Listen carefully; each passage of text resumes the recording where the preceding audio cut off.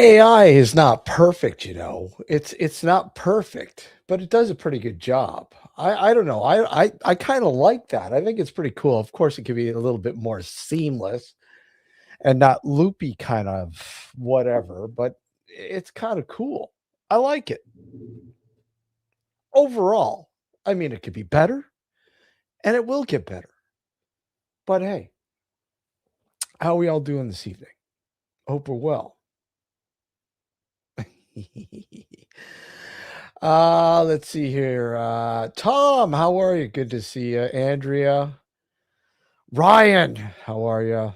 Susan, great to see you. Michael, of course. Laura, who else we got here? What do we admit? Hi, admit. Hi.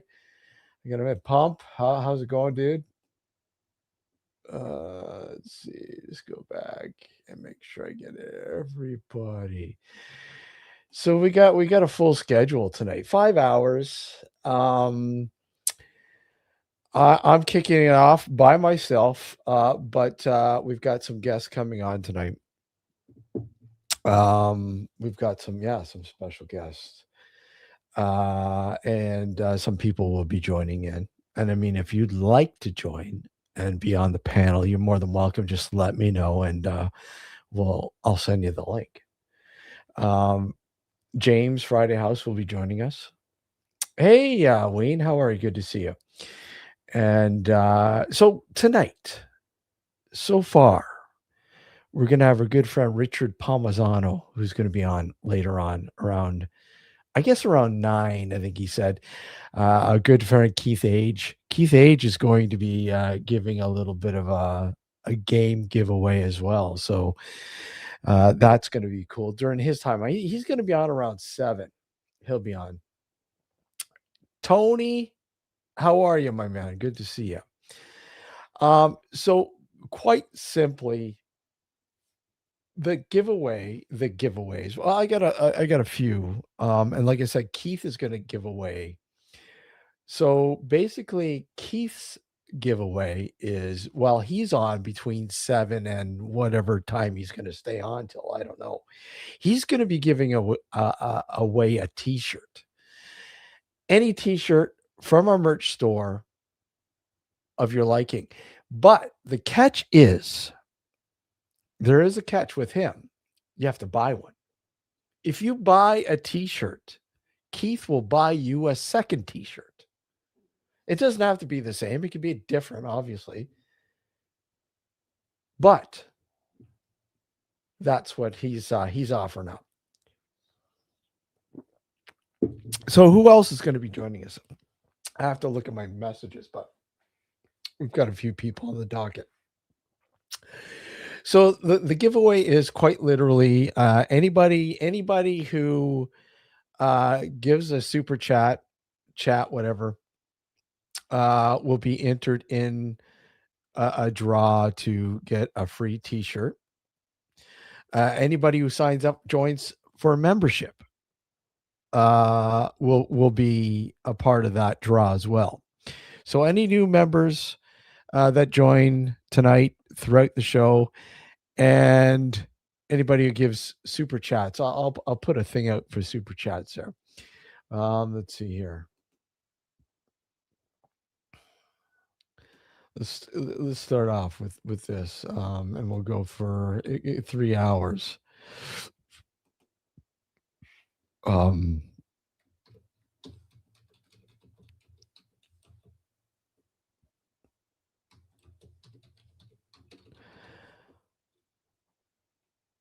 right, there we go. Super chats.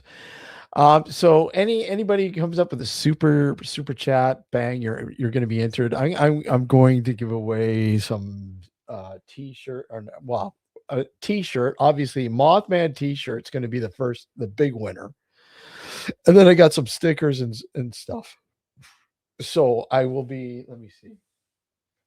Yeah, I'm not prepared like usual, but anyways, so basically, if you enter into a super chat, I mean, if you super chat, you donate, whatever, you buy anything on the merch store. If you buy any merch, let us know if you buy merch, and we will enter you into the contest as well. That as well.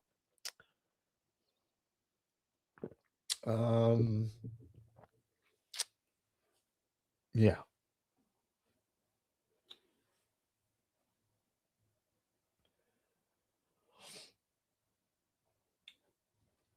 I'm just looking at the chat.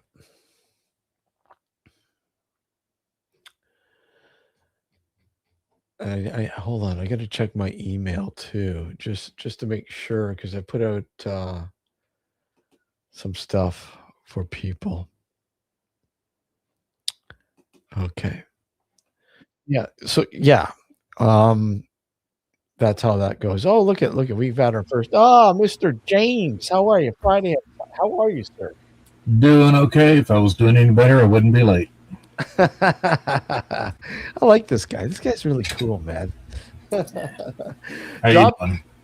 Drop the link for merch, please, Steve. Steve, please. Yes, I will drop the link for that. Anybody wants to buy merch, again, you'll be entered into the contest for the giveaway. Okay, let me just get this on here. And I will put that in chat. So I was saying there was quite a lineup on the post on Facebook. A lineup. Yeah. There was a lineup. What do you mean? A lineup. Hold on, let me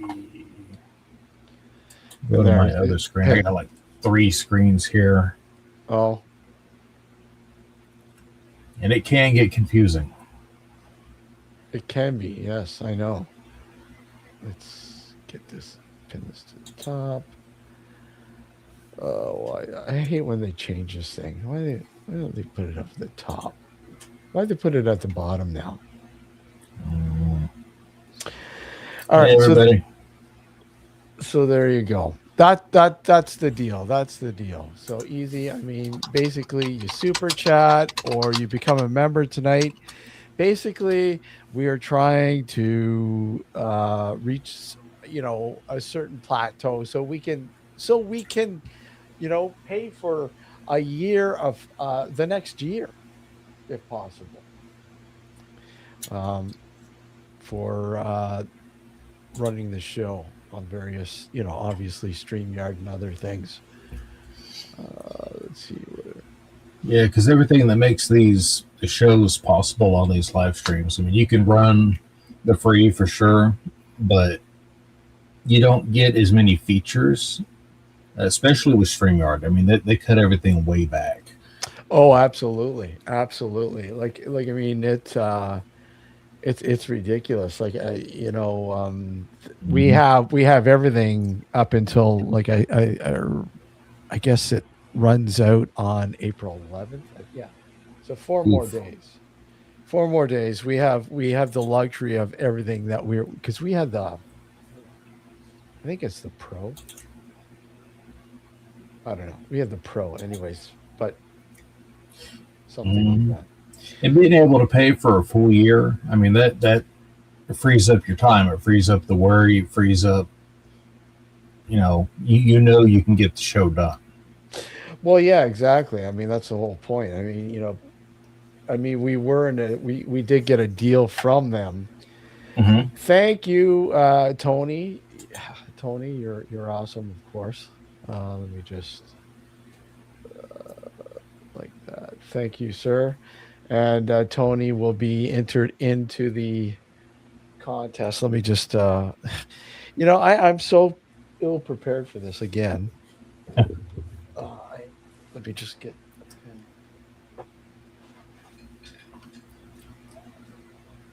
Let's see. And it's easy to get ill prepared. The household has been a little sick around here. We're still getting over it, so it was kind of late because of that. So, my bad.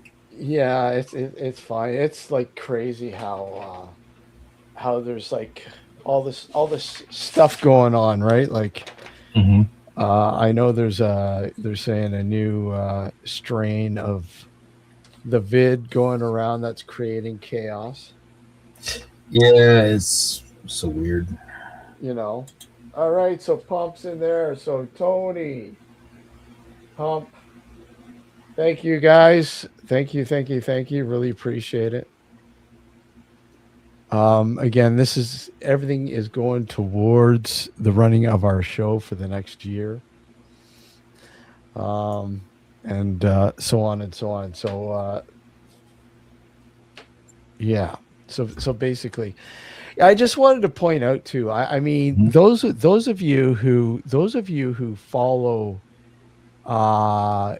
ancient aliens and ufology, especially in the UK. One of its finest passed away, Nick Pope, who was a very, very well known UFO researcher for many years, and he was a TV personality on several shows, including Ancient Aliens and so on and so on. Anyways, he passed away at the age of 60. You know, That's a little young. he was young, yeah, yeah, and it's I believe it was pancreatic cancer, I believe.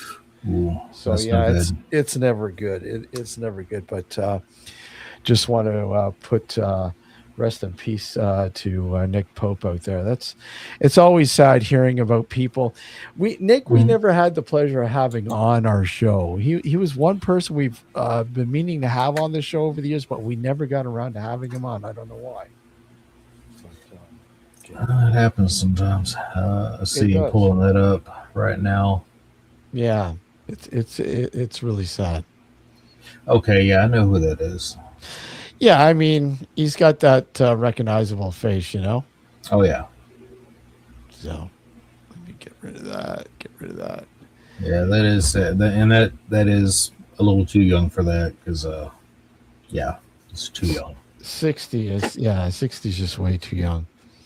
So, but anyways, oh yeah, and happy birthday to Wayne. It's Wayne's birthday, by the way. Well, happy birthday, Wayne. Wayne, happy birthday. Um, So how young are you today? I was gonna say, how young are you? How old? How young? How many how many times you been around the sun? Yeah. How many times? Come on, get it out. Uh, Yeah, and this is my brain fog going on right now, Steve. I that's saw okay. the people tagged in Facebook. I thought they were coming on the show. Oh, okay.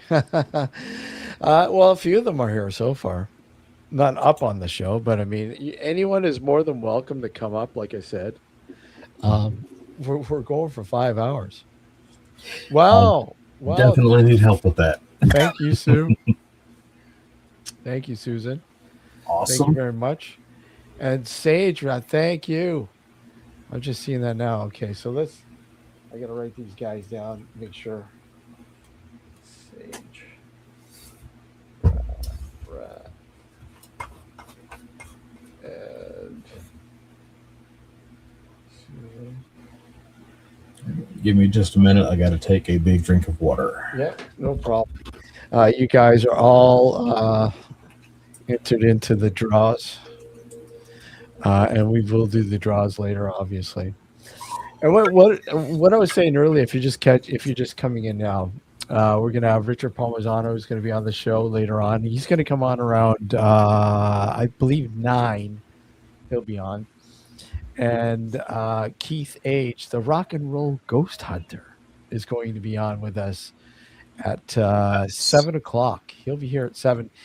And Keith, during the time he's on, said if anybody buys a T-shirt from the merch store or merch store during the time he's on, you are going to get another T-shirt thanks to Keith. Keith is going to buy you another T-shirt. So 2 for 1. Yeah, but he he'll let me know for sure. Like I said, that's I don't know for sure, but that's what he's telling me. I just have to make sure. Hold on a second. Looks like you have a new member. Hold on. Oh, hey, Laura, thank you, and of course, Laura is a member, and guess what? Mhm. I got to get caught up here.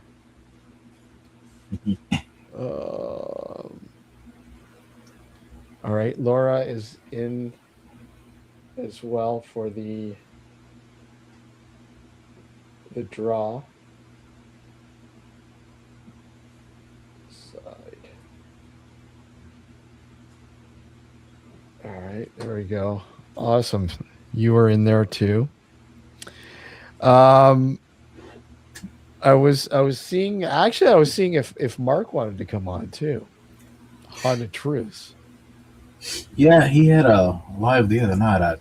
There are so many lives going on now. I can't keep up with them, and I really wish that I could visit absolutely everybody's live and everybody's video because this community, it's a great community. I don't care what side you're on. There's great people everywhere, Yeah, and I just want to put that out there. It's just this is a great community. it's awesome. It's awesome. There's a lot of great people out there. Wow, thank you, Pump, for being a member as well. Awesome. You're already in there. Well, hey, he's in there a couple times. Times two. There you go. Times two. Increase your chances, Pomp. Did I did ask Mark to go? Yeah, okay, well. I don't know. I gotta make hold on, let me just see if he got it or not. Um I don't know if I need to rattle his cage or if that'd be too much. eh, he doesn't get it. That's fine. Then again, anybody else who'd like to come on, you're more than welcome. Like I said, we're gonna go for 5 hours till 11 o'clock. So and That'll be 10 o'clock my time. 10 o'clock your time. And what is that? 3 o'clock, 4 o'clock. I think 4 o'clock UK. Oh, Sage. Thank you, Sage. Times two. Thank you for becoming a member as well. Awesome. Let me just see here. Yeah, definitely gonna have to have some more people come on here. I'm pushing it now, and I have not had any coffee today, so yeah, gonna need some more people to challenge me here. Yeah. Where's Alex? Sorry? Alex. He's coming on. He'll be on a little later. He's Okay. he'll be on later as well. Let me just see here. Oh wow.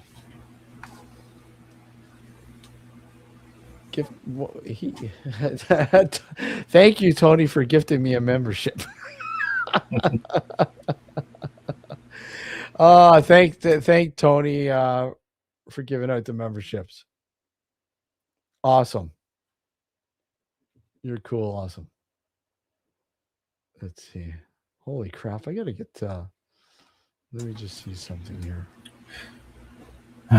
Sorry about that. That was the youngest one asking when I was going to go live. Oh. It's like, you're coming in here talking while I'm on microphone. It's, okay, well, when are you going on? Now. I'm on now. Yeah, he'll understand how it all works. You're now a member of your own channel. I know. Exactly. I got to thank Tony for sending me a membership. You're the best, Tony. That's hilarious. And once again, we'll let everybody know at the end of the show who gets what. Need to get one of those spinning wheels. Yeah. Oh, just see what. No, I'm just getting caught up in the chat here. Oh. Okay.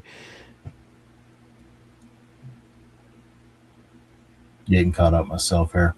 Yeah, you know what? I'm like that too with a lot of shows. I like I said, it's and from what I understand, YouTube's having trouble tonight with syncing with the stream platforms, apparently.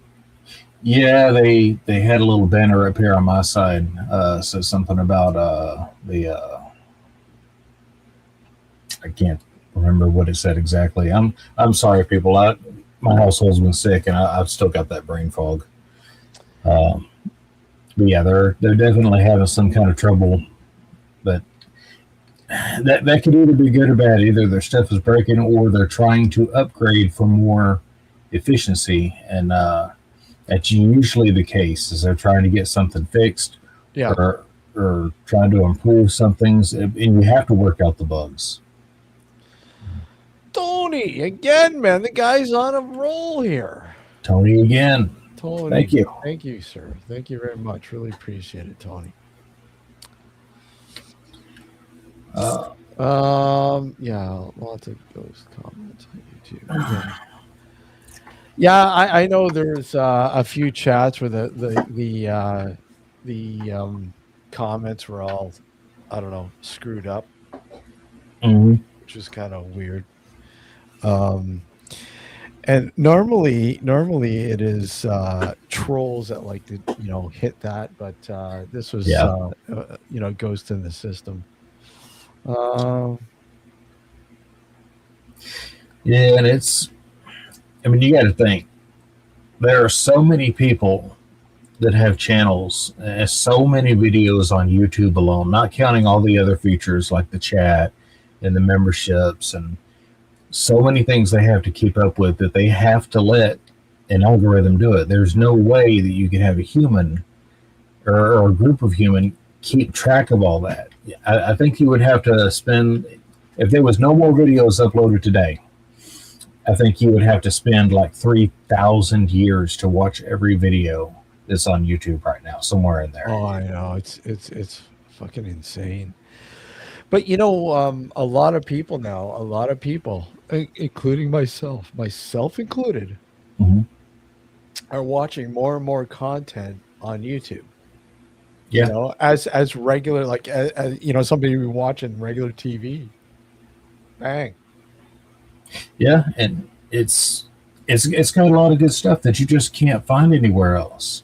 And sure, there's other platforms. I mean, you got TikTok and Rumble, and they're not all the same thing, but they still have content on them. Yeah. I mean, but the quality stuff, yeah. You just it's had such a head start. I mean, years. I mean, what since 2006, 2005, 5? Yeah.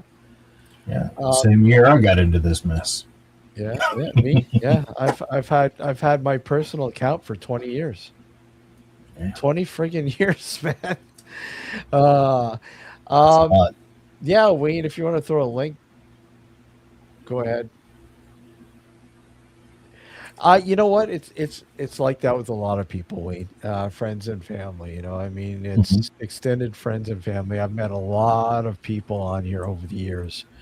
A lot, and a lot. I don't even know if they're still on here or not. In the beginning, but I mean, when Alex and I started broadcasting, simulcasting the show here on YouTube, we've met a whole lot of really cool people, and I must say I really enjoy a lot of the people who have constantly been around supporting and just being in the chat and just whatever, and and likewise I like going to everybody else's chat and whatever when I can, like you said, James, there's just so much going on. It's just incredible.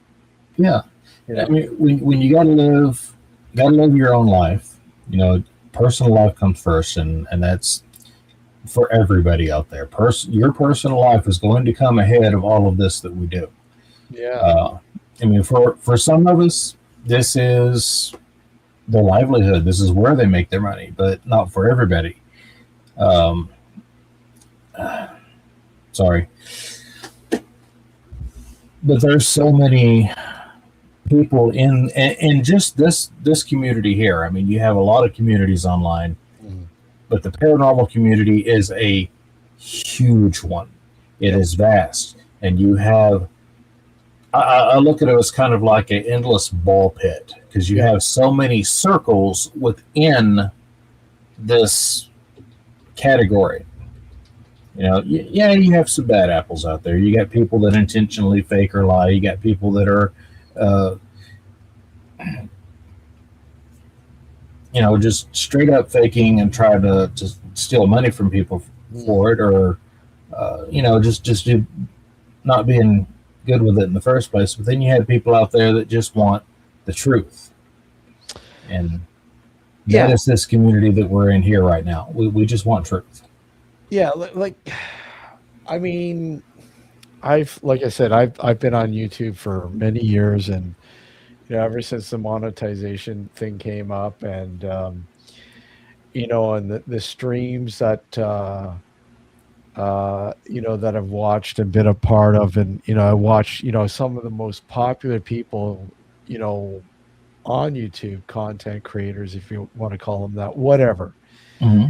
And some of the stuff, like, I mean, coming on and using the platform and asking money for bullshit. Yeah, I'll be honest. I'm just like, are you fucking kidding me? yeah. Why should I give you my hard earned cash? And right now, it's far and few, because I mean the economy is. I mean, people are Oh hurting, yeah, especially now. And I just wholeheartedly understand that people can't just like give money at a whim. You right. know, and for these people coming out of the woodwork and asking for money for the fucking wrong reasons. Come on, you Yeah, know. I mean, if it's your livelihood and you have a group of people out there that are wanting more, wanting more, wanting more, well, that's a scenario where yes, the community needs to help keep it going, Mhm. um, the viewers and whatnot. And if you can, great. I mean, what's the difference between that and paying for a streaming service? If it's what you enjoy and you want to put to it, there's nothing wrong with that. No, absolutely not. But if Absolutely. you have some creators out there that they have sub minimal quality entertainment, and I'll just put it as that because I mean, whether it's real or not, it's a form of entertainment. Uh, they'll put out just the bare minimum, and they get mad when people aren't throwing money at them. Well, that's not how it works. I mean, you have to have something with substance to it. Mhm. And it's like I said, you got some bad apples in the community, but for the most part, it's good people here. Yeah, I mean, people don't realize too, like, when we were just doing the radio aspect of this, Mm-hmm. even though we were, one night a week, Mm-hmm. and we went, pretty much year round, except for from part of June to September, we have hiatus. Yeah. But I mean, quite literally, when you produce a show, and this is what I was doing beforehand. I was producing other radio shows before I decided I wanted to start something else up. Um, it's a lot of fucking work. It's It a lot of is. work, getting guests, and making sure everything is organized, Mm-hmm. scheduled. It's a full time job. It It takes a really lot of is dedication. a lot of dedication, and especially when I'm working full time, all long hours already as it is, and Mm-hmm. so is Alex. It's tough, especially now more so than ever. Yeah. Now that we've brought, the show onto YouTube, and now it's brought in this whole different element to Mm-hmm. what we're used to it now. But I mean, we weren't used to it when we first started it. I was like, okay, it, it's not radio. It's not really talk radio anymore.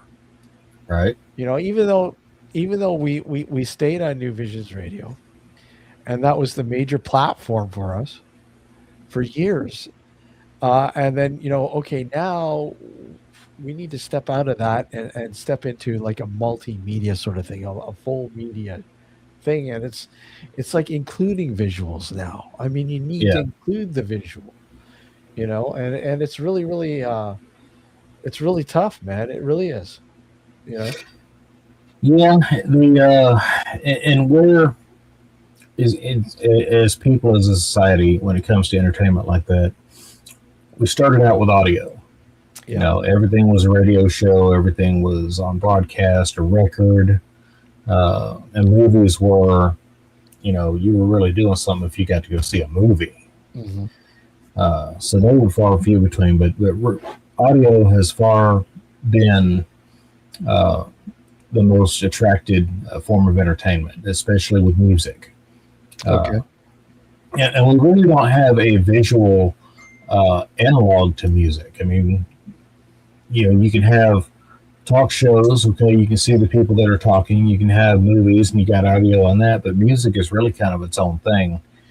Um, so that's one reason we have audio as our big base. But even whenever it came to streaming in the early internet, and this was around 2005, podcasting literally was just audio, straight audio. There was no visual. There was just straight sound. So we're attuned and addicted to having good sound. So we got to have good headphones, good speakers, good microphones. Um, so a lot of these people that have all these streams, they don't have a lot of fancy stuff on their streams. You got cool backgrounds and everything, and this setup you got here. I mean, this is pretty good looking. This really is. Yeah. It's not like a junkie room going on or nothing like that. Um, but so long as you have good audio, your stream will go a lot further. Yeah. If you got like this, nobody's gonna hear this.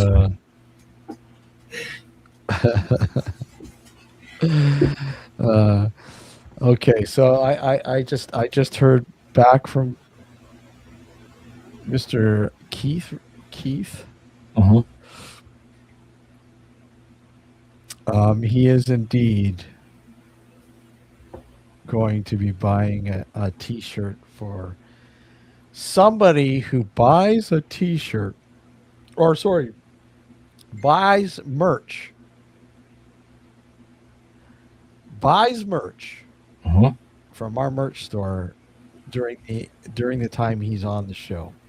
So hold on, I'm just giving him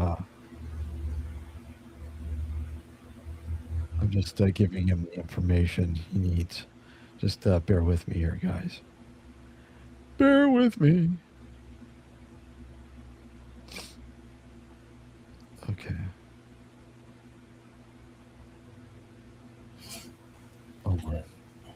And if we want to get more people in here, more people interested, don't hesitate to uh, go ahead and post the stream on your Facebook if you want to, your Twitter X if you want to, whatever you have, your Blue Sky, Discord.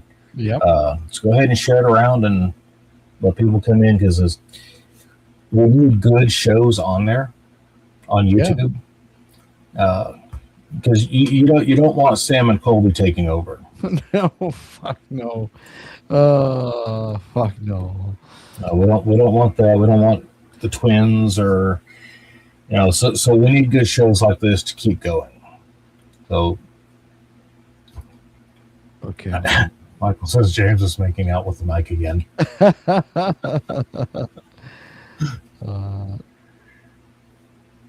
So spreading the word would be awesome. That would be very much appreciated.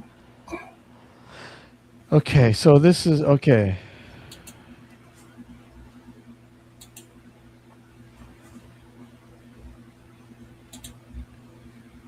Okay, so if you okay, so this is Keith's deal. Mm-hmm. Keith's saying that when he's on, he'll be on in about 20 minutes or so. Okay. If you buy anything on the merch store, he will buy you a T-shirt. If you buy a subscription or membership here to the channel, he will buy you a t-shirt. But Mm-hmm. okay, but I think So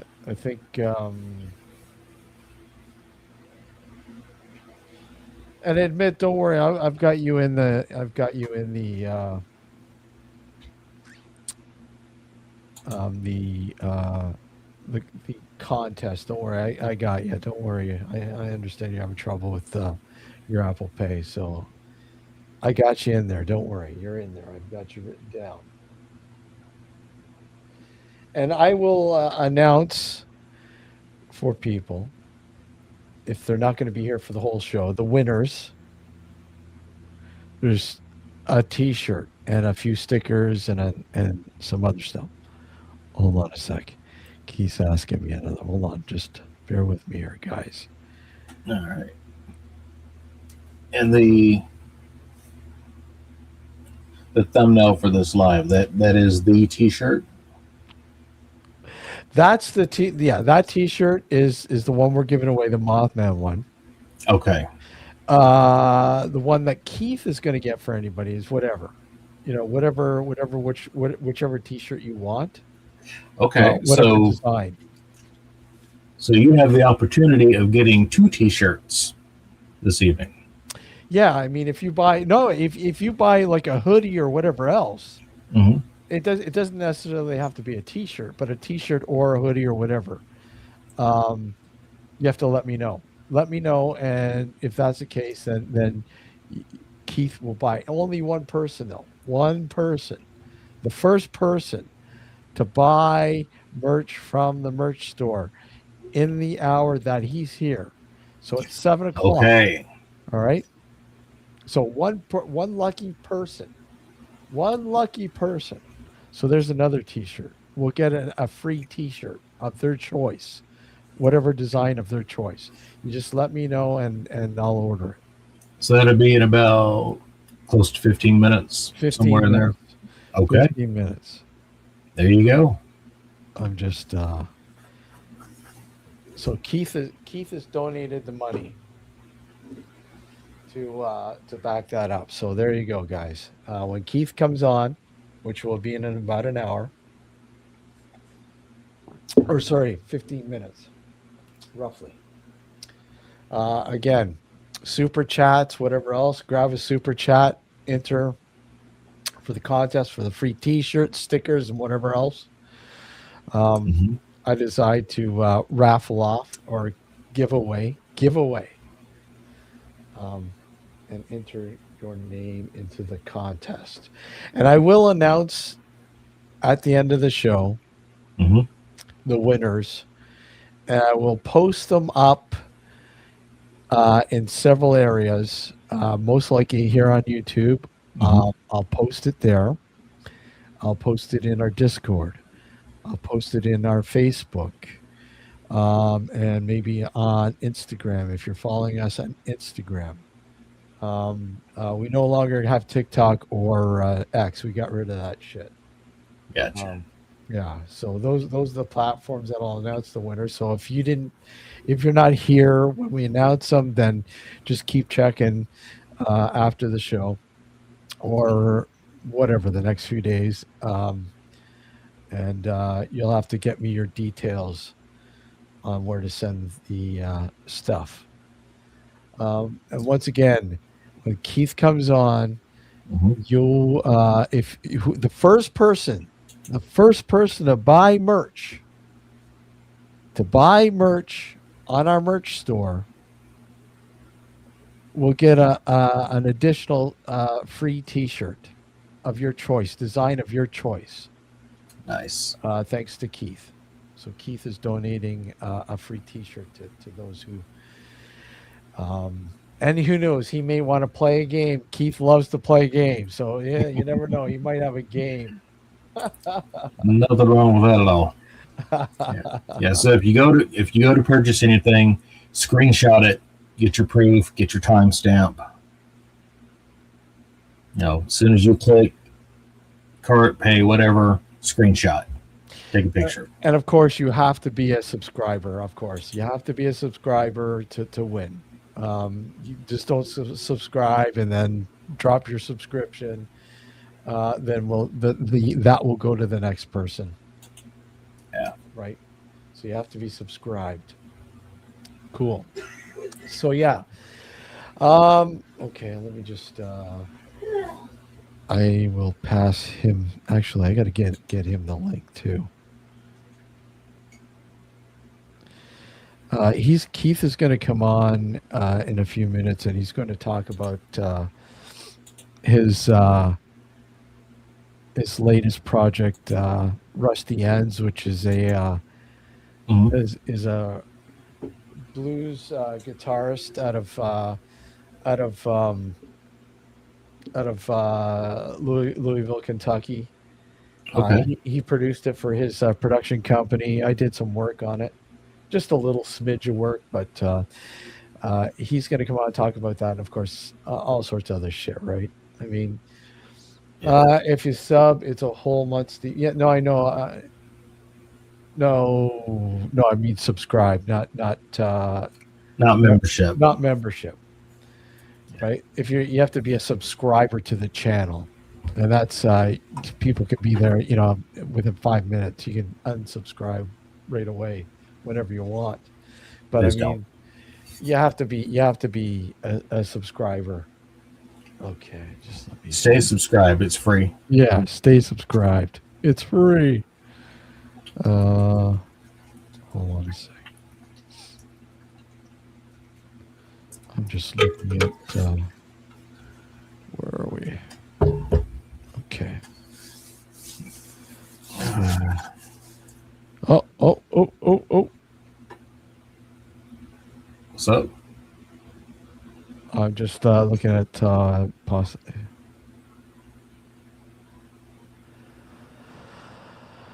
Okay, so Kristen of the Paragirl podcast, Paranormal Girl podcast, is probably going to pop in as well.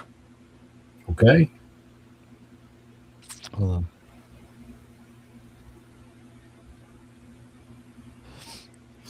Just hold on. I'm just.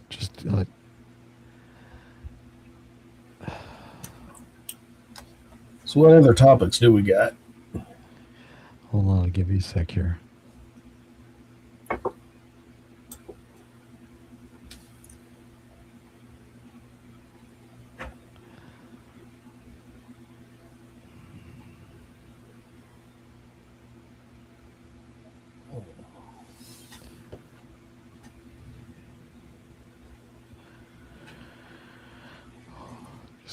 Bear with me, guys. Yeah, I never did see Wayne give a number there on your age there, man. I'm gonna go ahead and poke him a little bit on that. You do it.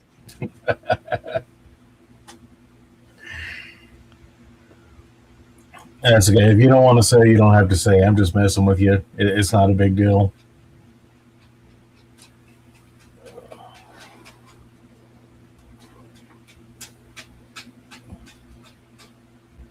I do got to say, though, a number of the beast. What? Sorry, what's that? You said a number of the beast. A number of the beast, eh? That's pretty old. That's getting there. But hey, I did hear, statistically speaking, that birthdays are actually good for you because the more of them you have, the longer you live. Really? I mean, yeah, the facts don't lie. It's wow. The longer you live, yeah, you the more birthdays you have, the longer you live. It's just man.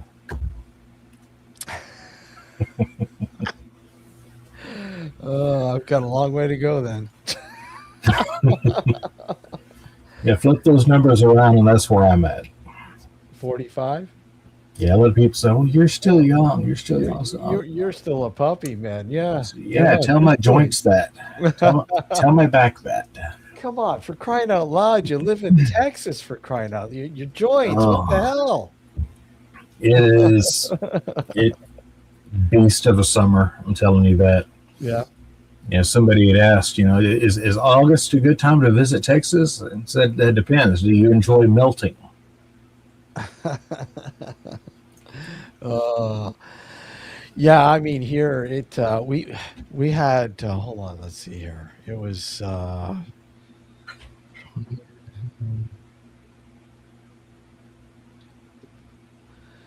So the one day, only one day Mm-hmm.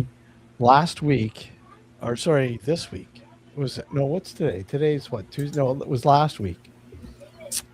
It was 80 Fahrenheit here.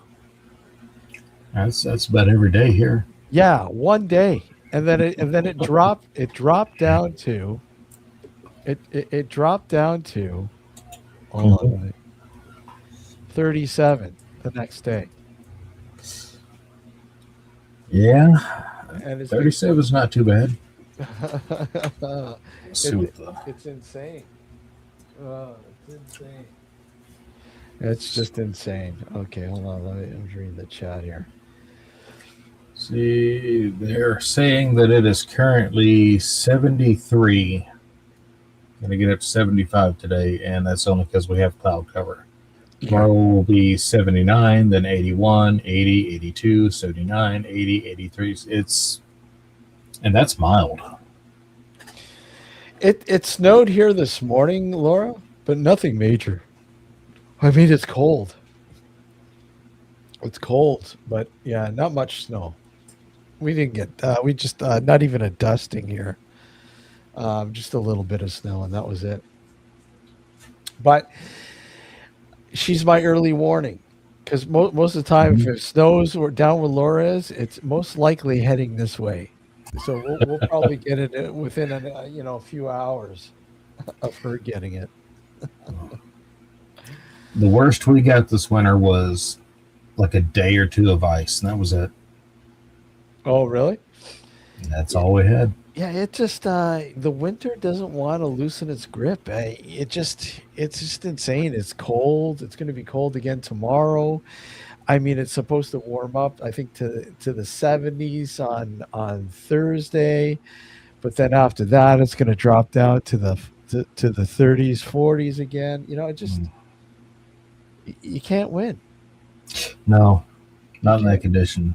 No, no. It's just insane. It's just insane. Okay, let's see. Yeah, Michael, he was out for 8 days with no electricity. Yeah. Yeah, and just had a little bitty propane heater, and that's it. That's all they had in that house. Yeah. So, ouch. Let me just. Uh-oh. I think we got trouble here. Look. We have trouble here. The rock and roll ghost hunter himself, Mr. Keith Age. How are you, sir? Hanging in there like a hair in a biscuit. Of course you are, sir. Of course you are. James, this is Keith. Keith, that's James. Hey, James. Alex is not going to be on until later. I think probably knowing him later. Later. But anyway, That's what happens when you have kids. Well, yeah, he is a big kid, though. Well, He is still a big kid. I don't know him that well. You just have to give him a burrito. Say the name burrito, or say Yeah. the word. Well, burrito, and you'll now, see wait a it. minute. All right. Now, you've known me for over 20 years. No, has it been that long? Yes, sir? I know. Well, almost 20 years. Well, I think we're like 1 year shy. no, I think no. Okay, but talk about big kids. Yeah. There's a big kid right there. Look at that. There's a big kid. Nice. You see all that? Yeah. Look at that. I don't know if you had them or not. I got a few years on you, but shut up. anyway, I know that they had them in Canada, but I don't know if they had them when you were a kid. Captain Action? You see, I don't remember if they did or not when I was a kid. I don't remember. No, I mean, Oh, the ones that you've shown me, yeah, they do look familiar, but I don't know if we had them here or not. yeah. Well, that's what's all behind me. That's from when I was a kid in the '60s, Yeah. and that's Wow. that's what I just showed you over my right shoulder. That's Yeah. Captain Action is Spider Man. So just got Yeah. that in today. Wow. That's That why I is. was. That's why when I was talking to you, I was going to the bank. Oh. So, anyways, I let just for those who may not know who Keith is, just give him a little bit of a background, just a little bit. I know most people probably know Keith. Oh my God, look at Wayne says you and I look about the same age, Keith. I used to like Wayne.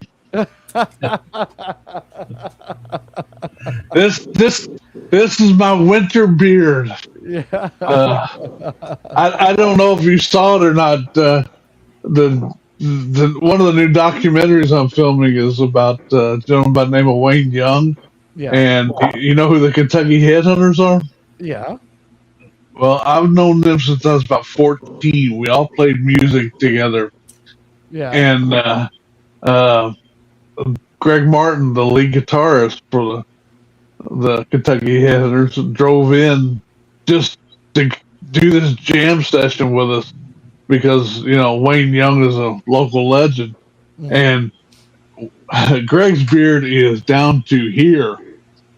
So my wife was going, "Why do you want to shave it off?" I said, "Because I don't like it this big and bushy." You know. So So you're not gonna let it grow? no, like I said, this is my winter beard. I let it grow for a couple of months. Yeah. Uh, and then 2 weeks ago we were having days in the 80s, and I said, "Yeah, it's time to cut it off." And then 2 days after that, it got down to the 20s, and now it's going like this. So I'm like, okay, I'll wait a couple days. But anyway, for those that don't know me, I am called the Rock and Roll Ghost Hunter. I'm the host of the Spook series that was on Sci-Fi Channel, and now you can stream it all over the world on all kinds of different platforms. I've been on over 40 different TV shows, and I cannot tell you how many radio shows and podcasts I've been on. Uh, if you ask me something simpler, like how many times you've been shot, I can tell you three. Uh, And whatever simple things like that. whatever James, whatever you Mhm. do, and I'm going to warn you right now. I'm going to warn you Okay. right now. Don't ask Keith if he believes in orbs. I'm hanging up.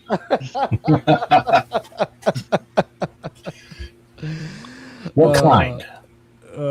What are you classifying as an orb? Just a paranormal orb. Dust, just dust. Yeah. For the most, if it doesn't produce its own light, it is a article or a particle in the air that you captured on your video or your photograph or whatever. Now, if you're standing there and you see it with your own eye, this ball of light, that's an orb. But I will say that is a fair assessment. because I have seen them. It's been many years, but yes, that weird things happen. I'm not going to take that away from it. See, Yeah, I've seen little balls of light that have lit up hallways. That I'll say, okay, that's like that. And I'll tell you, that's the only orb shot I have out of the millions of photos I've taken. Oh yeah. And then and the other fact that he's referring to is I got stabbed over an orb picture once. Yep. Yep. Yeah, he's been through hell and back. That's for sure. Keith has. And But anyway, I love ghost hunting. Ghost hunting can be fun. Oh yeah. well, you know what, and I have to say, Keith, you and a few others have embodied, I think, what ghost hunting is all about. before the TV show craze, before the Yeah, the but I was a big part of the TV you show. were a big part of it, but you also were a sane part of it, right? Well, that's the one cool thing about the Booth Brothers. Yeah. We made an agreement at the very beginning that if I could tell you what something was, they did it, and they did do that. Yeah. If I had said I have no idea, I can't figure it out, they said that too. Yeah. But they didn't just go, "Ooh, hear that?" Didn't do none of that stuff, and that's something I dearly respected about them and still do. Mm-hmm. Yeah. So you don't get the thumbnails of. Yeah. Yeah. That's the one that always give me. I almost died from the demon. Yeah. Yeah. Oh yeah. Yep. Yep. That's for sure. But I mean, when you, because I always go back to the. Well, let's get this out first. I mean, I already mentioned it, but folks, Keith has been kind enough to donate to the first person to buy any merch off our merch store. Keith is willing to buy you a T-shirt. So you get another T-shirt. You get another T-shirt, right? You get Or a shirt and a hoodie. another T-shirt. If you buy a hoodie, you'll get another T-shirt. Yeah, but if they have any of the sex toys, I'm not. That's a personal decision. But I'll still buy you a T-shirt. I had to take those down. I was getting shitty prices for them, man. Like, yeah. You need to come here and go to Cerullo's. Here's something for your merch store. Get some big stuffed burritos with your logo on it. We were talking about that. We were talking about the doing a burrito, the great burrito demon one. There you go. Oh yeah. Well, Steve has seen. I post pictures about food all the time. Great big burgers, and my favorite restaurant in the world is called the Big Texan Steak Ranch down in Amarillo, Texas. You get a 72-ounce steak, Nice. and along with a bunch of other stuff. But I love steak; it's my favorite food.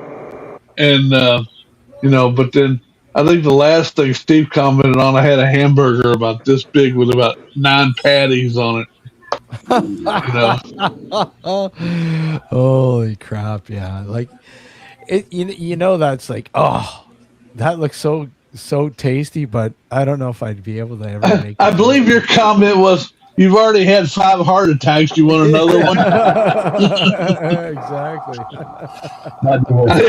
I never said I'm going to eat the whole thing by myself. That's what friends are for. Yeah, the friends and family burger. Yeah, that's what you have on your gravestone. It says worth it. So next time you drive through Interstate 65, which is less than a quarter of a mile away from my house, we're gonna have to go find one of those big ass burgers. Yeah, that sounds good, man. It's funny because the last major road trip I did, I flew into California, into San Francisco, and we drove all the way from north of San Francisco in Santa Rosa there. We drove all the way down to the bottom of the coast, down to the Gulf, and right across down to Florida.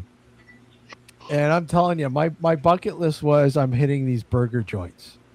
I'm hitting these burger joints, man. And I think I was telling James, I think one of the best ones that I had was a place called What's a Burger? Whataburger. What's a burger? Whataburger. Whataburger. Oh man. Yeah. And I'm sure it's probably not the best one there. I'm sure there's better ones, but it was really good. It hit the spot. Yeah. Well, next time you go to Florida, make sure you go to Miami Subs. Miami Stubbs. Subs. Oh, SUBS. Yeah, I've only been to Miami, I think once. That's in Florida. They're only in Florida. Are they all over in Florida though? They used to be, but with the economy, no telling now. Oh, I don't know. I don't remember ever seeing a Miami subs. I don't Oh. remember that. I mean, Well, put it on your bucket list. I will. Florida. I miss Florida. I love Florida. Florida's a great place. I love it. Oh yeah, I was a cop down in Fort Lauderdale, so you know. He was a cop. Uh huh. Yeah? Yeah. Wow. How long were you a cop in Fort Lauderdale? 4 years in Fort Lauderdale, 2.5 years in Seattle. Grade A detective. Wow. Nice. Ollie's asking, can't work out what figures are behind you, Keith. Do I see an Iron Man? You see an Iron Man, a Hawkeye, the Rhino, Spider-Man, Peter Parker, Wolverine, and Doctor Evil, and Captain Action, and Captain America, and Thor and Loki. That's the shelf he's looking at. Looks like you have Marvel above DC. Is that correct? Well, the two shelves that's got them both on there. Hang on. Let's see if I tour there. There you go. See the stuff that you're saying is DC. Those are actually from 1966. The Phantom, Batman, Superman, Aquaman, and Sergeant Rock. Oh, remember Sergeant Rock? I remember that. That was before he was Nick Fury, Agent of S.H.I.E.L.D. Yeah. And then you got Kid Action, and then Dr. Evil, and then you got Kato and the Green Hornet. Oh, classic. That's an obscure one. Yeah, classic. Well, everything from right here down is from 1996. And you got Ming the Merciless. I'm missing a few. You can see these boxes here. Those are from the first 100 run of that series from 1996. And those have never been opened. So there's all those. And then there's those that he was talking about. And those are from 2012. And see the Rhino? That's a custom-made job by a buddy of mine named Wes McHugh up in Pennsylvania. Yeah. And you got Dr. Evil, Captain America, Hawkeye, Thor, and Loki. And then, like I said, then here's all the boxes of them all. And then I got my Marvel wall right here. Nice. Goes all the way up to Galactus. Let me see, Keith. Tell me if you. I'm going to test your figures out here. I want you. Okay. I want you to tell me if you know anything about this figure except for who it is. Okay, hang on. Let me get back here. Are you showing it to me? Yep. Because you're on my phone and I can't see it.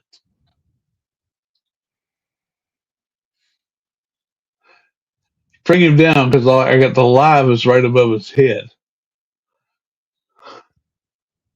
It looks like Frankenstein. It's Frankenstein, yes. Looks like the Glenn Strange Frankenstein. 1959. Yeah. Imperial. Wow. Yep. Which later became Scuda. Yeah, exactly.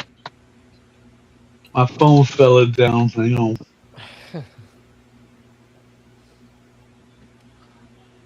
So, did you want to talk a little bit about Rusty Ends? Well, we can. Yeah, why not? Rusty Ends is the man who taught me how to play music when I was 10 years old. And he has played with all kinds of people.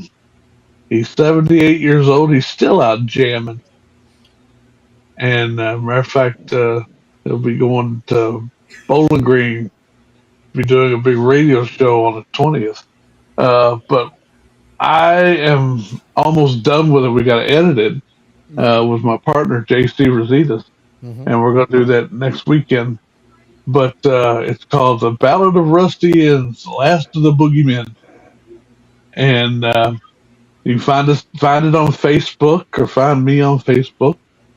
And if you like just music, I mean, he's played with all kinds of people. B.B. King, the Shirelles, just a ton of different people. And then, like I said, so we got that going on. We're still finishing up Bourbon Spirits, which I sent you one of the piece of evidence. You remember that? Mm-hmm. Yeah. Yeah, which is just awesome piece of evidence we got. I ain't telling you what it is because we haven't released it yet. But I will tell you this: the second episode, which we're editing right now, was a 150-year-old axe murder over New Albany, Indiana. All right, a guy who was one of the very first serial killers in America killed a German immigrant who was a bread baker. And they got drunk in a pub. They went back to the bread maker's house, and also that's where his shop was, his bakery, and said, "You can sleep here." Well, while he was sleeping, the guy hit him in the head with an axe. Really? Yeah. All right. Wow. So then he didn't kill him. So he drug him down to the river, which is about 100 feet away, and drowned him in the river and let him float downriver. All right. When you walk into this building, this store, it's now a candy shop 150 years later. You got a nice little candy shop, but then you walk into the small bakery area. Then you walk into the storage area, which looks like it's 150 years old. Dirt floor, wooden column beams holding up the ceiling. Old staircase that this guy had to come down to chop this guy in the head. So it's called the Sugar Shack now. And while we were there, we caught something really, really interesting. I have a pet peeve about a lot of these shows. Mm-hmm. Mm-hmm. I think a lot of people do. my real big pet peeve is if you go somewhere that is not American speaking, like I've seen a certain one that we were talking about earlier of somebody who gets possessed at every show he does. Went to the Frankenstein Castle. Yeah. Which there is a Frankenstein Castle in Stuttgart, Germany. And was doing an EVP session. And he got an EVP, a Class A EVP, in English. Wow. That just burns me so bad. In English. Not German broken English, but perfect English. Wow. That just kills me. So anyway, we're doing an EVP session and filming it there. And the young lady who's the host of the show, her name is Shannon Edens Humphrey of OCPR. Yeah. She is sitting in front of these stairs I was talking about. And I brought in my buddy, author David Dominy. Okay. And he speaks like 9 different languages fluently. All right. So she's asking a question. He then asked it in German. Waits for a response. Did this for about an hour. Mm-hmm. At one point, I had these small little lights behind them on the steps that if there's any sound or noise, they light up. They're sound activated. At one point, there's a blip. They blip just real quick. So I go looking at the audio section of the film, and there's a little bitty blip, and I'm like, what the hell is that? So they do call me the rock and roll ghost hunter. I've got an amplifier sitting over at 10,000 watts. And so I amplified this thing 180 times. And it's sure enough, there's a very small little thing. Shannon asked her, is there anyone here with us right now tonight? Mm-hmm. David translates it to German. That little blip when you listen to it, it says, "Ich bin in, I am here," in German. Nice. Wow. That's the cool stuff, man. Yeah. I can never understand how, these shows and the EVPs in English. You're like, what the hell? You're in the middle of fucking Turkey, or you're in the middle of fucking Romania, or you're in the middle. Why would it be in English? But Yeah. they asked the question in English to get an Yeah. English response. Yeah. Well, that's why I had David come in and interpret it in German. Yeah. You know, nobody heard this. Nobody saw the blip. Only I saw it when I was playing it back and trying to figure out if we caught anything or not. Well, here's another what if. A lot of people that have experienced near-death experiences, they say that whenever they go to the other side, that they feel that they're connected to everything and all knowledge. When you say when they go to the other side, you mean when they're dead? Yes, near-death experience, when they leave the body, they go to the. They really don't have a good way of explaining it other than the other side. Okay, I got a little problem with that. I've been dead twice. Okay. And I didn't feel none of that shit. Didn't experience any of it? No, just darkness. A lot of people don't. Some people do, some people don't. Like I said, I am a psychic at the fence post. Gotcha. Yeah. He's as psychic dumb as they come. I'm a brick man. Well, what I was going to say was, if that is true, and I'm not making a claim one way or the other, I'm hypothesizing. If they can go over there, if they are connected to the all-knowing, wouldn't they be able to understand and speak our language at that point? Just an idea. Well, but again, I tell you what, I'm still waiting for the day Bob the Ghost walks right up to me and goes, "Hi, I'm Bob." There you go. I mean, I've got some great stuff at the Rhodes Hotel. I got one of the best recordings I've ever gotten in my life. Me and my wife were the only two there. I had the keys to the place. It's over 120-year-old building. It's been a little bit of everything, from a Civil War hospital to a hooker's house to a madam's house to a brothel. Now it's a bed and breakfast. And I let my wife pick what room we're going to sleep in after the investigation. She picked the old madam's room. She just said she felt like it's the only room that wasn't breathing. Oh, plus a priest hung himself up in the attic. Yeah. So, nice ambience. So we're sitting there. We're the only ones in this house. I've done walks through the place twice to make sure. All right. The doors are from the 1800s, but the lock mechanisms have been taken out. So all you got is a round hole. Okay, and you've got these big glass doorknobs on a square steel shank. So if you turn them, that square shank and that round hole goes clunk, clunk, clunk, clunk, clunk. Yeah. It's not smooth because there's no mechanism in there anymore. Well, there's a big, heavy 6-inch slide bolt that goes across the door. So we're sitting there, and this doorknob starts turning. My wife goes, "Well, what do you think that is?" And I'm like, either somebody broke into the house, or tonight I might finally get to meet Bob the Ghost. Well, this went on for a few more minutes. It stopped. And it started doing it again about 45 minutes later. And she's like, before she can get "what is that" out of her mouth, a laugh on the bed between us. We both heard it, plain as day.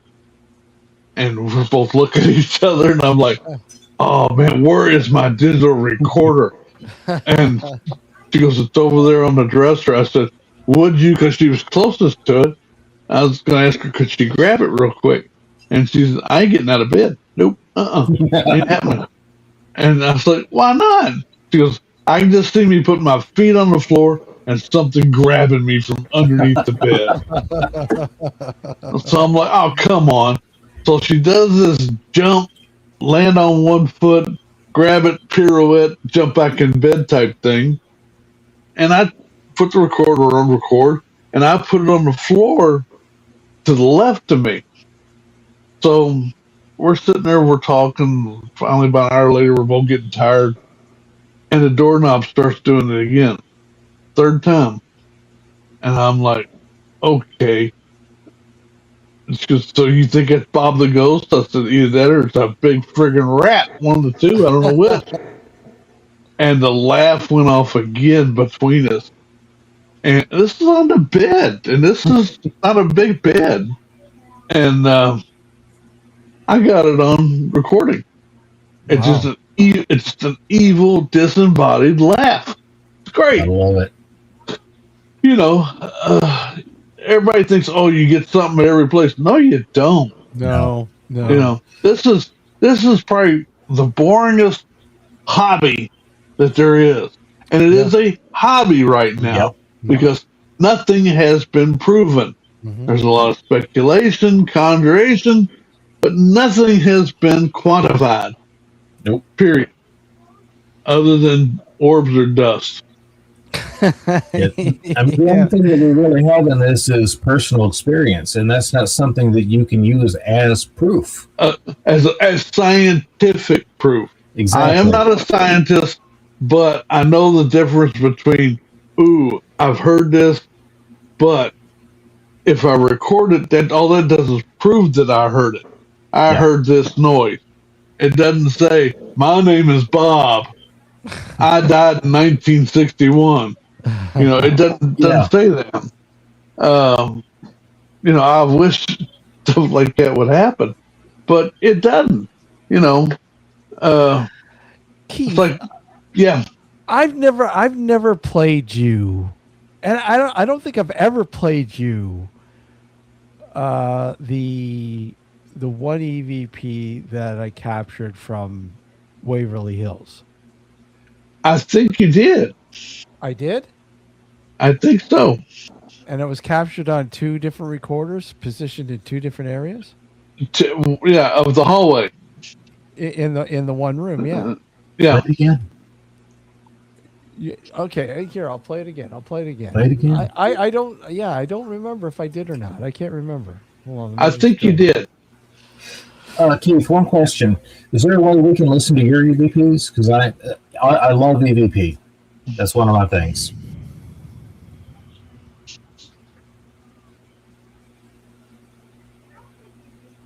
Keith, did you hear James? No, I thought that was a recording. I'm sorry. I was waiting for the EVP. I'm looking for them. No, I was asking, is there a way that we can listen to your EVPs? Because EVP is one of my most favorite things. I love audio. I love recorders. So naturally, EVP. I'd love to play it for you, but I'm having computer issues. A brand new damn computer. And and it's not on my phone because that's why I didn't know you were speaking, because you're like a half an inch wide and all I see is your face. I can't tell that you're talking. That's why I was really listening, going, "What's the damn EVP?" So that's what happens when I put a light on me when the room's dark. So kind of. But I'd love to play it for you. I just don't have it on my phone. All good. Where the heck? I can send, get on Discord right quick and send my best EVP over to Steve real quick if you wanted to hear that one. Sure, I'll listen to anything. As long as you don't mind if I come back and go, I think this is horse shit, but you know. You're definitely I've heard gonna it get before. Oh man, where the hell do I have them? Holy shit. And that's one of the things people got to understand if you're going to get into paranormal, whether you're hunting or investigating, whatever you're doing, you will always have somebody tell you that you are faking, no matter what it is that you do. Oh, I It's gonna don't happen. get up there and say somebody's faking unless I can Right. prove.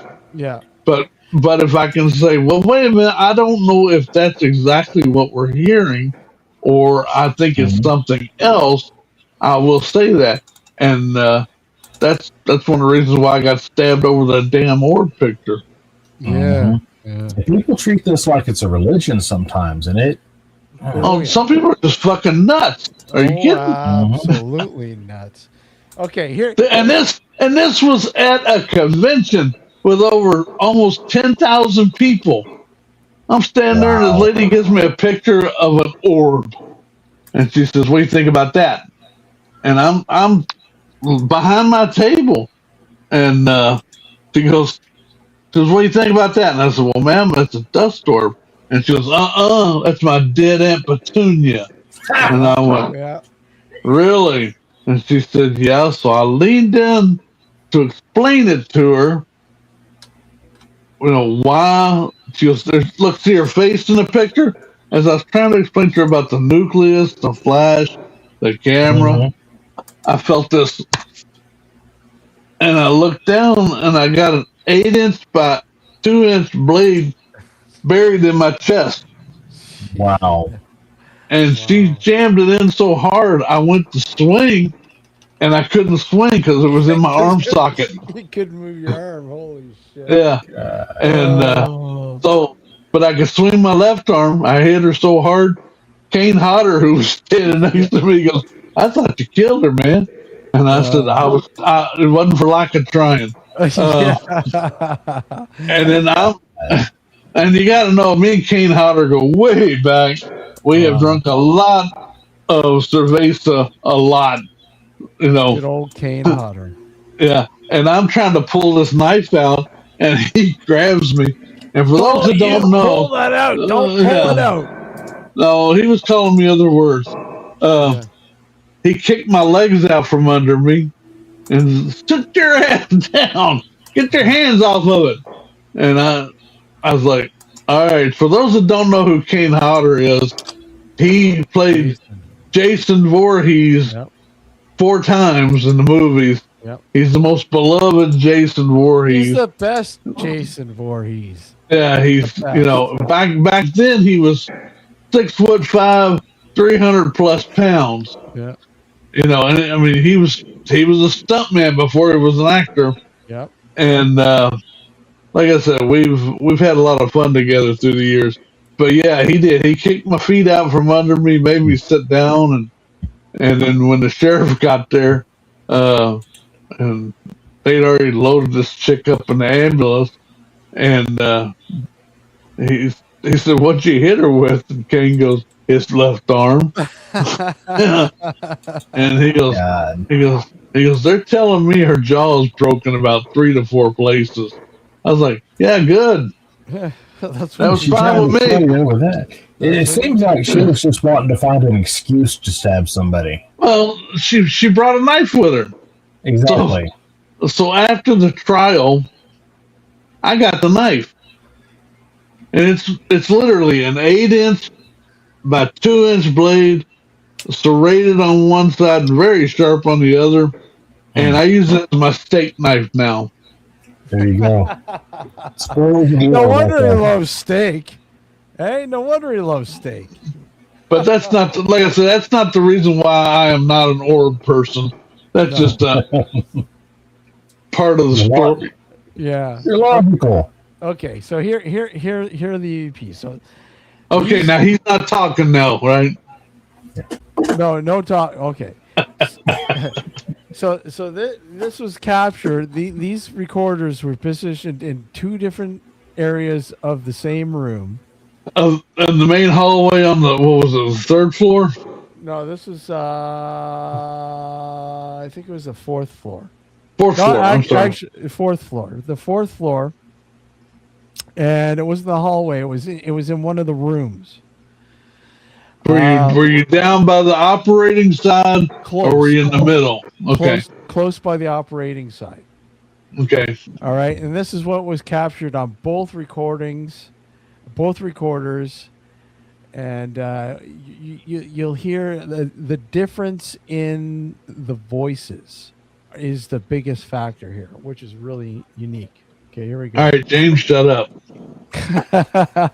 Here we go.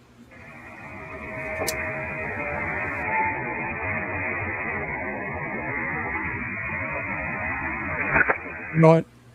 Hold on, that's the wrong one. Sorry. I was gonna say I didn't hear shit.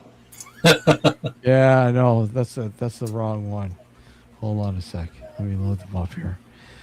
Thank God I got the saves. Make sure I have the actual ones. There we go. There we go. And then 2. Where's the second one? What the hell? Waverly. There we go. Okay, so here we go. Here's the first one again. Did you bring that tennis ball to us?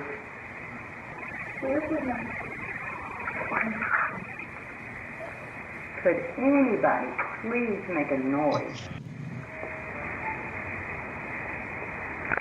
Did you bring that tennis ball to us? Sounds like it says 3 words. Could anybody please make a noise? Did you bring that tennis ball to us?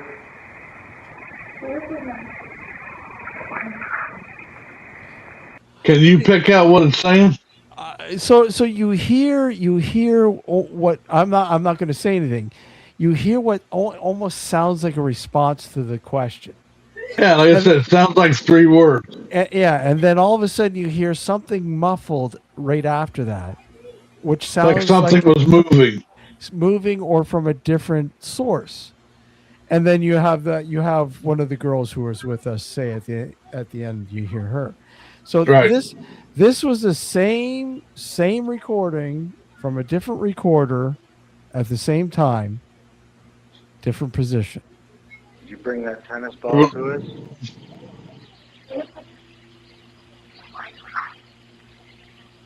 Could any Did you bring that tennis ball to us?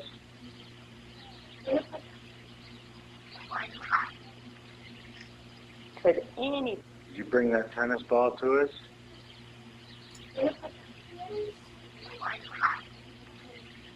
could any So in the first recording, you hear what seems to be the first part of that more, prominent, more easier to sort of make out, and the kind of the other part muffled. In the second recording, the first part is kind of muffled, and then the other part is more pronounced.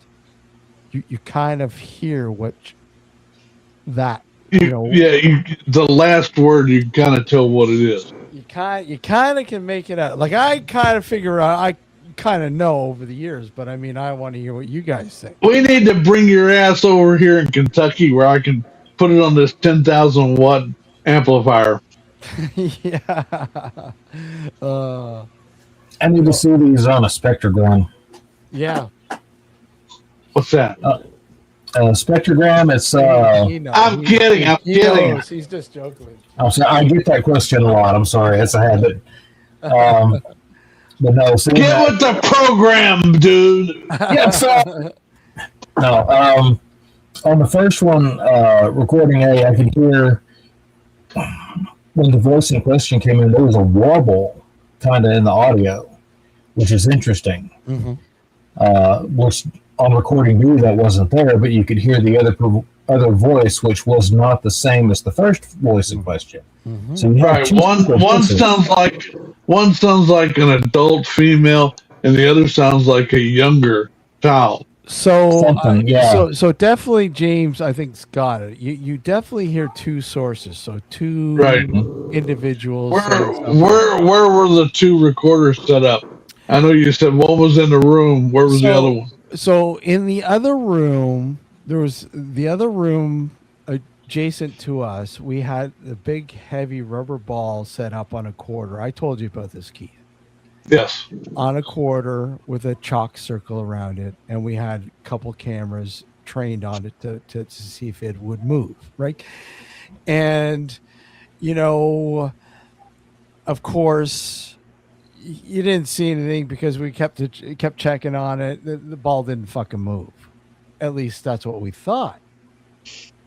Then when we brought all the footage home and we started watching it and going, holy fuck, the ball's moving. And at the time the ball was moving, we're in the other room on the other side of the wall doing this EVP session. The one recorder was in the middle of us. The other one was on the outside of us. So on the outside. Well, like in the hallway? No, in the same room, but in the background. Okay. Right? All right. So, and those EVPs were pronounced roughly about the same time the ball was moving in the other room. Let me ask you a question. Absolutely. You have let me hear the one before. Mm-hmm. All right. And because I remember you telling me about the ball. Okay. The rooms that you were in, Mm-hmm. which side of the hallway were they in? Okay, so thinking. Were they was it on the side where you could roll the bed out to the open air, or was it in the rooms that were closed off? They were closed. They were closed off. The Okay. rooms that were closed off. Do you know why they did that? Why? Oh, and for those that don't know, I'm the guy that opened up Waverly Hills for everybody. By the way, yeah, let people know about Waverly. You and Waverly. Yeah. The reasoning why I'm bringing this up. So. Yeah.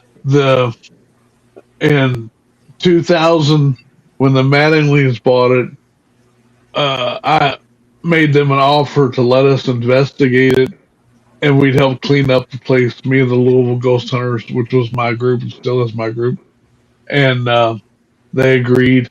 And we do, private investigations up there every now and then it got turned into a big circus. Mm-hmm. But a lot of the original stuff that you see from the early 2000s, that is from me and my group. Mm-hmm. But the reason why they did that separately like that, the end by the hallway, if you'll notice, those rooms were nicer. Mm-hmm. A lot of them had their own bath, shower, toilet. Okay, that was for people who had a little bit of money, and that is where they stay. But from the second floor up, that is the west side of the building. Yep. Okay, on the east side of the building is where everybody that went out in bed every day to get all the fresh air they could get, because that's all they could give them was fresh air, all the healthy food they could eat at any time, day or night. Because each floor had 2 small kitchenettes in it, mm-hmm. and they just supplied food all day and all night. Yep. All right, and then the other thing was aspirin and morphine. That's all they could give them because they had no idea how to treat, this. That's why it was called the White Death. And but all the rooms that were opened up to the open air pavilion side of it, that is so they can get them out there to the fresh air. The ones on the other side of the hallway was for the worst case that came in. If they didn't think they could give you any help whatsoever, they put you in those rooms for you to die. But only on the north end of the 4th floor. Like I said, those rooms were a little nicer. They had their own bathrooms and stuff like that. But 2nd and 3rd floor didn't. Also, we're talking about child sounding. Did you know at the south end of the 4th floor, that is where they kept a lot of the children. The first 2 years, Waverly, that building was open in 26. And because the playground was up on the roof, on the 5th floor. Wow. That's why you see pictures. A lot of people think it's down on the ground where they got swings and stuff like it set up. No, that's on the 5th floor. Open air. 5 stories straight down. Hmm. And then in room 502, the 502. Yep. and that is actually the nurse's station. You had 502 and 504. They were the nurse's station on the 5th floor. Yep. All right, 501, 505. Those were where they kept the patient on the 5th floor, and it's not anywhere near as big as the rest of the building. But for the first 6 months, that is where they kept the crazy people with tuberculosis on the roof of a building. On the roof. Wow. And the children had to be paraded through there to get to the play area. It was Wow. hilarious, Hmm. But again, this was 1926. Hmm. Insane. That's insane. So, okay. So what do you think when you hear those voices then, Keith? Do they sound remotely familiar to you with all the research that you've done there over the years? Well, we got a lot of different EVPs. Yeah. A lot of them between Class A and Class Z, from coughing. If you go watch the movie Death Tunnel, the Booth brothers made, that was where we first met. Yeah. The EVPs that are in that movie, those are real EVPs. The coughing, the ones that say TB is no fun, different things. And that's what led into the whole spook series. Yeah. They came there just to shoot a little independent horror film, and instead they went, "Wow, we got something pretty cool here," and that's why that happened. That's that's that's why I'd love to get you up here, Keith. Whenever I've been up there with you. No, I mean again, like to come with me to this place up here called the Spruce Lane Farmhouse. Oh, I thought you might want me to think something else. Well, that too, but I'm not going to tell you.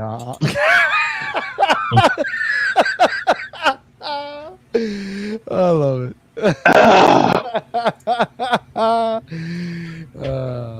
I'm sure the statute of limitations has run out. Yeah. At least I hope.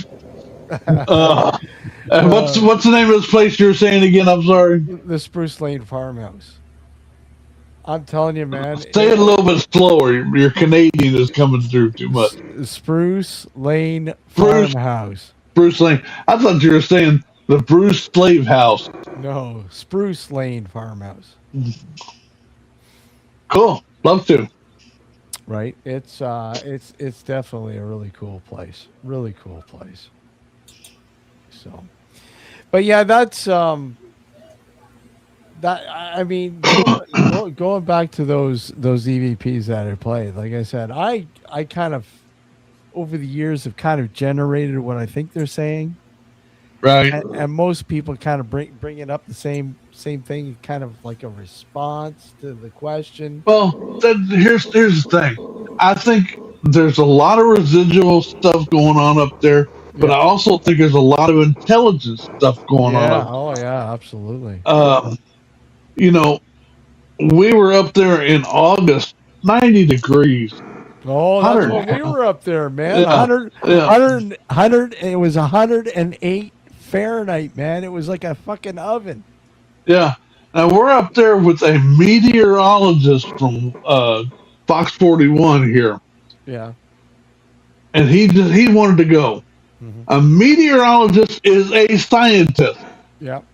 A legitimate study of the weather and weather patterns, mm-hmm. and what affects them and what causes them, correct? Yep.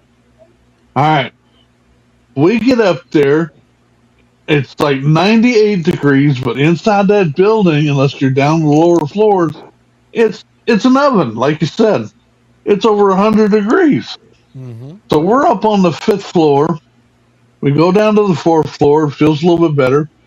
And we walk into the one area right before the surgery center, and all of a sudden this big wind comes blasting down the hallway, and he turns around and looks, and he's like, "That shouldn't be happening. There's no open end on the other end." I was like, "Correct." And he's like, "Well, that's pretty strange." I'm like, "It gets better." And as we're standing there, the temperature dropped to about 45, 50 degrees, where we could see our breath out. And he's like, "What is this?" I'm like, "Welcome to my world." And he goes, "Well, what's causing that?" And I'm like, "You're the scientist. You tell me." I'm just a biker, musician, ghost hunter. Give me a break. But this is what we run into. And, and when the scientist can't give you an answer and they're experiencing the same thing you are, that's, like I said, that's the interesting part. But the bad thing is it doesn't happen all the time. A lot of people are expecting to go in and seeing Satan tap dancing on a table. And if your mindset is that, you're going to see Satan tap dancing on a table or a reasonable facsimile. Because that's where your mind's going to go. Yeah. Steve's heard this story. I got a guy called me and said, "Man, I need you to come here right now. I'm ready to walk away from my house. I had a team of ghost hunters in here. They were here for 15 minutes, and they went screaming out the door. They said I had 7 demons living underneath my stairs." The house had just been built over like a year before that. And I'm like going, "And where these demons come from?" He goes, "I don't know." I said, "Did you murder 7 people in your house?" He goes, No. He was a successful car salesman. But he's ready to just walk away and let the bank have it. Because he's scared to death. And having this team of idiots walk in there and do that to him, that just threw him over the edge. So we get there. We're there for 6 months. All right. He says, "I got doors that open and close by themselves." Well, we found doors that were opening, but they weren't closing. That's because they were out of plumb. Now, being a ghost hunter, you got to know a little bit about everything. And he's like, "What's plumb?" I said, "They're not level." "Well, why does it open?" I said, "Because it's not level. Therefore, the latch is not catching correctly. And with just a small shift of anything, it'll open." "Well, why does it close?" I said, "I've never seen it close." I said, "The whole time I've been here, I don't know." All right. He said, "What about my TV?" It turns off and on, volume goes up and down, it changes channels. And sure enough, we were there. It did it a few times. And I'm like, wow. So one day I was outside, and it's the newer homes, like, I don't know. I hear you. I don't know why. Yeah. And anyway, We can hear you. Yeah, Jackie, this is Keith. Sorry, Keith. I don't know why. That's bloody weird, that. Keith, go ahead. Thing. Anyway. But anyway, like, where I live, our house was built in the 50s, and there's 30 feet between the houses. I'm just going to go backstage, and then I'm going to find out why. Hang on. No problem.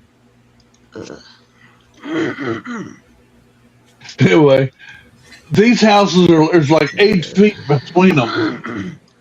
And so I'm out front just kind of looking around. The next door neighbor comes out and he's talking to me. He's wondering what's going on. So I tell him what we're doing. And he's like, "Wow, I got to tell him about the TV." He goes, "I have that same problem."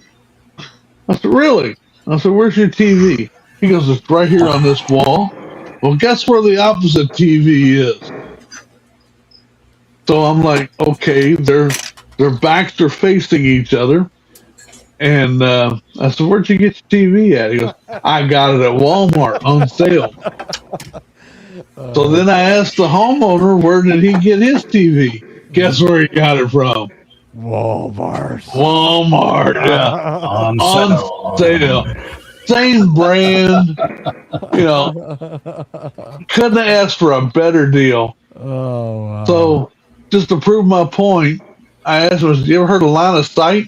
And he goes, "No, what's that?" I said, "Hang on a minute." So I go over to the neighbor's house. I said, "Can I get you to do me a favor?" He said, "What's that?" I said, "If you'll trust me," I said, "have your wife come in here and she can watch me." I said, "Go over to the next door neighbor's house and look what the TV does." And he goes, "Okay." So I give him a minute to get over there, and I turn TV on. Well, guess what happened? The other TV comes on, the other house. I start changing the channel, and I hear him screaming over there.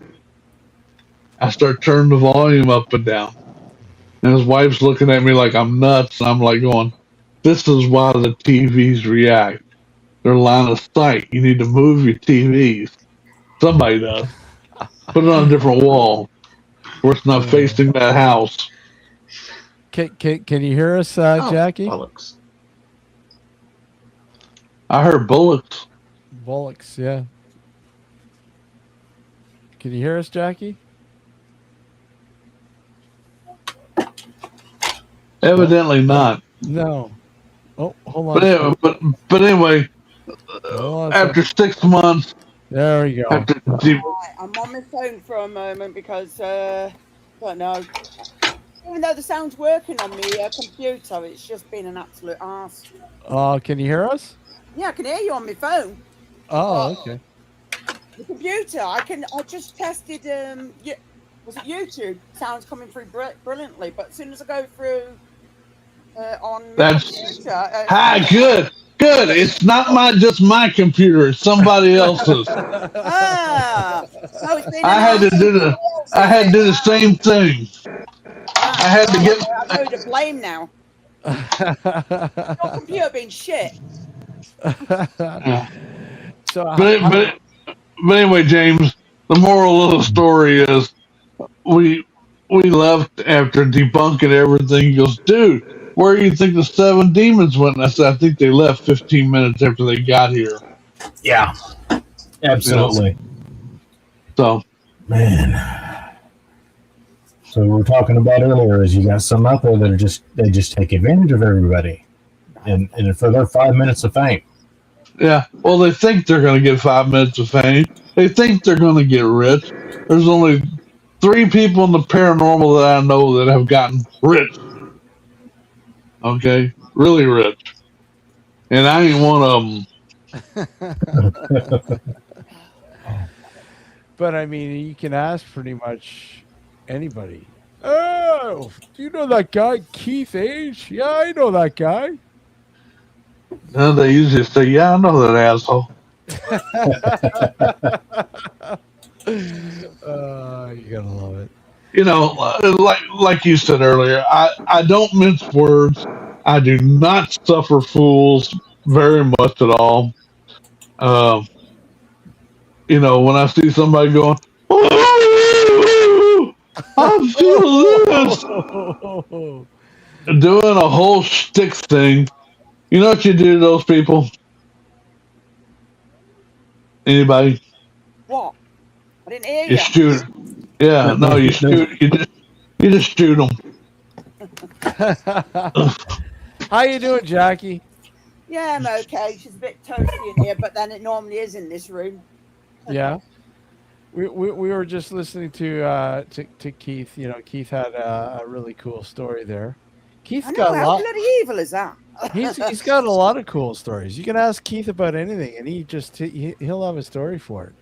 It's because I'm old. He's not Canadian, then I gather.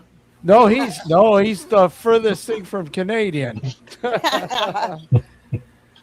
Have you ever heard of the Hells Angels? Yes. Bloody hell, you've got to be living in the bloody dark if you didn't. The man who taught me how to ride was the chapter president of the Hells Angels here for many years. Nice. Where are you from, Jackie? I live in Greater Manchester in the UK. Oh, been there many times. I like that little town. Are you going to tell? Poor you. Are you going to tell us a place in the UK that you like, Keith? Oh, there's a lot. God, I just lost the name of it. The oldest castle there. Uh, they have tours there and stuff now. I can't think of the name of it. Pass. That's all I say. Whereabouts in the UK? Do you remember? I am drawing a blank. Oh, he's drawing a blank. Chillingham. Oh, yeah, I've heard of it. Killingham Castle, yeah. Yeah. Been there about 4 or 5 times. I loved it. Yeah. Matter of I fact, haven't been there yet, but I do want to go. matter of fact, I hooked Norman Reedus up with the Lord Dillon, who owns the place, because he wants to go over there, and when he films his next year of ride with Norman, that's where he wants to go. Cool. Wow. So why? When do you think you'll be over the UK again? Me? Yeah, I keep saying I got to get over there. Well, I'll be honest. I told my wife this year I am retiring from going overseas. I've been to everywhere I want except for 2 places, and with everything going on right now, and I just like I have no wants or wishes to go. It's like I just turned down a gig at Loch Ness, which is one of the places. You turned it down. Yeah. Because I don't care to be flying that much anymore. Really? Especially overseas. Wow. That's Loch Ness, man. That's a huge. I would love to see the Loch Ness, man. Well, there's 2 places that are on my bucket list I haven't got to see. One is Loch Ness, and take a guess where the other is. Where? Well, it's close to Siberia. Close to Siberia. Yeah. No, too cold for me. I said close. I didn't say it was. Close to Siberia. Russia? No, I don't know. Yeah, it's in Russia. It is in Russia. What's the biggest thing that happened in Russia? Are we talking about the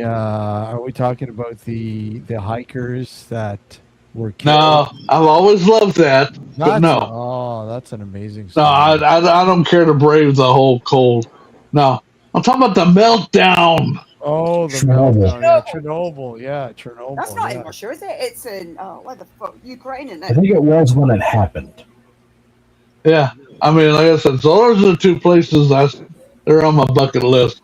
And like I said, with everything going on, and like I said, I've gotten old now. I'm just like, I've been everywhere in the world. I think I called you from London one year, didn't I?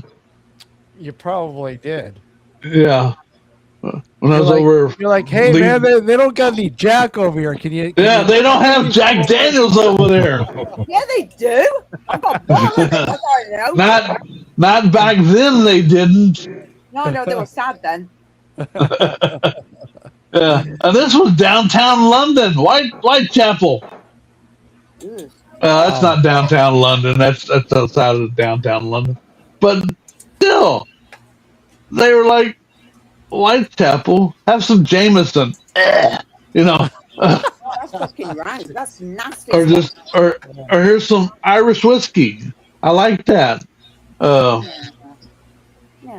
It tasted something like Jack Daniels, Something like Jack Daniels tastes like Jack Daniels. I don't want to taste no replica. something like Jack Daniels. But like I said, almost 20 years ago, you saw me just kill a quart of Jack Daniels.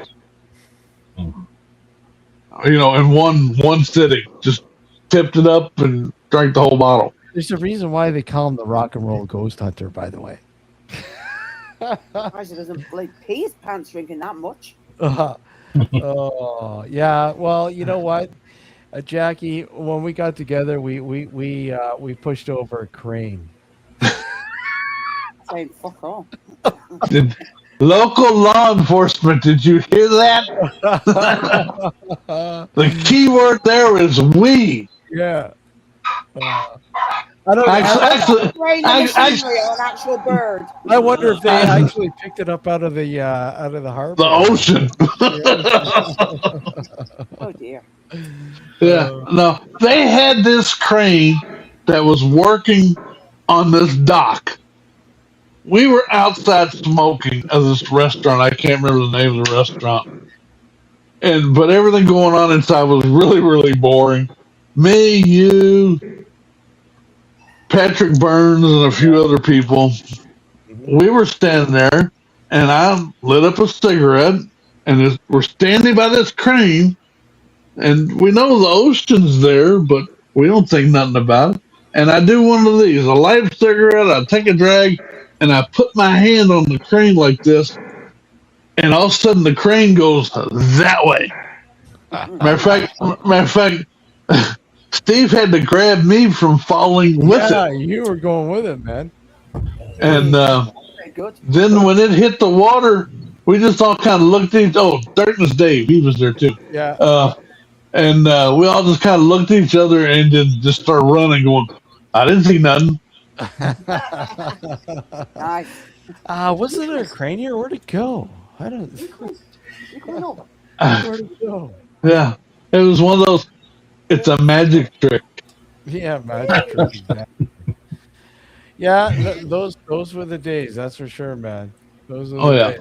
Yeah, you don't get that much. You don't get that very often anymore.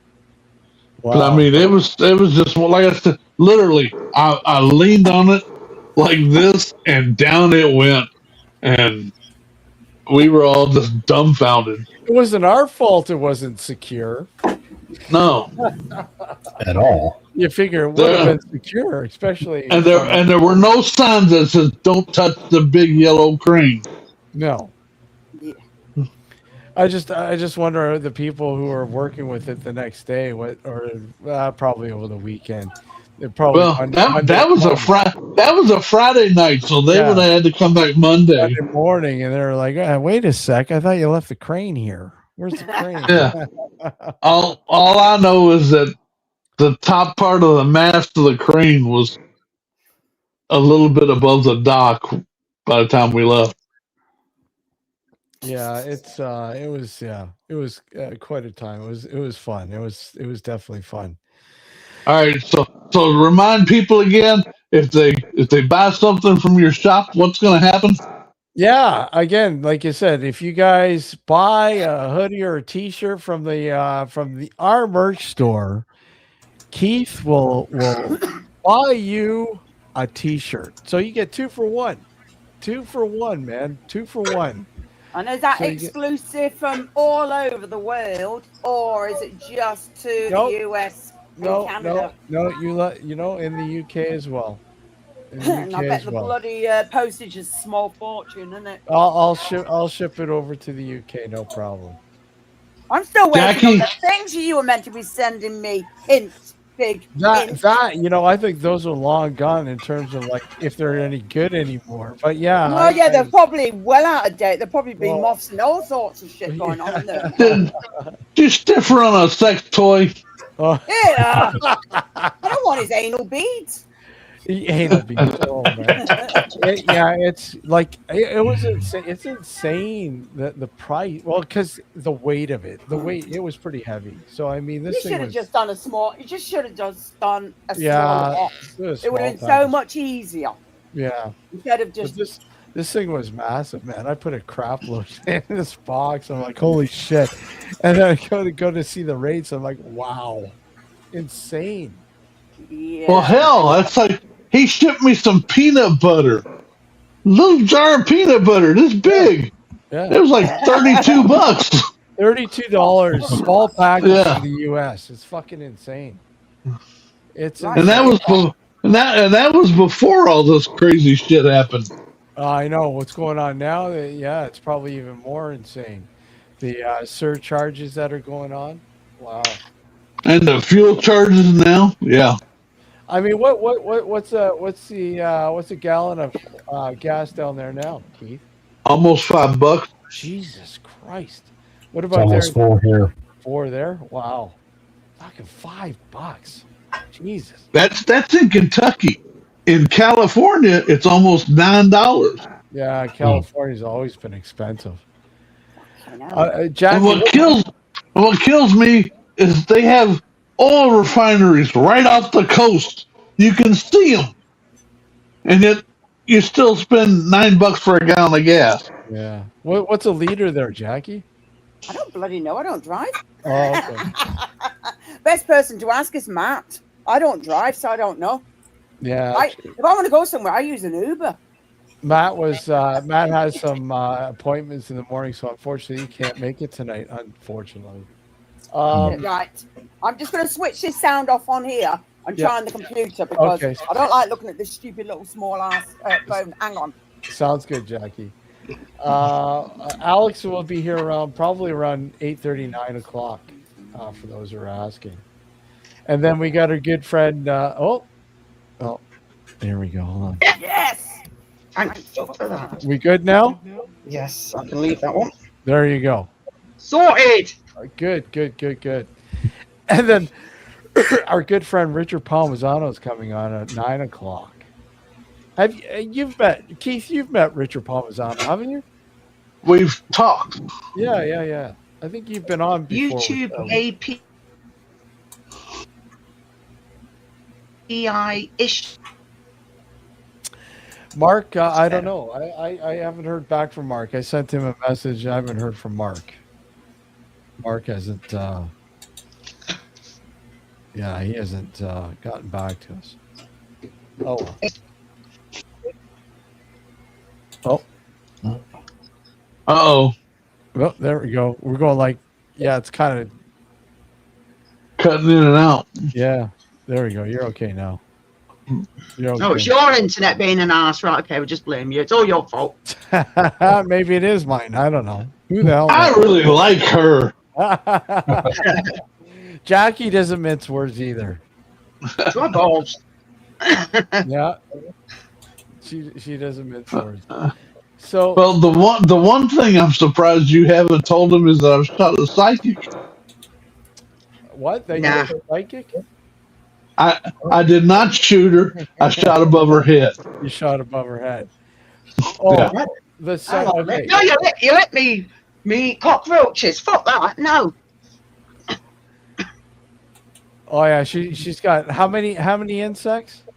I don't bloody know. Shitloads. Yeah, she's got a shitload of insects in behind her. What, snakes, reptiles? There's 8 snakes in here. The bearded dragon, she's running around. I've got my leopard gecko, crested gecko, frogs. I've got scorpions, tarantulas, assassin bugs, praying mantis, millipedes. Jumping spiders. And what a part of Manchester do you live in? I don't want to go there. That's all right then. I always say that. If people that come out say, I've got all these bugs, and they're like, and they're coming round. I'm like, well, fuck you. I didn't want you to come anyway. They're down on the main square. There used to be like a bakery pie shop. It was called Mally's, something like that. Is it still there? I do not know. I don't really go to cake shops. Oh, well, No, there's just certain places I go. It's not. See, where I am is actually. You heard of Saddleworth Moor? okay. Oldham. Okay, gotcha. That's where I am. So it's different from Manchester. Certain places I wouldn't go because it's a bit shitty. To be honest, I wouldn't go. Yeah, I believe when you're talking to people in the city proper, they call that up around the curve. Do they? Up around the curve. I don't. Problem is, I don't know because I've only been in Manchester since I was about 14 or 15, and my accent's a bit different to theirs because I haven't got a Manchester accent. No, you don't have that brogue in it. No, even though I've been here for a long time, so I'm like 14, 15, like I said, and I'm 53 now, so I've not. Even now, people are like, "You're not from around here." I'm like, "Been here long enough. It's not my fault. I want to pick up your accent." So if you go into Manchester, and you try to talk to people, they're really hard to understand because not only do you have Oh, the it's weird. London, You've got marbles in the mouth or something. It's really Marbles. yeah, no, she's right. That's what I was gonna say. You got the London accent, but then yes. you've got like this South Irish brogue in there, and you're going, "What'd you say?" You know, Yeah. because that's what it sounds like somebody's got marbles in their mouth. Yeah, it is. In some accents, you sit there and it's like, hang on a minute, I need an interpreter. Why? Where Yes. are you originally from, Jackie? I was born where Matt lives, Oh, but so I moved around a lot because my dad was in the army. gotcha. So I think I was referred to as an army brat. An army brat. Yeah. Yeah. So been up and down the country. I mean, I know we lived in West Germany for a few years, and that's what we always say. That's where my sister was found. Your sister was found. Yeah. I don't know. I just Under a rock. oh yeah, she was found there. So I'm like, fuck's sake, take her back. That's hilarious. So yeah, she was born in West Germany. So yeah. So she's got, even though she was born in Germany, she's got the Russian name of Anya. So wow. Really? Wow. Yes, that's what she's called, Anya. Anya. Wow. Come here. Once again, somebody. Oh, look at that! Wow. She's gonna go because you want to go and play, don't you? Don't you? Wow, look at that. Look at your fat ass. You got a fat ass, haven't you? Your ass is fatter than mine. Join the club. You're like, what the fuck's that shit on there? What's going on? There's people. You see that? Yeah. She was given to me because the person didn't have time for her, and she was already called Forrest. Yeah. So I just kept the name. So she does sometimes looks at me and like, what the fuck do you want? Oh my God. What kind of lizard is that? That's a bearded dragon. So they originate from Australia. Oh wow. With an attitude. Oh, so they just sit there and just give you the side eye, like, what do you want? You know, it's just funny.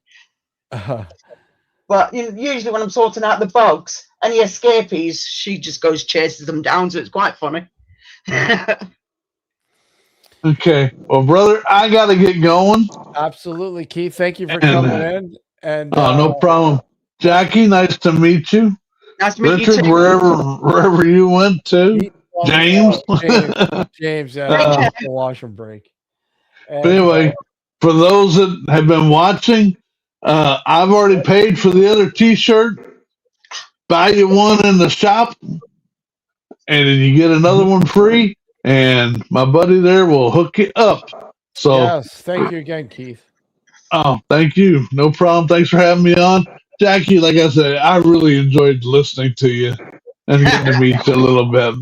But anyway, I gotta go. Yeah, take care, my friend, and hopefully soon we will catch up too. All right, brother. I love you. All right, take care, bud. Bye. Bye. Bye. Yeah, that's the rock and roll ghost hunter himself, Keith. I want to say Keith Richards. Keith Richards, don't do that. I don't to Keith Richards. He's a bloody mess. It's all drugs and bloody beer and everything. The guy looks like he's been hit by every ugly branch going. Exactly. So yeah, you heard that, guys. If you grab something from the merch, or if you sign up for a like a membership here, you will get a T-shirt of your choice. T-shirt of your choice, whatever design from our merch store. The next person to grab something from the merch store or sign up for a membership. How about that? We'll get a free T-shirt. At 9 o'clock, we've got Richard Palmisano coming on, and quite possibly we got holy crap. I'm just sorting out all the emails and everything else here. Oh, you got fan mail, have you? Yeah, fan mail. Hold on, I'll just read the chat. Oh, hang on. You got. Oh, it's not Teespring, is it? It is. It is spring. Yes. Oh no. Oh no. What? They don't like you? No, I don't like them. No, I don't like them either. I think, like I said, we're in the midst of changing whoever. Yeah, I think you need to, because I do not like. I will not. I've had stuff from Teespring, and some of it's been really bad. Yeah. It's, Yeah. It's absolutely horrendous. it is. Fair enough. It's good for people who want to start off on that and everything, but Teespring, you know. I mean, I could have done this ages ago, and it's just like, no. I mean, yeah, there's loads of stuff, but Teespring, they're a bit of an arse, I think. Unless they've improved in the years.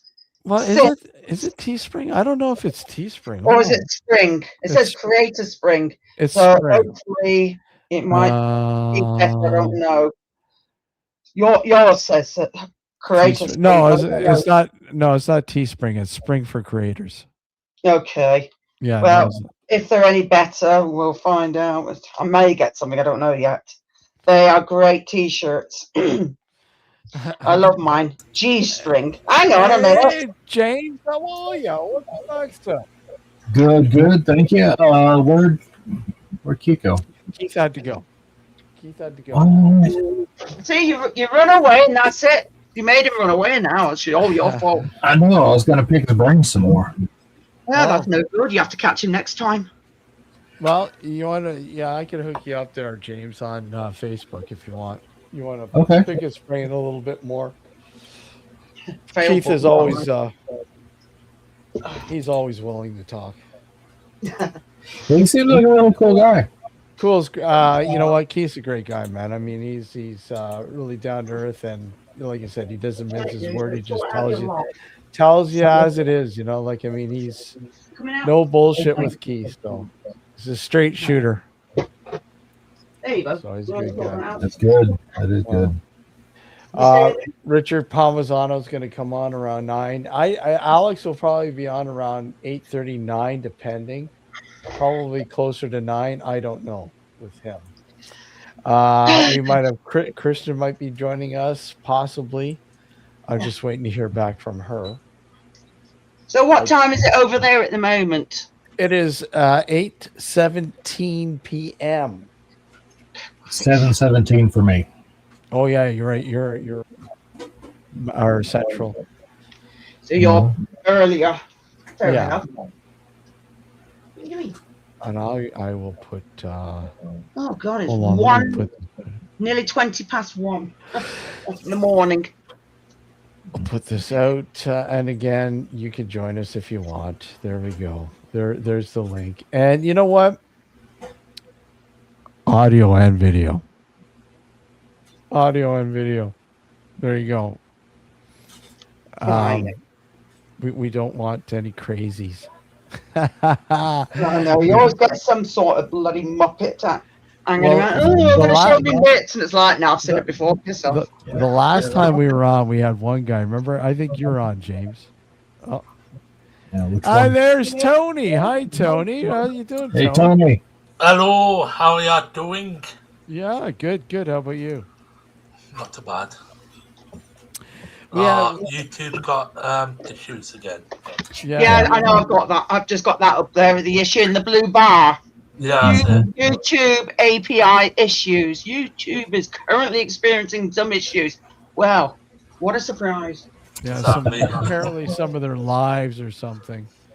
Yeah. Hopefully it's because they're uploading. Thursday, I don't care.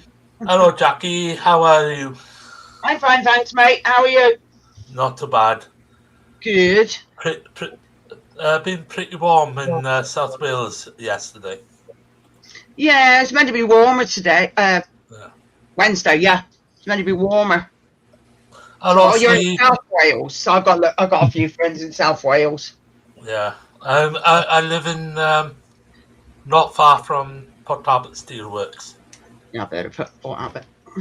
And if I go out the flat now, down to Port Talbot Beach, I'm looking straight across to Devon and Cornwall. Nice. Yeah, it's even warmer over there. But when they have bad weather, they have it pretty bad. Oh, Christ, we had it a couple of weeks back. The wind. And, Christ, yeah. talk about the bloody wind the other night. Oh, I know. It was like 1 minute it was raining, next minute it was snowing, then it was all like hailing. I'm like, what weather is it out there? What the hell's going on out there? Exactly. I'm not going out. It's too weird out there. Jackie, I haven't seen for a long time. I'm about.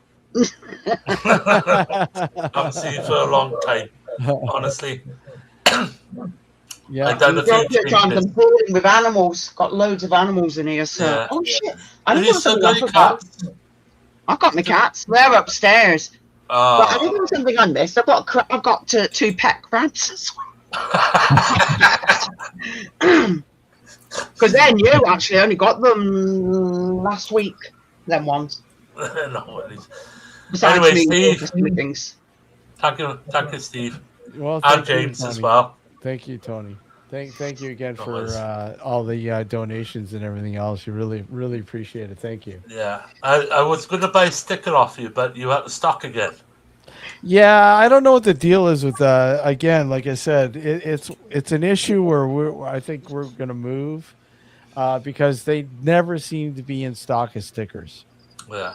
You know, their stickers are always out, always. It's a Yeah. pain in the butt. The thing is, I can put it on my mobility scooter. See, Yeah. you know, But hey, advertise you. Advertise you. You never know. You might win a sticker. I'm giving away stickers too, so I have some stickers. No worries. You never know. You know, and the thing is, I do try and share your content on other platforms. Well, thank you.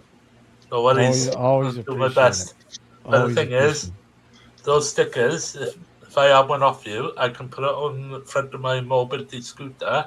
Yep. Right? Yep. Free of charge. Nice. Advertise it. Nice.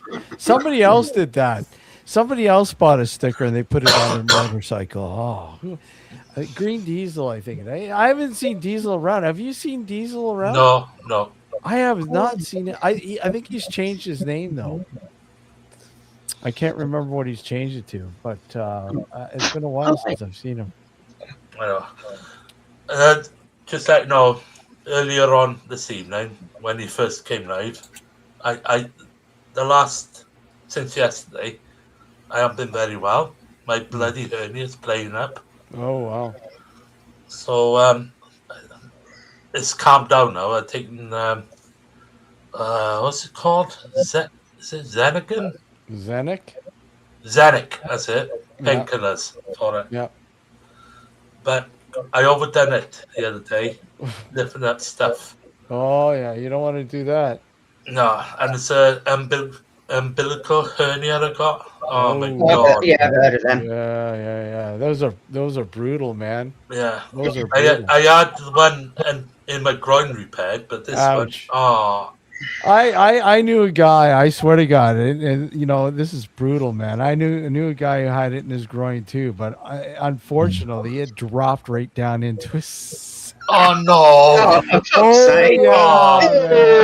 And he was hobbling for about 6 weeks before they could have the surgery. The poor guy. That's his sex life gone. Oh man! Oh Jesus Christ! Poor guy. Right, I'm not going to be rude or crude, right? No. This is, it's like, okay. Oh God. I don't know. The light's hard to see because you're quite bright on your light, but look, That's it. just Name tags a bit hard. Yeah, Yeah, you need to turn your light down a little because your light's really bright. I know that's a camera. I've got no lights on. That's the, All right. Oh, the it's camera your light. camera, yeah. What are you doing? What do you see? I'm in the dark here. You're in the camera. Oh, it's really, really bright, that camera. It is. Yeah, it is very It's a 4K camera, widescreen. Ah, Mine's 4. Is it 4K or is it 8K? Because I got a new one. Got a new one a couple of weeks back. yeah. So I don't bloody know. Yeah, this sucker's a 4K at least. Yeah. You want top again, or are you just going to be a pest? It's like I don't know if you guys know SCTV. Are you familiar with SCTV?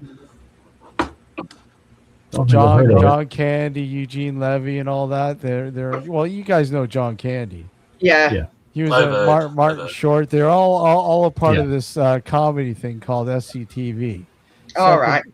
And they had this sketch. It was called a 3D House of Horrors. And it Oh, was- yes. the sketch was, you know, they would do like literally do stuff like I remember the Count would have a fork with spaghetti on it and literally go up to the camera with it, and you could see the sauce spill on the lens, right?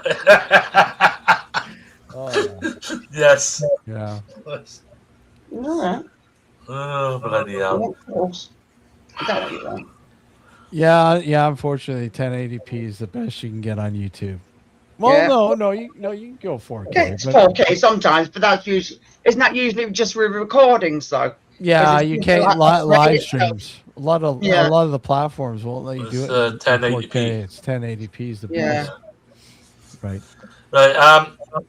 I'm going to have a cigarette in the bathroom. I can't smoke in here. I'm going to send the bloody chip shop alarm off. Like Yeah. last time. No problem. No problem, Right. Tony. No 'Cause problem. I live behind the chip shop there. Go for it. Right. A cig. I want P-Long. Okay. Okay. No worries. Yeah. The best you can get is 1080p. 1080p. What is 1080p? Crap. 1080. I gotta pee. It's 1080. I gotta pee. Well, when most people are viewing things on like a tablet or phone anyway, I mean, you could do 720 and it would look just as good as 4K, to be honest. Because when you got that small of a screen, Smaller screen. Yeah. it doesn't matter. Very few people are on computers anymore these days. No. It's not easier because you're not. Then you're more mobile and you can move around everywhere. Mm-hmm. Only because while I'm in this room, I've got the computer because then I do my lives in this room. But if I'm upstairs, it's the phone. Or if I want to watch something, it's just on my TV. Right. Well, I think I watch YouTube on that. I think what is it? What was I going to say? Oh God, I can't even remember what I was going to say. Forget it.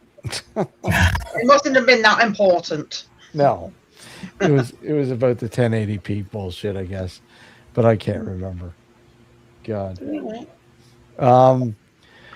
So yeah, I don't know. Well, I did mention earlier about Nick Pope passing away. For those who don't know or haven't known or know who Nick Pope is, I've heard of them. But UFO guy in the UK. There, he's been on all sorts of stuff. He's been a researcher for years. Poor guy was only 60 years old. Is that it? That's it. 60 years old. That's young. Yeah. I do believe it was pancreatic cancer. I do believe that's what it was. Oh crap! So, unfortunately, he knew, and I know he retired basically and he had a statement saying, "Look at, I probably only got a little bit of time left, and just wanted to let everybody know, so it's not a surprise." So yeah, it was unfortunate. It's unfortunate when you hear shit like that, and- it doesn't matter how much money you got. I bet there is a bloody a cure for it, but they just won't release it because there's no money in a cure. Not a bit. No, God, no. I mean, I mean, even when somebody does come out and make a claim, God, look out, you're in shit. I mean, I look at that. I look at that guy who went down to, I think it was Mexico, or I think it was Mexico, and he started a treatment that involved apricot seeds. And he had, I think, what was it? Stage 4 colon cancer. And the claim was that, he started doing this treatment with, I think it was vitamin B12 shots and apricot or peach seeds, one of the two. And apparently reversed everything to a manageable stage. And he came out and he basically said, look, and thankfully everything's been reversed, and thank God for the B12 and the peach, and oh my God, they were all over him like yeah, I bet. dirty rag. Yeah, so it's Want to go? I mean, if it's not endorsed by the medical industry, you can be blacklisted really quick. Yeah, I'm not surprised. Yeah.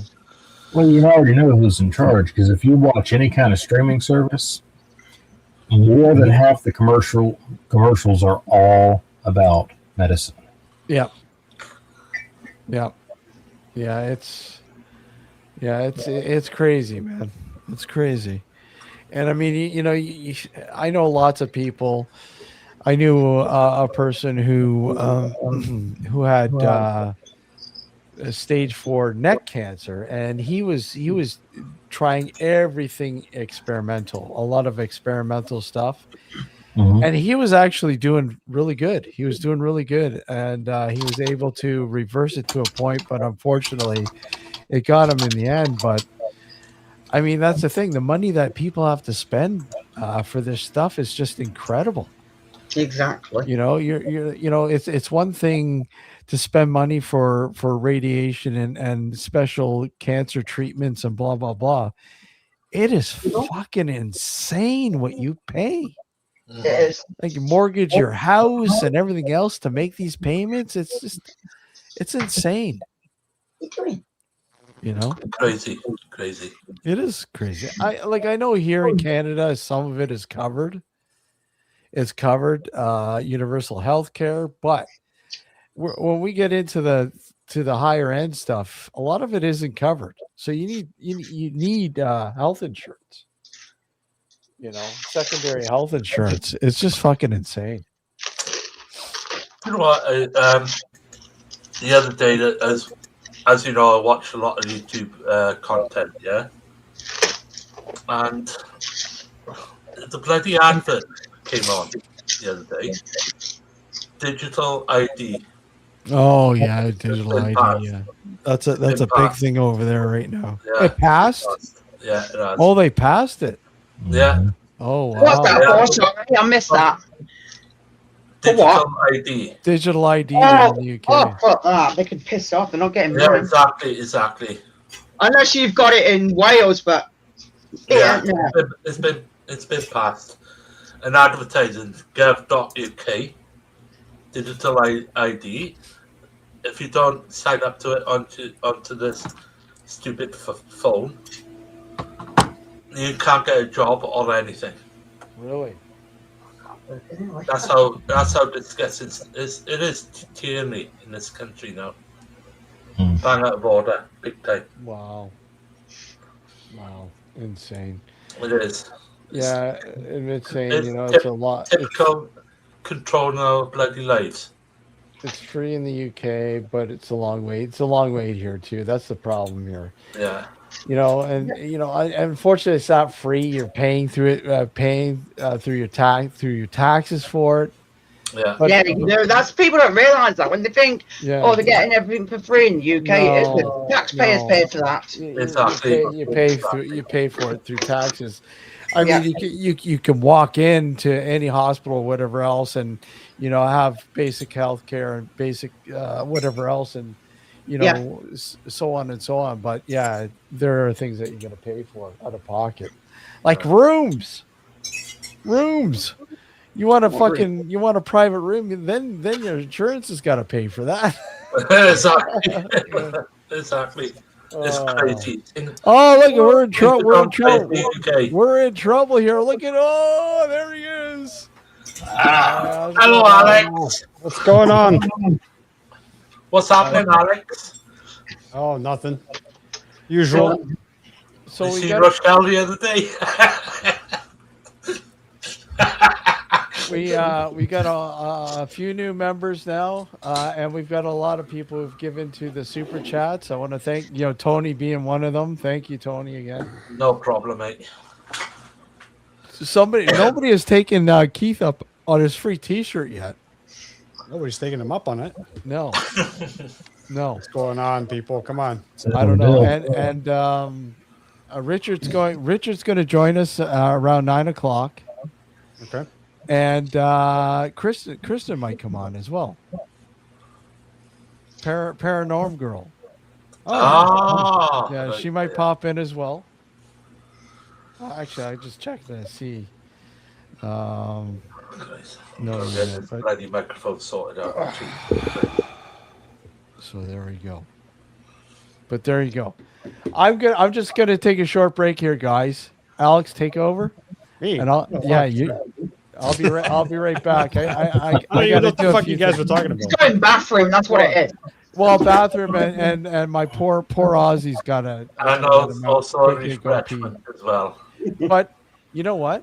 We weren't really talking. We were just talking about the healthcare system. That's always a good thing to talk about. Yeah, we were. He's drinking. What are you drinking? Twisted tea? Yep. Oh wow. Yeah, I ran out of whiskey. I haven't gotten a chance to get more. Oh, you missed Keith. Then we were talking about whiskey. Was it Jameson whiskey or something like that, wasn't it? No, Jack Daniels is his. Jack Daniels. Sorry, Jack Daniels. Okay, I'll be right back, guys. All right. So, what are we talking about, folks? We gotta talk. We gotta make fun of Steve now that he's gone. Okay, Steve did it. Let's do it. That's it. What? You guys see the animation that Steve got as his background? Yeah, been watching it. Weird shit. Fucking noob. It's got to be hot food, isn't it, Alex? Mm-hmm. What's it called? Burrito.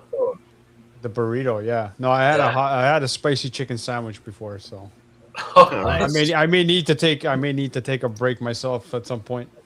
Yeah, bathroom is calling you. Back in the Vindaloo. Oh yeah. Ugh. So what's happening, everybody? I had Vindaloo before. That's the last time I had it. James, what's happening, James? Not a whole lot. How you doing? Pretty good, pretty good. You're quiet over there. Just kind of mellowed out in the. Yeah, we've had a virus in the house, and I'm still dealing with that brain fog from it. And I'm just, I'm here, but in body only mainly. Hope it get better, 100%, mate. Appreciate it. Thank you. No worries. No worries. What's the matter, Admit? Did I think Admit didn't like the bathroom joke I made. Great. The spicy chicken. Oh, what's his name now? Oh, Eminem. Yeah. That album we bought out back in 2006. Yeah. That album, you're not very particular now, are you? Alex knows. I kind of have an idea what you're talking about. That one. That one. Yeah. And well, I mean, I could make it really authentic if you guys really want. Go go on, then, have fun with that. I'm not easily made sick, so I'm all good.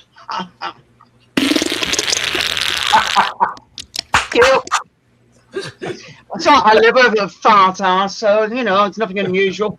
Just usually I give him a dead arm for it as well. But there you go.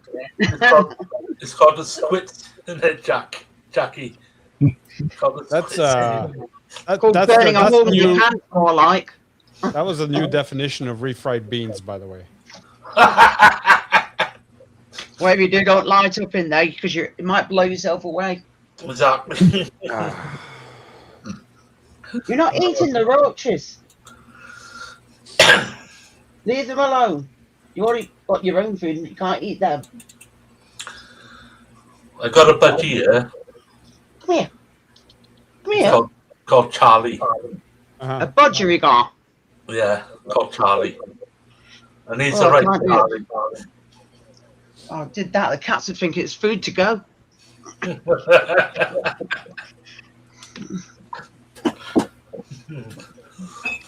Yeah. Over. I've been about 3 months now. God, I had budgerigars when I was younger. The only trouble is, he likes my bloody music. He chirps into it. What music? Rave and dance. No, it's all right. Fuck that. No. Mine's more rock and stuff like that. And... That's the thing, see, when I play 1987 up to 1990, rave music, Chicago house music, that's it. He kicks off, chirping along with the music, like. I've got you now. And I have to tell him, shut up sometimes. Why aren't you guys listening to like darker music? What's that? Techno? Is that what you're listening to? Dubstep. Oh, dubstep. Okay. That's my my take on it now for the last 15 years. Fuck that. No. Or like opera. Oh, what? Opera. Opera, yeah. Oh, what's his name? Freddie Mercury and what's the name in Spain? Barcelona. Domingo? That's not Domingo, is it? Barcelona.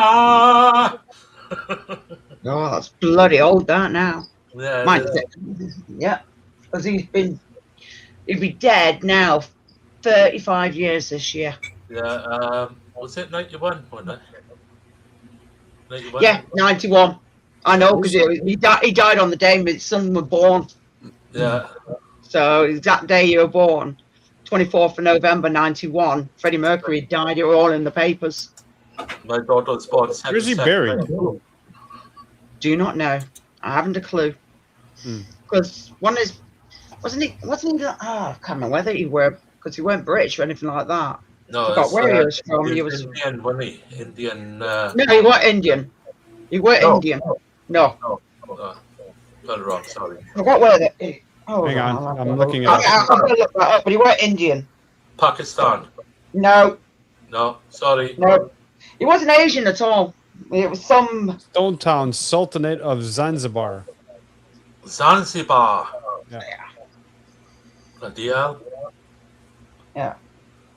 Zanzibar. That's African, eh? Yeah, he's got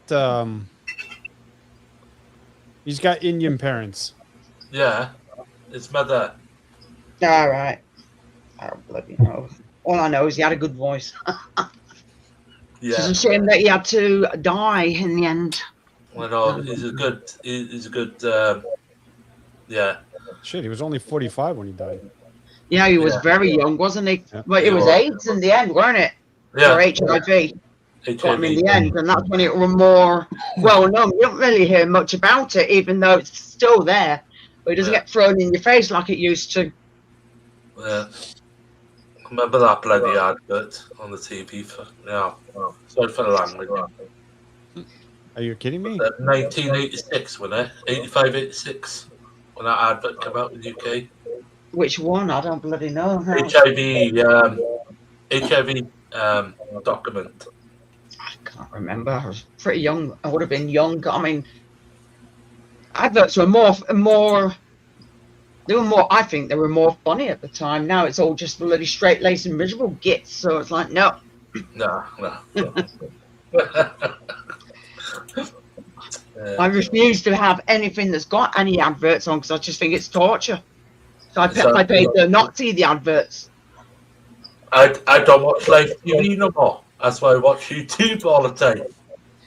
Oh no, I've got no mainstream TV. I got rid of that a long time ago. I refused to pay for any type of cable or Sky or anything like that. Refused because it's all repetitive over and over again, and it's just like, why am I paying for this and then pay for a TV license? It's like, no, I'm not paying the BBC. They can go and smart TV there is the smart TV. So when I went, got smart TV, so I watch Netflix, Prime, and Paramount.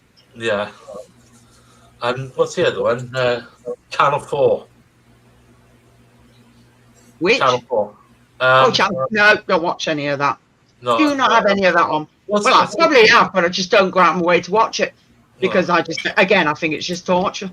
So we have to start some kind of a pirate channel. Pirate channel. Pirate channel. Yeah. Tony, you could be the weatherman. Pardon? You could be the weatherman. No problem. James can be the it's right. It's pissing it down again. Right, okay, weather over. No, it's nice and dry out there this morning. Oh, my God. It's a 5-hour one. Yep. I seen that earlier. Are you coming over for a call or are you going to bugger off again? Was it 3 hours now, Alex? Yeah, it'll be 3 hours at 9 o'clock. 3 hours now, so we've got 2 hours Mm-hmm. there. Yeah. Are you coming over or are you just going to be paying down? Come on. Come on, Steve. Where are you? What are you doing? I think you fell in the toilet. Yeah, we got it on the toilet, yeah. So that's where his ass is molded to it. Damn burritos. I know. They're deadly, man. If you fart that much in the toilet when you're sitting down, it creates a vacuum. Yes. Yeah, your ass sticks to you. Yeah.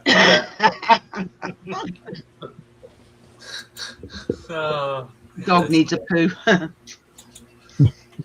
That's his excuse. Yeah, taking the dog for the toilet. It's like more like, the dog's had a quick pee and poo around the corner and he's camping out there now. Yeah, I think Steve is having a... Oh, yeah. My ass is... I don't want to know the size of your ass.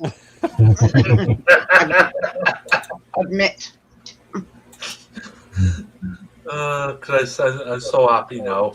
Bloody cheered me up today.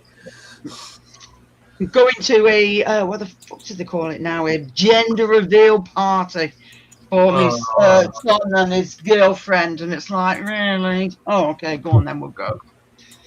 So going on Saturday. Bloody children bringing their own kids. It's not fair. Not allowed. Yeah, my oldest grandchild, she's going to be 18 this year. It's like, bloody hell. I know, it's not fair. Shocking. Makes us getting old, doesn't it? Nice. Shocking. Yeah, I have an 18-year-old grandchild, so it's like, nah, not fair, this. Don't like this. My daughter, 34 years old this year. Oh, my oldest, she's going to be, hold on. She's 35. So then the other one is 34. Yeah. So she'll be 36 this year. Bloody hell. You know what?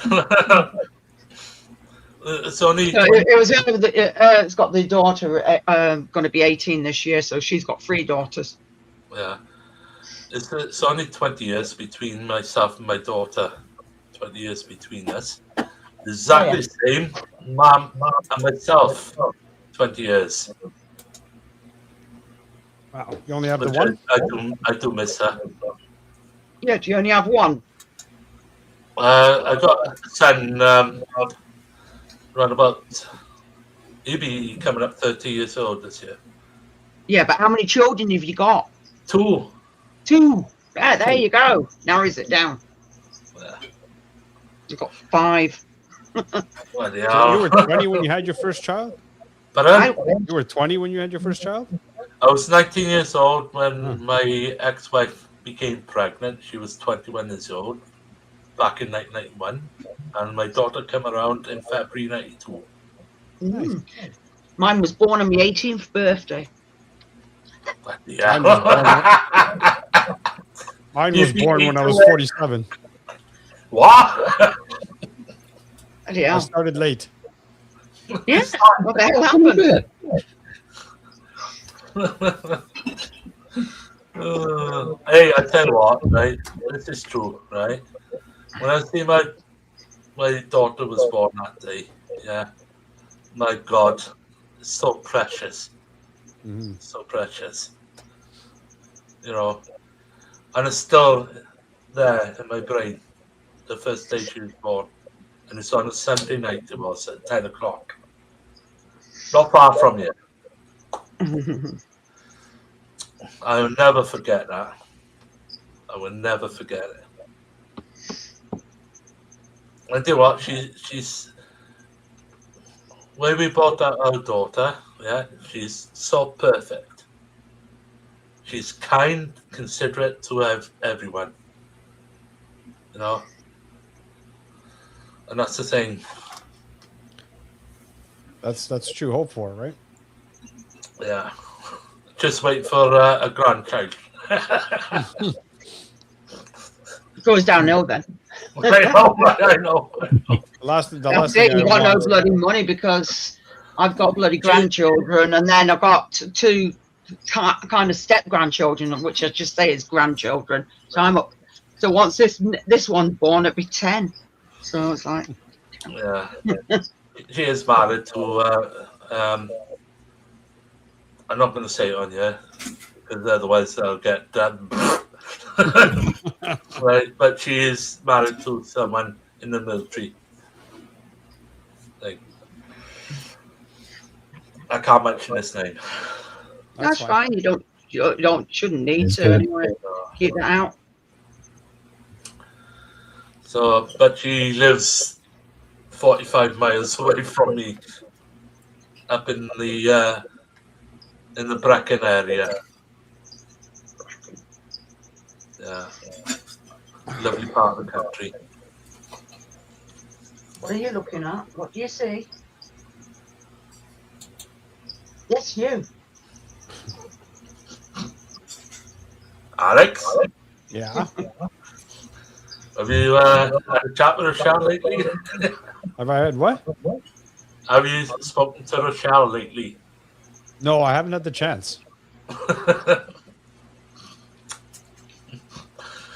You know what? Some of the times that she goes on air is usually when I'm at work.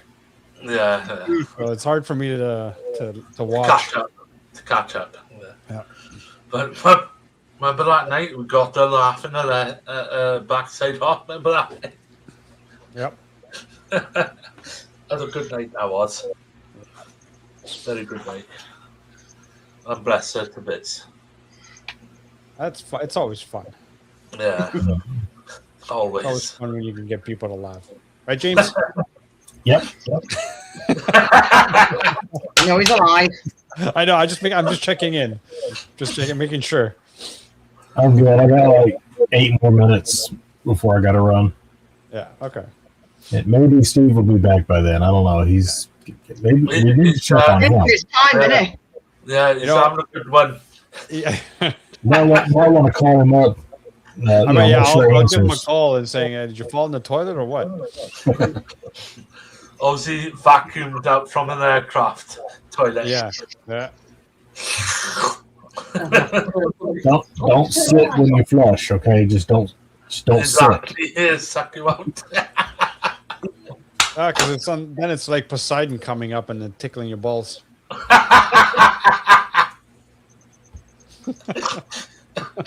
Don't we turn the light off? Can we go to bed? Jesus. I'm going to feed just frogs in a minute. Well, it's not shouting.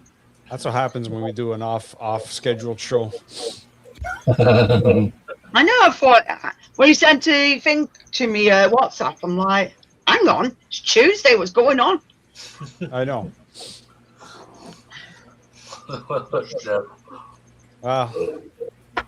Steve gets it in his head to do a show. He does a show, right? Doesn't matter what day.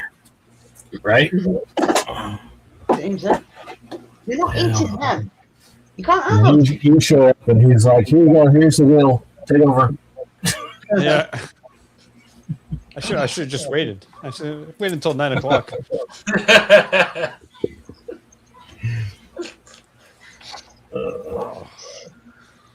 Has everybody fell asleep in the chat? fact, how many's in the chat? Yeah, they went. The chat's gone quiet. It has gone very quiet. What's going on? Right. I think everybody's 13. in shock with the conversations we're having. Exactly. They want to hear something exciting, I think. Let's talk about something exciting. What do you guys want to talk about? Hello, Tim. How are you doing, mate? I don't see anybody else. All I see is 13 people in there, and that's it.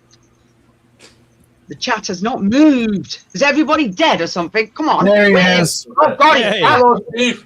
You had a good one. I think Steve broke the suction cup. There you go, he has. I had to let Ozzy out. I'm the only one here, so I had to let Ozzy out.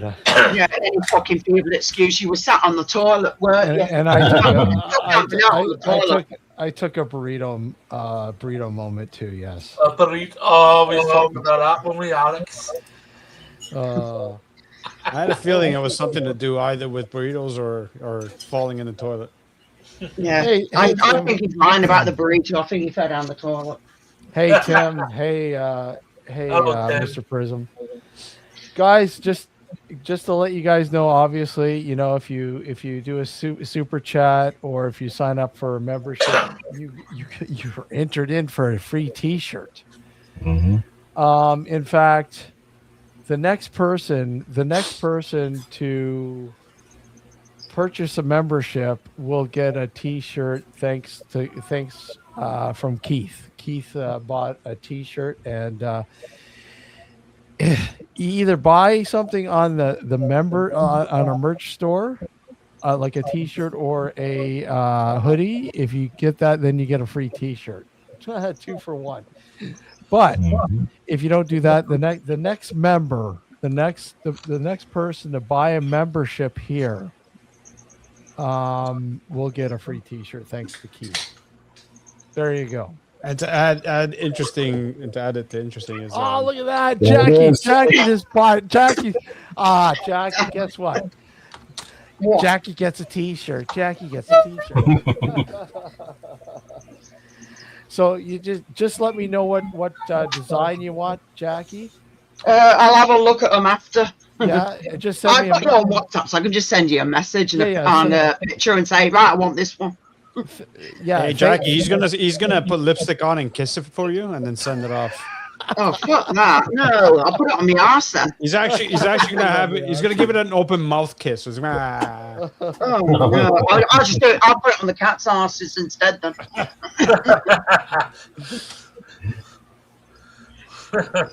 Oh my days! No, not pee. I'm gonna clean these. Keith just sent them. Oh, you know what? Actually, that reminds me. I'm going to send Richard the link. And Justin might pop in as well. All right. Maybe. I'm not going to say he will, but you know how he is. Justin, how do you say his last name? Villarreal. Villarreal, yeah. Okay. I'm usually pretty good with names, but his just tripped me up all over the place, and I'm Villarreal. Okay. Need to write that down. Villarreal. Hold on a sec here. Just think of Villa Real Estate. Villarreal. Okay. Well, what I'm at is usually pronounced Villa. Yeah, that's probably the correct pronunciation, but to be able to spell it, easier to say Villarreal when you want to spell it. Mark just got back. He just got back in. Hold on. You better hurry up. I've got 1 minute. What's that? It needs to hurry up. I got 1 minute before I got to go. Oh, okay. Yeah, he's going soon. Don't know where he's going, but he's going somewhere. Well, to hell if I don't change my ways. I'll see you there, James. Cheers. Better there. I'll save you a seat. I'll probably walk in the door like this guy. No, turn around, go. Yeah. Out. Uh-oh. He eats too many burritos. Too many burritos. And he I farts get the all the real ones time. down here. Apparently, burritos aren't a thing in the UK. Is that correct? No. You can get them. You can get them, but not Not the ones you have in Canada. No. No. Why? What are they like there? I have no idea. I haven't tried them. Oh. I'm trying to think whether I've had one or not. I don't know. only back at the window. Well, I have, but they weren't probably they were a bit shit. So probably where it was from at the time. So they weren't that nice. Oh, Alex, you haven't seen this, eh? Here, I'll play this for you. You haven't seen the finished product. Tim.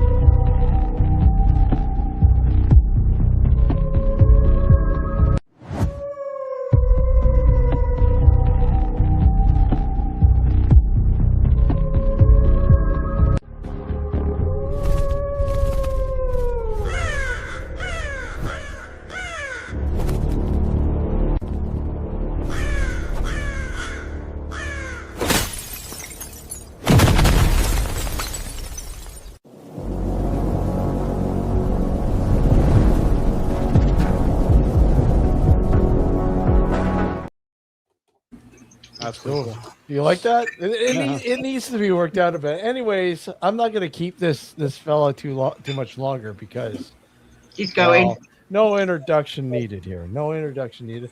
Mr. Richard Palmisano, how are you, sir? Hey. There he is. There. Oh, Hello, Richard. What's shaking? What's shaking, Richard? I'm shaking. There's so much snow. Oh, you got a lot of snow there. Oh, and look at we got snow. We've got another person, Mark. Hey, Mark from the Haunted Truth. How are you? Did someone say my name 3 times? Hello, Mark. No, I think we did, and that's why you're here. At least 5 times. I couldn't figure out 3 or 5. So Richard, let me start with you because I'm the lab. You want to talk about the lab? Oh, yeah, sure. It's a new division under the Searcher Group. We started up. It's a deep dive into the strange and paranormal things that we run into over time. Is there any chance he could be turned up a little bit? Yeah, Steve? I'm He's very quiet. Yeah, I'm turning. Very quiet. Yeah. Can you hear me now?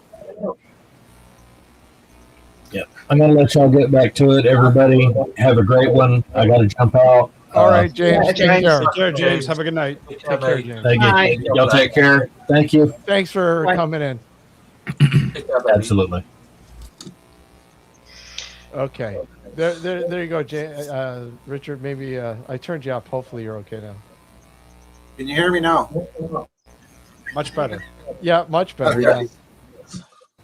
Awesome. Yeah, so it's a division that does deep dives into things, and it looks at things that happened in the past, and then looks for new information to add to that story in the present time.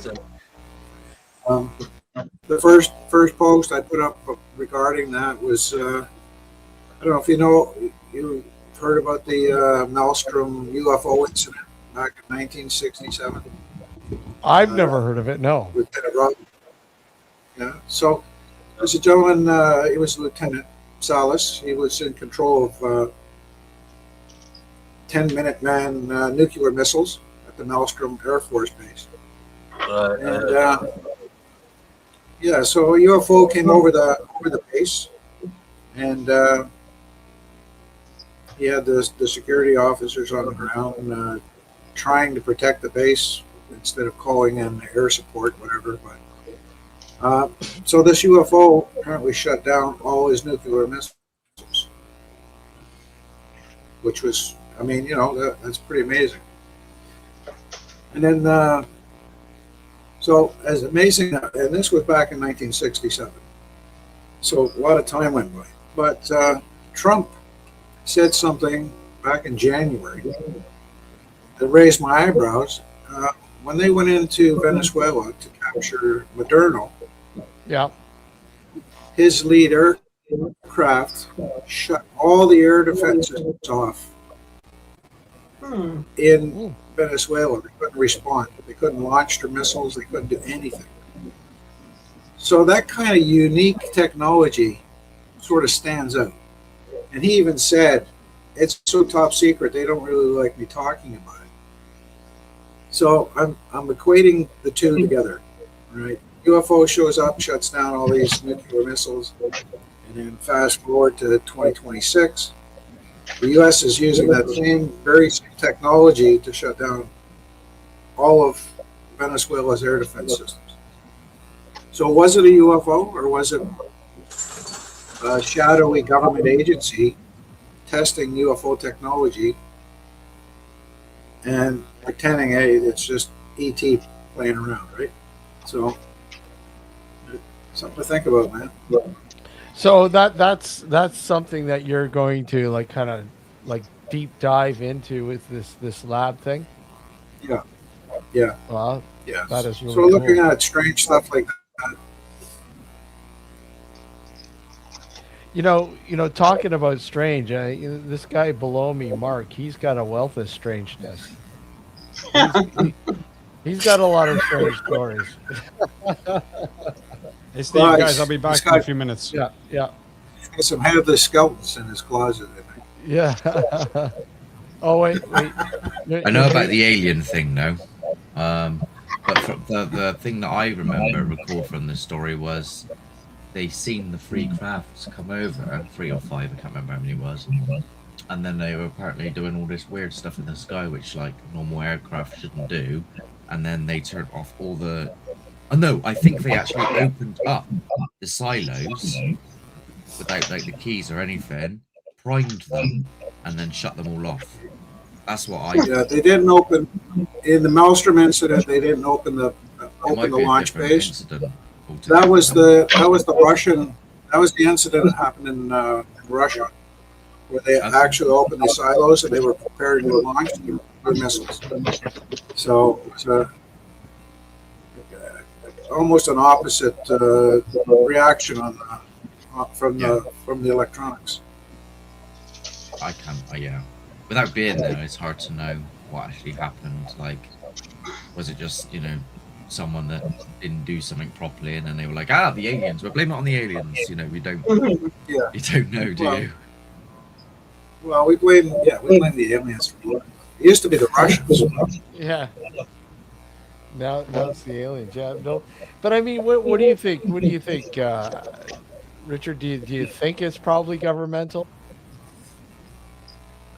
I think most of it is, yeah, if not all of it. Yeah. I mean, J.D. Vance came out and said, no, they're demons, right? There's no ET, they're all demons. They're right? demons. So, but if you look at it, he's like Schrodinger cat, right? He could be right or he could be wrong. There's enough evidence to point to demons as there is to point to ET. And right in the middle is what Ben Rich said with Skunk Works. We have the technology to take ET home. So who is it? Right? We still don't know. We have no idea. We a lot of people, a lot of talking heads on TV tell you that you already know, but they really don't. Yeah. Yeah, it's I just don't a lot of the stuff, yeah, as you mentioned. I kind of think a lot of it is probably governmental. And I'm not saying I don't believe there is life out there, and I do believe wholeheartedly there is. But I mean, the interaction with that maybe is probably very minuscule. Yeah. You know, I don't know, but that's just me. I like to believe that there is life out there, and I find it hard not to believe it. Oh yeah, I agree with you. I agree. You know, It's a weird one though, because like one minute you're saying like fighter jet pilots are seeing these tic tac things do maneuvers which no technology can possibly do, and then some people talk about things going into the ocean and just like coming out and then zipping across the sky, and it's like, well, what can possibly do that? So either the government are hiding it because astrophysicists aren't aware of it if it's an alien, and that's where I go. You know, for the likes of Neil deGrasse Tyson, I sit here and go, why is he not aware of this then? If it's an actual alien craft, because his job is to look at space. But even that's not evidence. It's not good evidence, because if you look at the Tic Tac and the Go Fast and those incidents off of California, how come these things always show up during a training mission where the aircraft are unarmed? And they always seem to know the playbook, right? This is the meeting area way out here, and they're going to meet, and then the aircraft go and they go, hey, these UFOs are there. So it's like they know the playbook already. And when you get a lot of these pilots, a lot of the intelligence guys coming forward say, well, you know, I've been a radar operator on a destroyer or an aircraft carrier for 20 years, and I can tell you we have no technology with that. Well, he doesn't know about the technology, because why would he? They're not going to just send out memos, hey, we got this new technology. You know, the stealth bomber. If you were to ask anybody in the intelligence agency or on these aircraft carriers, hey, do you think this exists? They'd go, well, no, we don't have that technology. But they had it for 20 years before we knew about it. So, you know, this stuff is secret stuff. And for a guy to come out and say, oh, we just don't have that kind of technology, well, because you're not the top of the food chain. Of course you don't know about it. Yeah. I have to say, you're really getting more intrigued with the UFO area now, aren't you? I'm doing both, man. I'm doing the ghost thing, but yeah, it's I'm seeing more and more stuff, so it's sort of dragging me in, you know. Yeah. But hey, I'm multitasking, and I can do both. Yeah, no, absolutely. I hear you. Like I said, I drift in there here and there, not as much, but I in depth. But I mean, I do, especially having an experience myself years ago that kind of just, you know, you have to, the questions have to be asked, right? So yeah. Yeah, so, I yeah. agree. For me, it's an evidence. I can hear it. Someone said, admit saying there's like a buzz. I can hear it as well. There is feedback. I thought it was my end on that pressing. No. I think it's on Richard's end there. Yeah, I know. We can hear him better now because it has been turned up. So we can call for that. Talking ET though, I've got the thing that ET used. The thing is, they use headphones. Oh no, not one of them. Oh, I think it's Yeah. speaking spell, isn't it? Do you know I've no one's ever done this before, and I've sort of branded this as my own invention now. And you know, people use things like Spirit Talker, which is effectively an app which is pre-programmed to say stuff. This is an OG Spirit Talker, right? You can turn it on and ask the spirit to press the stuff to speak. Yeah. I have a speaking 1970s, 80s. I have an Etch-a-Sketch from 1959 Bloody hell. that I use. Etch-a-Sketch. An Etch-a-Sketch. I remember them. Richard, have you ever used an Etch-a-Sketch in an investigation at all? I have not. No. No. I haven't. It's I've yet to have anything ever do anything with it, but I mean, hey, you never know. It could be a good trigger item. Who knows? I mean, what are your thoughts on trigger items? Well, I'll ask Mark. I've used this. It's sort of like an Etch-a-Sketch. Yeah. It's a pendulum, and you fill the base yeah. And it can make images, and it can do all kinds of things. And you hope that something out there is going to use it. I just want to say something, Richard. They have apps for that now. Yes. They have apps. Yeah, but at least there's less chance of it being manipulated. I'm just kidding. Problem is, you have to teach the ghost how to use the app. Yeah. I was one of the first in my area, as far as I'm aware, to take a service bell to investigations. So a bell that you ring, and I don't mean those ones which are motion sensors, which are like built in and they go bing by themselves. I don't mean those. A normal bell that you would get in a hotel with the mechanical. Oh, the bell. Yeah, I've got one upstairs. Yeah, just ding. You press it, ding. Take that to places. Ask for it to go off, and it's gone off twice, and on one of the occasions it came off the wall and hit me. Hit someone that was in my team at the time. It hit him in the backside. Wow, nice. The first time it went off, it was in a place called the Ancient Ram Inn.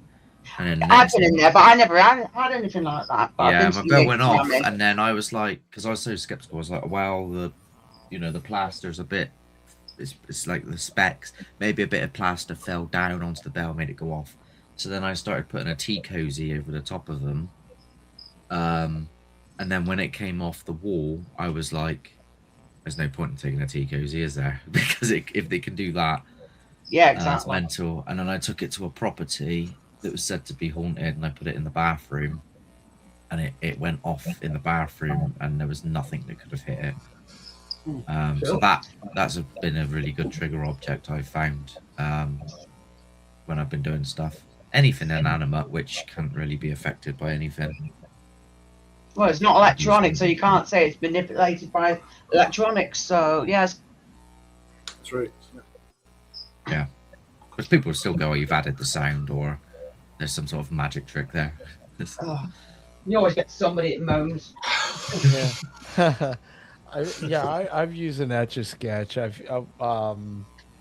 I find using, I don't know about you guys, but I find using older items a little bit more reliable than newer items. I find that, now there seems to be, that the gig that, oh yeah, you can use this during your ghost hunt and it'll set something off sort of thing. And, whereas before these items weren't made for that, and they're a little bit more reliable, I think. If something was to happen, like say an Etch-a-Sketch, I mean, quite literally, what would be like, explain, something that would be capable of writing on an Etch-a-Sketch if it's not seen. concept before that used to be called spirit slates, which Yeah. then got adapted by the magicians. Yeah. Then they would perform it as a magic act. But Yeah. the original idea was a bit of chalk and 2 slates, and you place it in the slates and ask the spirit to write something, and then you open the slates up, and then there would be the name Writing. Whoever. It's an interesting concept. But even back then, people will go in, this is a trick. Have you guys ever seen have you guys ever seen the house, where is it, in California, the one with the Polaroids? They would take Polaroids in the house, and there'd be writing on the Polaroid, ghost writing on the Polaroids. Oh yeah, the school, wasn't that the school experiment? Yeah. I mean, I don't know if that was debunked or not. No, I don't think so. No, it has. It's never been. It can be manipulated, sure. Yeah. Yeah. But I always found I did an experiment in the house in Mississauga, the old mansion there. The Fusion House. You know those old styrofoam peanuts they use for packing? Yeah. I brought a gigantic box to the house, and I laid them all down on the carpet. Yeah. Because we were getting high readings on the Gauss meter and static fields for some reason, just moving around the house. And it wasn't. Yeah. There was no wind because we'd sealed everything up. And something moved down the hallway, and all these things just attached to it. And it went through a door, and all the peanuts were stuck to the door. So it was kind of weird, but it was kind of cool too. But yeah, it's just simple stuff like that can produce some of the craziest visual. Yeah, I mean, like I remember using an old Sony Handycam, digital high 8, and they had issues with their night vision. I remember, you'd record footage, and you'd play it back, and you'd hear this, like it would sound like a church chime, like a chiming in the background. And I remember being at the Hermitage, investigating the Hermitage at night. Yeah. And you would hear this chiming. I'm like, what is that? That makes no sense. And then I sent it to Sony because I wanted to know what the hell is this? What's going on? And it turns out inner mechanism, right? There's an inner mechanism making that sound internally. Well, that's a bit shit, then, isn't it? Used to get it on the Zoom. You'd zoom and it goes. You'd hear the zoom, yeah. What's that? Tony's pecker.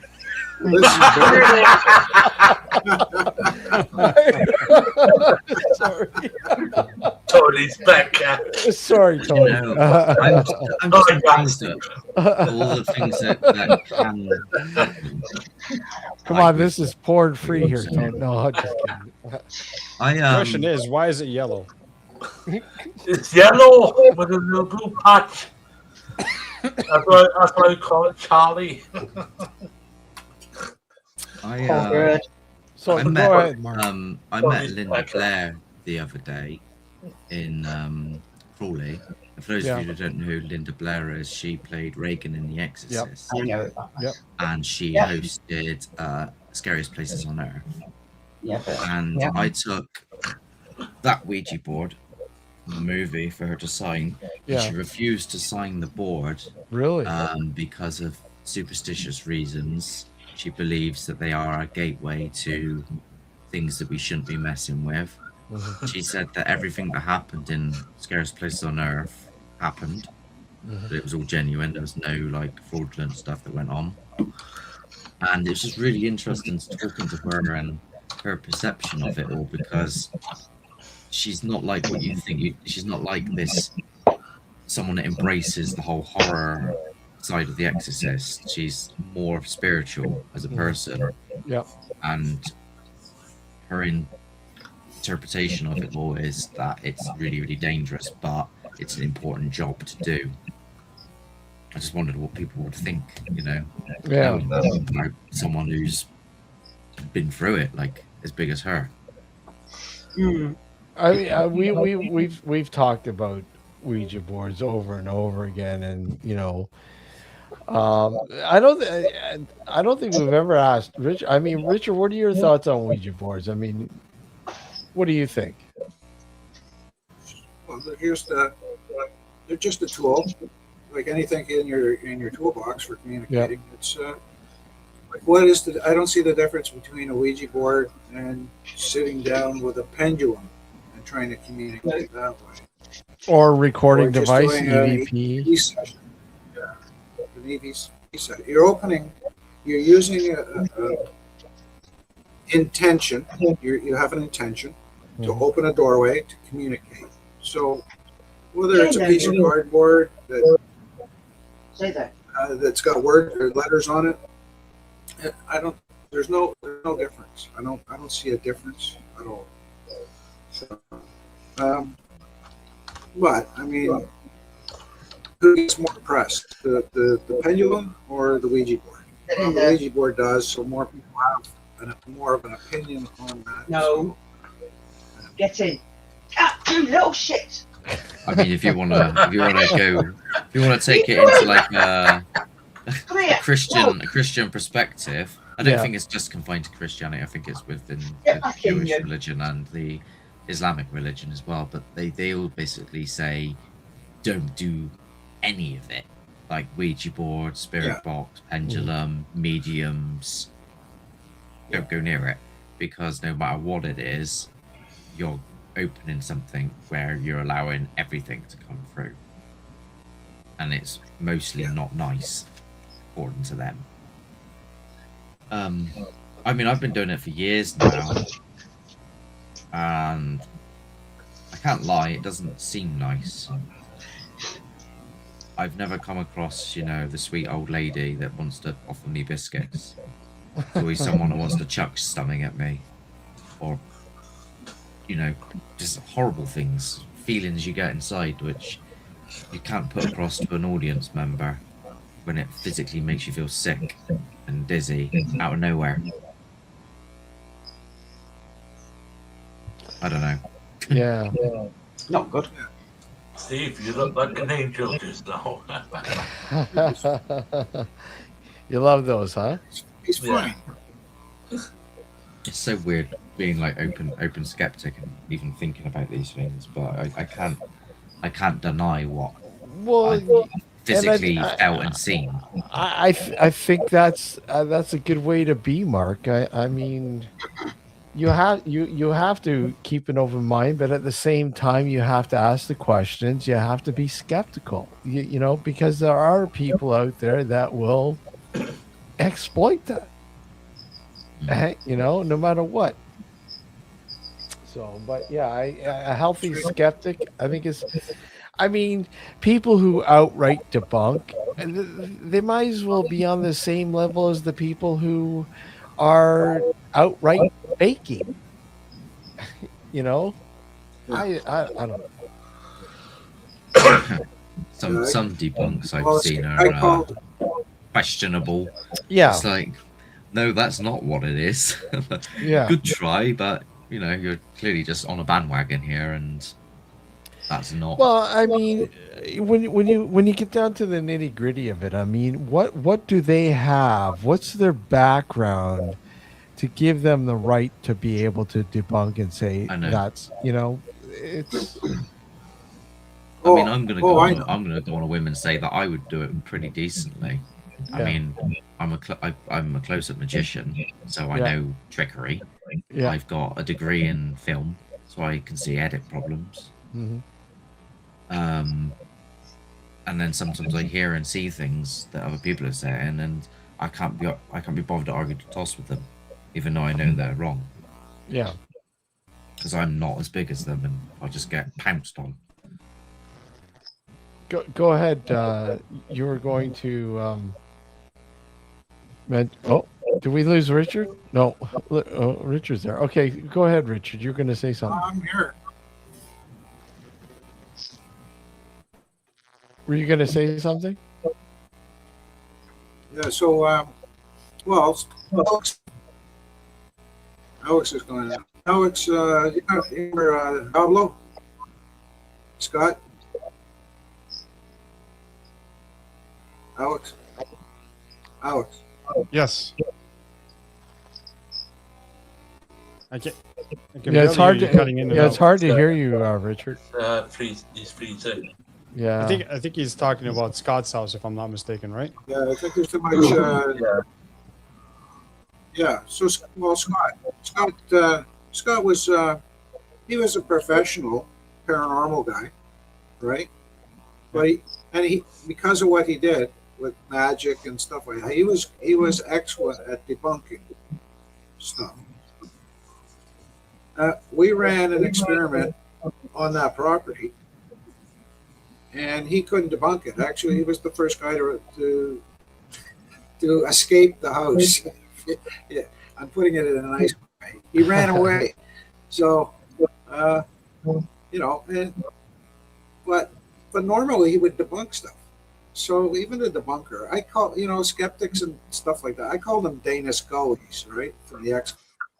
Well, because no matter how much they see, they still don't believe it.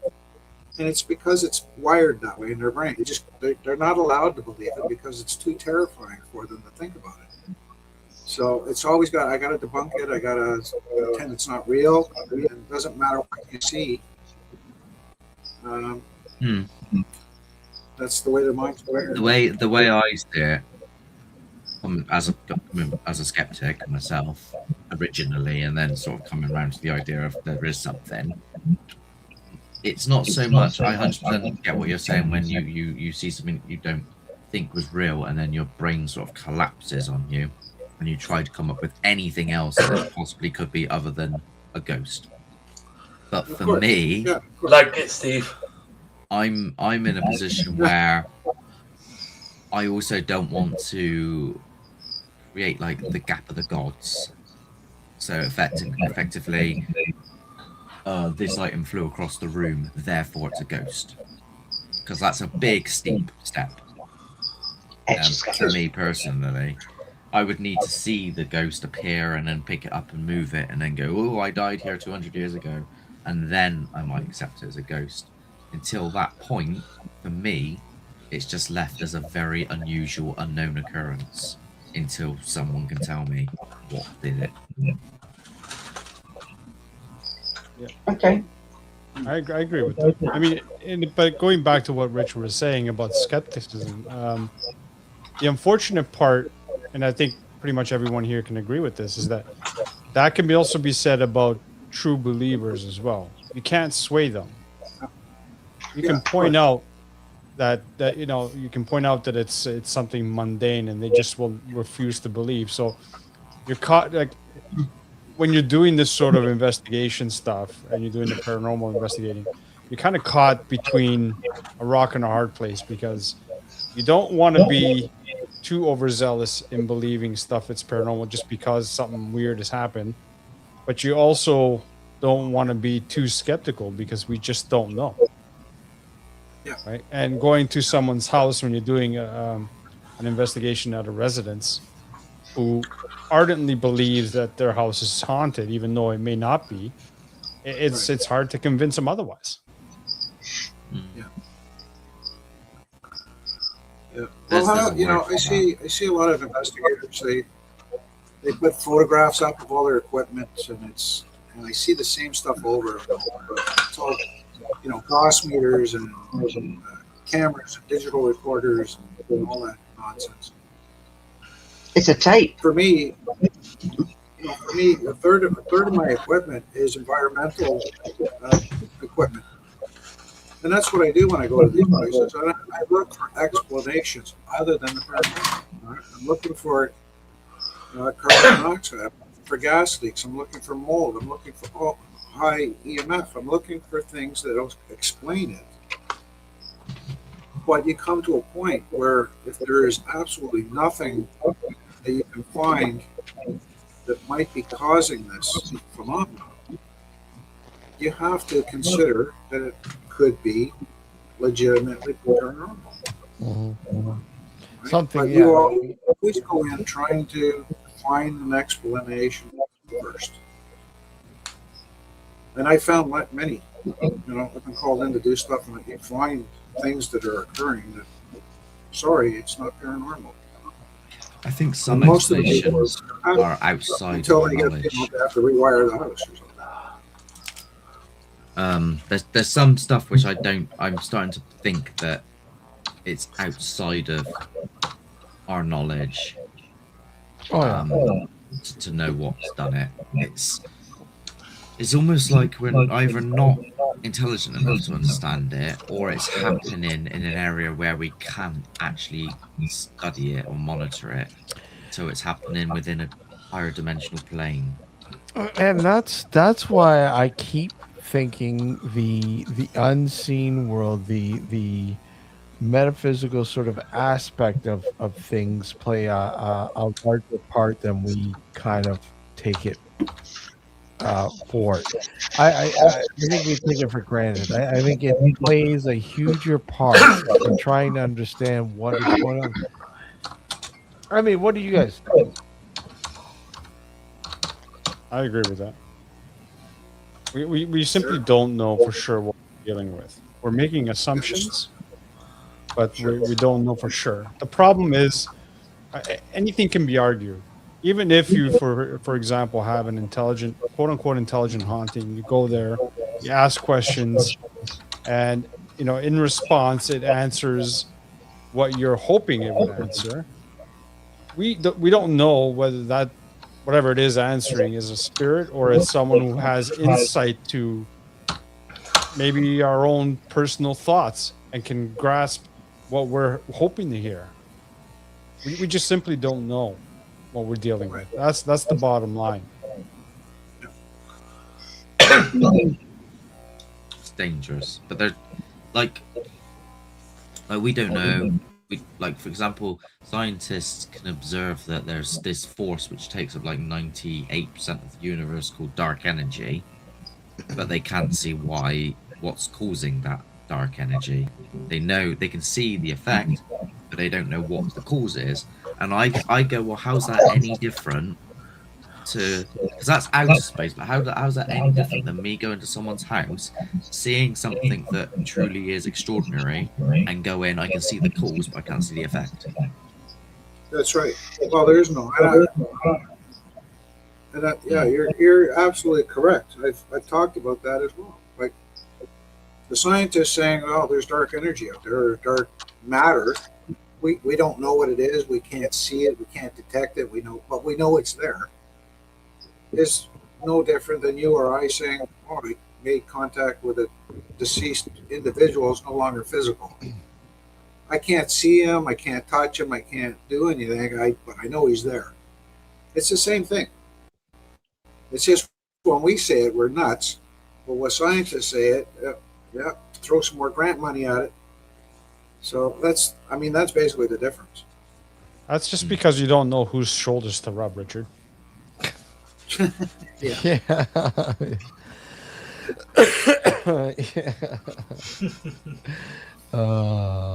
I'll get you that grant money, Richard. Don't worry. I don't need much, man. I'm doing a new experiment coming up in probably the next month and a half. I think it's gonna be fantastic. It's very ambitious and it's never been done before. But am I the test subject?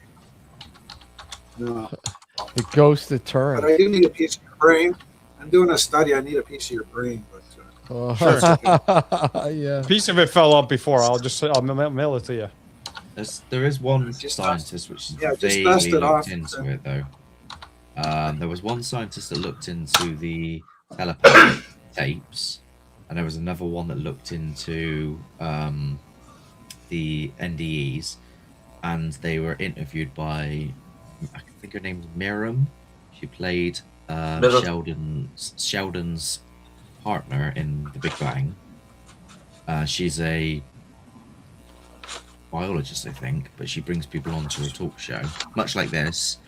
And there's been a few people that are like doctors or people that are within academic positions which have started looking into the weird and wonderful world of the universe, which is a good thing in my opinion. They need to. You know, I was just going to say, Richard, are you sure? Are you absolutely sure you would like to have a piece of Alex's brain? Well, yeah, I study anything weird, man. Are you sure? Yeah. Uh-oh. Uh-oh. You okay, man? I am the great burrito deep.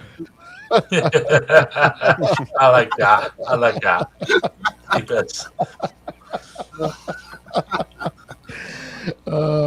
Just know that piece replicates itself. Yeah. You might get a full brain by the time it comes to you. That's going to be expensive to post. Man. So this is the kind of stuff I love. It's the old cassette. Yeah, cassette wow. tape Yeah, the old recording. mini yeah, wow. I've done some experiments with this alongside digital recorders. Yeah. And I'm finding that this captures more EVP clearer than the digital. Oh, really? Yeah. They added compression to the digital ones. Yeah, digital Yeah. seems to miss or drop stuff, and it's not as clear than the old magnetic tape, man. It's just, yeah. So I've tried it a few times, and this works a lot better. So That's why I got. the little cassette tapes are bloody expensive now. Yeah, that's the thing. They're expensive. I got a high 8 for the same reason. I took it to a location to try it, and I was like, I just wonder if this will pick up things differently because it's analog. Old style. Going on up in the spirit in the sky. You used any of those TVs in the background there to do investigations? Those little old tellies I see on your shelf. Yeah, I use those. They're, I built a few standalone systems, which is I modify them. I've got some people that can modify the microphones. So I use the TVs with a. That reminds me. I've got an old radio that that somebody manipulated where it just flicks stations, and it was another Radio Shack. Cameron. Yeah, you know, an ordinary analog radio. Yeah, I got one of them. The old ones. Yeah. Look, No.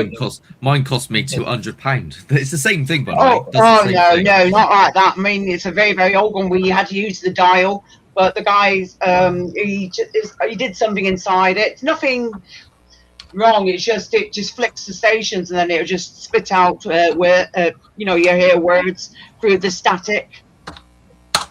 I've actually got it upstairs out of the way at the moment. Sorry for butting in. No worries.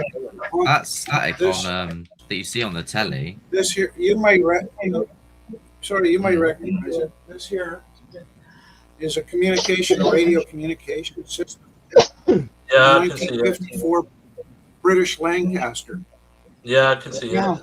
Of the Lancaster bomber. Yeah, the old bombers. Yeah, and that's that's the communication system that I purchased. It's funny. I only get music from the 1940s on it. Yeah, my grandfather, my mother's father, used to do radio comms on the Lancaster bomber. Oh, so he would have used this. He used it, yes. Yeah, he would have used that. Yeah. Wow. Yeah. And the thing is, he was in the World War II at that time, just before, what's it called? When war ended, he was still on the Lancaster bomber, using the radios at that time. And then I think about 9 years later, he had what's it? Aneurysm in the brain. He had a massive stroke. He did. Oh man! Yeah. And the thing is, I got all the stuff here. Wow. because Mum passed away before Christmas. So I got all the stuff here and all the records of her dad and all that stuff. Quick, everyone, let's raid Tony's place. Let's go. And I do deal with CB radios and many other stuff. PMR radios. And also I do sometimes record podcasts, play music. I'm not going to mention on you anyway. You know, it's not my channel, so it's Steve's and Alex's channel. Anyway, right. Oh, hey, Tony, go ahead. It's fine. No, I'm not going to do it because at the end of the day, that's why my YouTube channel is called Charlie Tango Sia 52 DXK. Right. That won't be easy to find. I'm on there now. I'm on there now. Oh, you live on there? I live on, yeah. I like that. I like that. I do try my best to. The thing is, it's been so quiet for the last year and a half on the CB radio. It's gone absolute rubbish. You know. That's about right. Richard, I don't know if you remember. Well, I think you do remember. You remember our good friend Gareth Davies, right? Yeah. Yeah. I think you were on with Gareth one time with us, right? I think you was. Yeah, I think so. Yeah. Well, he. It's a long time. Yeah, he passed away, but. Oh. Yeah, sorry. I remember. Well, a while ago, COVID, vid related, you know, and Tony was always on Gareth's Friday Night Howl and stuff like that. Yeah, that's another connection there. Yeah, I got his stickers on the door here. Mindset. Yeah. God, Davis, you are. Oh no way! I should have worn my Mindset T-shirt. Come on, Mindset Central. Hang on. I'll bless you. Hang on. She's on a mission. Now, I'm not taking them off the door because. No, don't. I did that on my own scooter. Mindset Central. She's on a mission now. Oh, go on. Right, send this to you now. What's that? Where are you? There you are. Done it. Okay, here we go. Oh yeah, good old 805. Yeah. Good old 805. Yes. You have to take your background off to see it. You can't see it through that. Can't see it. Your background. That's on my YouTube channel as well. Central. Yeah. That's on my YouTube channel as well. If you look through, you see 805 on it. That's it. Yeah, there you go. MSD, Mindset Central. Okay, yeah. I remember going to Las Vegas, and what the heck? I was in Las Vegas, and at the casino, we've got an avalanche going on over there.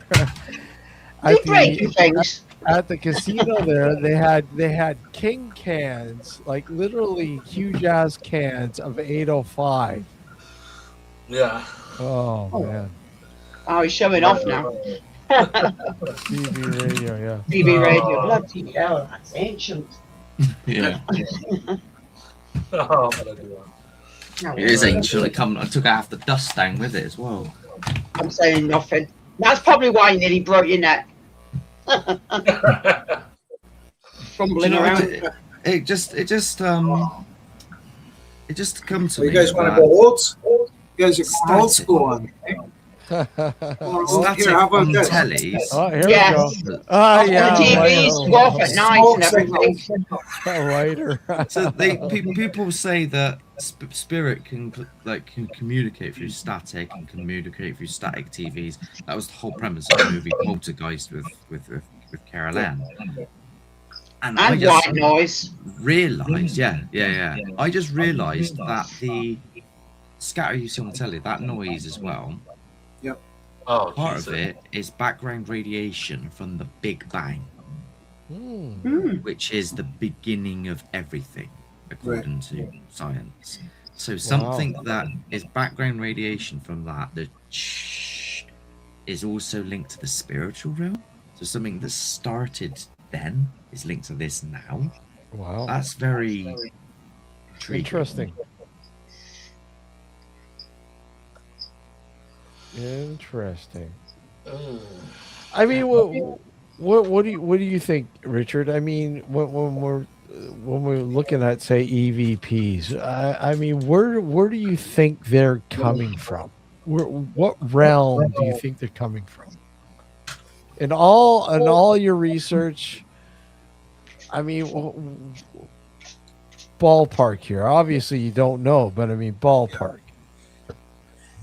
Well, I go on the premise that we're communicating with people that are no longer physical. They're not really any different than us. Where they're different is they're no longer physical, and they exist in different time frames, and we're transcending that time and space, and we're communicating. And that's why communication lags, and sometimes it's difficult. It's because of the time and the distance that we're communicating. So where are we getting this from, though? I mean, is there a place? Do you think there's a place that these are all stored, or, I mean, what are your thoughts about, like an archive or whatever? Where are these things being plucked from, if you will? Well, you haven't obviously read my theories, Steve. But I haven't. It's not that I haven't read them, but I want you to tell us. Yeah, so I have a theory. It's called the memory matrix, and it's the memory. Everybody builds their own little bubble of reality when you die. In that little bubble, if you were to cut an arrow bar in half and look at all those little bubbles in there, that's basically what it looks like. We're surrounded by all these bubbles, and inside those bubbles are absolutely complete realities that belong to the individual that once lived on this planet as a physical person. When they pass, they build this little reality, contains people living and dead, that a facsimile that their conscious creates, and it becomes a reality. Half the time they don't even know they're dead. They exist in this little bubble, and those bubbles can rub up against our reality in a particular frequency, and we can transcend that information. We can ask questions, and they can answer it, and they can ask questions, and we can answer it. It's not as simple as that. I mean, communication is difficult. A lot of people are working to fix that problem, but that's what I think. Now, it was a good enough theory for the Simpsons to steal from me. So now on an arrow bar. Well, you know what? It's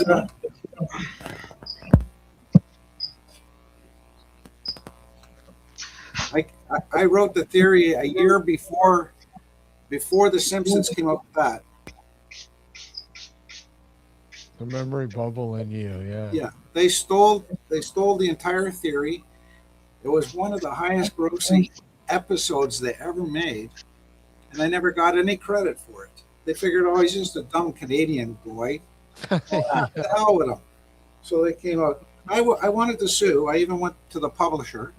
They agreed that he stole the work, But they said, you know what, Fox, for every employee Fox has, they have seven lawyers. So forget about it, man. Fucking hell. It's no good. Wow.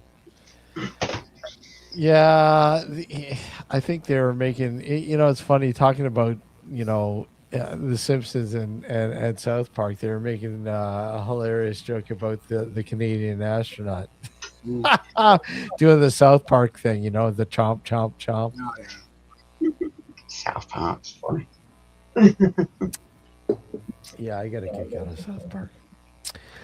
But yeah, it's yeah, I mean, I could see that, but I don't know. I mean, when I get what you're saying, Richard, but at the same time, when we go into a location, any location, whatever, and we all of a sudden extract this audio, right, and we listen to it. Yeah. And say it's intelligent in response. It's Right. an intelligent response. Then what? Okay, but so this is where I understand what you're thinking, but this is where it falls apart. Yeah. So the context of the communication should have something to do with the location you're working historically, right? I don't go to the Hermitage in Burlington and start communicating with some ghost from South Africa or from a Ram's Head in the UK. It has context in history for that location. So it's not a big stream of information that you're dipping your fishing rod in. It's specifically targeted to a location. I mean, I have to get a little light here, and I have to say that there's been times that we've been in locations and Alex has come out, and we've been collecting EVPs, and it's just after he's had a burrito. Yeah. Well, that's enough said. And the problem is we can't make out what language it is. Yeah. Hey, Justin, how's it going, man? How's it going, guys? Good to see you. Good to see you, bud. I'm glad I caught that in with Richard and Ouija boards, because even though we kind of come from two different schools of thought, I'm more psychological in experiences, and Richard most definitely had a lot more experience in cases than I had, but has actually, seen things more in a physical nature. But we've always, for the most part, have the same kind of connection when we're looking at certain things. And I was like, that's why I love Richard when you started explaining that, because Hello, Justin. Hey, how's it going, Charlie? Not too bad. You okay? Do you remember the live show on Friday Night Howls? Friday Night Howls. Gareth's Friday Night Howls. You remember Tony? That's I am. Sorry, it's been a while. Remember the card that yeah. No, I remember now. I recognize you, mate. Thank you. I'm sorry. Yeah, it's been a while. It really has been. When you think about it, it really has been a while. It has, yeah. But most definitely, the experiences with like any divination tool, I made Ouija boards out of cardboard. I have a few, that I've collected because I got a glow in the dark one, and I've had experiences, and I really can't tell exactly, where the source is, but I can't say I've had an experience. And my first time using it was when that's a classic witch board. Yeah. Nice. And we pulled it out, and it was when the first time I was 18 years old, coming home, had roommates, wild times. That's a discussion for a different time. But we pulled it out, and the one thing that stuck out was I kind of focused it on myself, because at least I know I can control and know the information. And I had my roommates who were doing it. I would, have them like ask questions, and or I will form it as because they were asking questions about me. So I said, well, how about ask something about me that only I would know, for sure, because they were afraid. And I was like, well, let's do it that way. And they if I remember correctly, it was a Bible verse that it came up with. And then I think it was trying to mention a family member, and it started spelling out Ignacio, which is my grandfather and one of my uncle's names, and they don't know that. And all I can say is that I felt it was like a magnetic pull. I can tell you it wasn't them pulling this. I mean, they could have taken a chance, given that I'm, Hispanic, Mexican American, and just like this dude's got an uncle, grandfather that's, named Ignacio. But most definitely, I highly doubt that was the case. Now, was it my uncle or my grandfather? I don't know. Was it something else? Most definitely, because me feeling the planchette move was kind of different than the other times that I've used it, or I've used it with other other people. I have used it by myself, and it hasn't worked. Like the majority of divinations tools really haven't worked, and I would say the pendulum has been more. The pendulum and tarot for me has been more successful than even the Ouija board or anything like that. Yeah, And I've pendulum's quite great. it's just I don't know what it is, but they're all like Richard said, they're all tools. Yeah. What I think partially what it is as he also said, the intent. But we're doing it. Okay, so there could have been a possibility that I spelled Ignacio subconsciously, right? And I moved the planchette as it was going, as they were saying it. I know I wasn't thinking about my grandfather or my uncle. I wasn't at all. I was actually thinking of my great. If anything, I was thinking of my great grandmother, because I've had more of a connection to her than my grandfather, and my uncle not so much, but most definitely my great grandmother. At the time, she was already dead. So most definitely that feeling was interesting, just to say that experience. After that, Yeah. of using them before, I've never had that type of experience. I still own them. I don't have them here, but I still own them, and I wouldn't be afraid. I mean, I've tried to use rituals to contact demons before. I don't know. I don't know. I don't know. I'm living to tell you that I've survived. Sure. Maybe I didn't do them wrong, because there's all sorts of rituals out there Yeah. that I haven't tried. Some take months of planning and months of almost fasting and stuff. So maybe I didn't do it that way, but most definitely I haven't felt anything totally. And I'll pick things up from haunted sites every now and then. Just something that seems interesting. I might bring. I haven't had any real life-threatening experiences at all that I can say, but I've had experiences, but not necessarily correlated with those things. But for sure, they're tools. They're tools, people. You know, Yeah. just try to use them. But I think, back to the point is, I feel that it's a sleight of hand. All right, it's a subconscious sleight of hand, or it could be literally us focusing ourselves, and that's why I felt the magnetic resistance. That's the only way I can explain it. It was like a polarity. It was the way it was sliding felt like polarity, and maybe we just tapped into the right stuff because we were all kind of channeling into this thing eventually after like an hour. It was like an hour or more before we even got to that point where something actually happened using this thing, because they wanted to give up, and I'm like, me, the experimenter, the investigator, I just wanted to keep going until I could do it all night if I really wanted to. But no, yeah. I appreciate that, Richard. Because you're I- thinking I you're know. you're influencing the planchette. So I think what you want to try is get a cardboard and do a circle of letters, and then cut the center out so the letters are still on the cardboard, and then fill a bowl of water and put that board on the rim of the bowl.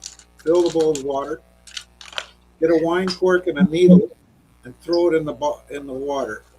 That way you're not touching anything, and ask questions and see if it'll spell out words for you. Wow. Yeah. If you're influencing it, yeah, then it's telekinesis. So either way, you're going. Has to that get ever worked, or have you just come up with that concept then?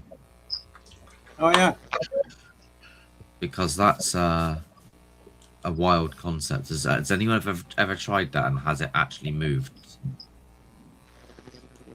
Never tried it. What the hell have you got in the background?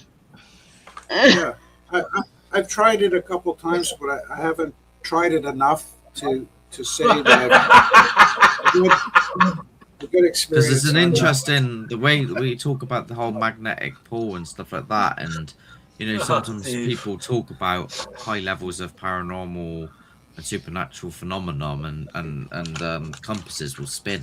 Mm-hmm. Oh yeah, I've had that. I've had that. I bought a static field detector. It's actually quite large, but it'll pinpoint a static field in a room. So then I can start doing other measurements of that area and find out why that static field is in that area. I mean, we're trying to build a better mousetrap. The other thing I suppose you could think is, if these, you might believe it's spirits, other people might believe it's something else, but if whatever it is pulling off of like magnetic energy, or it's using some sort of electric energy or something like that, if you could actually pinpoint something which you can go, okay, this is magnetic, or okay, this is that. So let's say, for example, it does pick up on like electrostatic energy. You could go into a location with something that produces huge, vast amounts of that static energy. I think there's like ionizers as well, where you can reverse them, and that sends out like loads of positive atoms into the air. Yeah. You could do ion counters, actually. Yeah. People talk about when you do the normally I think you have to reduce them, and it's to like make the air better for you or something like that. If you put the positive ones, it could be the other way around, but if you put them into the air, there's been reports that there's a higher level of activity when you do this. Ooh, stickers. That makes sense. I was kind of finding correlations with the I'll just call them spiritual experiences more than paranormal or psychic. It's just spiritual experiences, and a lot of them strangely happen at night. A lot of them that I've collected, or I should say, I gathered myself listening and doing this for so long, that happened between the fall and into the winter. And I started looking into certain things, and that was part of the static and ion. And during those times, moisture will actually put positivity along with stormy night. Believe it or not, as goofy it is, stormy nights. Oh, yeah. I've heard people say they've had experiences during stormy nights, and then nothing happens all year. It's like sometimes it's seasonal. I've heard people say, this is the time it starts happening. So I've seen, but I've heard from people giving me these stories. So I'm assuming there has to be something going on with the charges and among other things. But you're right on it, Mark, with that. There's something else with the positivity charge, the ion. I know that was a big factor with the moisture. Starts becoming positive charge. The ions start becoming positive charge. And then, of course, you got a slew of other things. And then you get static in the air. And all these are all parts of the electromagnetic spectrum. So imagine that among other, what else? Other geological radiation. But most definitely, there has been some correlations with seasons and paranormal experiences. And it's been in the wetter, more moisture-ridden times that I've noticed. I just want to remind people, if you buy a super chat for $2, you are entered into the contest for the free T-shirt and stickers and so on and so on. So I will be announcing the winners at about 10 minutes to 11 o'clock, and we're going to go until 11. I must add that Jackie's won the free T-shirt that Yay. Keith put up there for everyone. But yeah, there's still one T-shirt left to win, and that's if you buy a super chat within the next 45 minutes, or if you subscribe or buy a membership. If you grab a membership, then you're also entered into the pool as well for the free T-shirt. So there you go. I call that bribery. Is it working? Hey, she got a free. I'm already a member, but it was only $1.99, so you know it's all good. She already got a T-shirt, a free Yeah. T-shirt. I got to get a new one. Mine is I've worn it so much, guys, that it's faded now. Oh yeah. I should show you it. Seriously, I've worn it so many. I wear it like constantly. Yeah, that you know what I love. Oh, there's Charlie Tango. Charlie Tango again is hit. Oh man, that's like tie 4 for Tony. Thank you again, Tony. Really appreciate it, man. No worries, Steve, Alex, and the panel. No problemo. Awesome, man. We'll get you a T-shirt that has a giant budgie on it. Oh, bless you. No worries. Awesome. Yeah, I will put the winners up there, and again, I will post the winners in case you're not watching the show and you win. I will post them here on YouTube in our post section and on our I guess what Discord and Facebook groups. Discord's a pain in the ass, so if you're not following us on Discord, I'll put a fresh invite. Let me just put that. But you guys go ahead, keep going. Yeah, like, subscribe to Nocturnal Free Yes, Radio. absolutely. Please like and subscribe to the channel. Yep. Let me get this. And hype it too. And hype, yeah, hype this if you can. Hype it. I am good on You you. gotta love the new hype thing, but hype it. Let me just see here. Hang on, I'll have a look now. Well, I don't think you can hype it yet. I think you gotta wait. Yeah, till it's afterwards, isn't it? Yeah, it's afterwards. Yeah. No, I can't hype it. Yes. But here's the Discord link, the current one. If you're not on our Discord channel, please server, go ahead and follow that link. You're not set it to a permanent. No, I hyped you. Sorry, what's that, Mark? Does it not allow you to set it to a permanent link?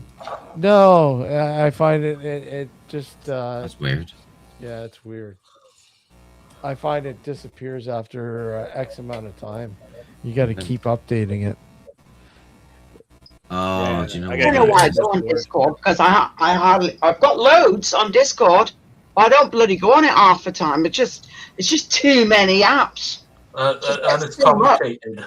Yeah, No, it's not complicated. It's just a pain in the ass.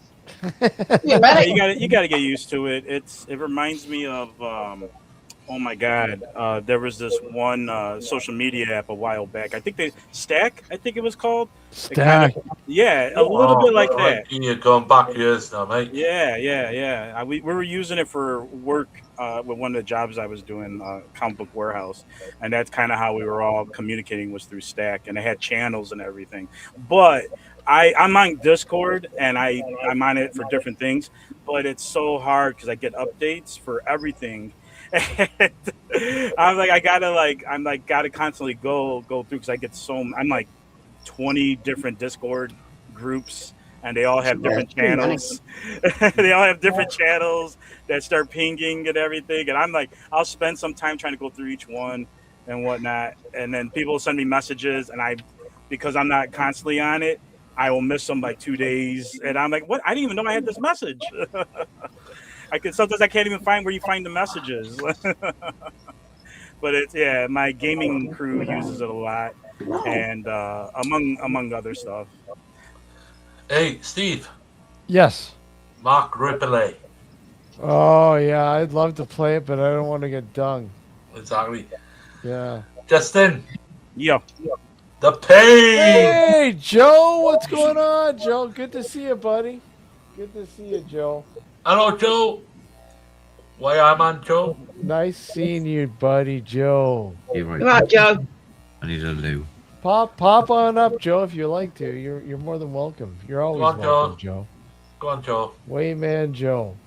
Why I'm on, Joe. Let's see. What else? Okay, hold on. Okay, so that's all set up. But yeah, once again, we'll name the winners. I don't know, man. I think Tony's bought us all off here. I'm just kidding, Tony. You got an applause sound effect for the winners? We should get a sound effect, right? Yes. Yeah, I mean that works. Oh too. no, not a fart machine. It's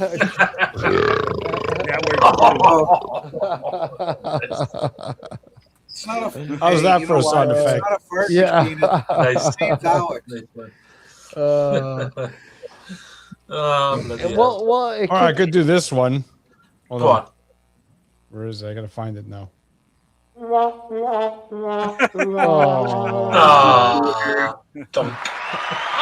cheap. What am I cheap? There you go. Yeah, you're getting told now. I'm being cheap. Getting told. I'm being cheap. Oh, I've been told I'm cheap. Why am I cheap? No, you're not. You're not. Okay, hold on a sec here. Oh, I'm gonna go to bed soon. Yeah. It's what time is it there? It's got to be what? It's nearly 20. Well, it's 3:17. Oh, 3:17. Wow. Wow. And I think the earliest is Justin. Justin, you're an hour behind, so you're only 9:17 there. Yeah, 9:17. Yep. He's young pup. Yeah. Well, it's earlier there. It's like an hour earlier than here. Good old. Where are you, Justin? Chicago. He's in Chicago. Yeah. That's where the house music. And yes, actually, yeah. No. Yes. One of the last streams were on. Me and Friday House were on for like an hour and a half, just chatting it up. Was it 1984 onwards? Wasn't it? Chicago house music. Oh yeah, it was around. Yeah, it would be around that time. Yeah. No, I grew up with house music. My cousins were DJs and stuff like that. This is where people start showing rage now. And Steve knows what I do as well. Oh, that you do house music? Everything. Oh hell Just yeah! everything, man. Yeah, Tony. Yeah. That's DJ awesome. Tony Legend. Remember? Hell yeah. Tony L. Remember? Tony L. Tony L. Tony L. They yes. took... Okay. Now, thank you. Yes. Now you know. How many, Tony? How many times did Gareth take your records away from you? Not a lot. Bloody hell. And I'll explain to Justin. I did have a breakdown 2 years back.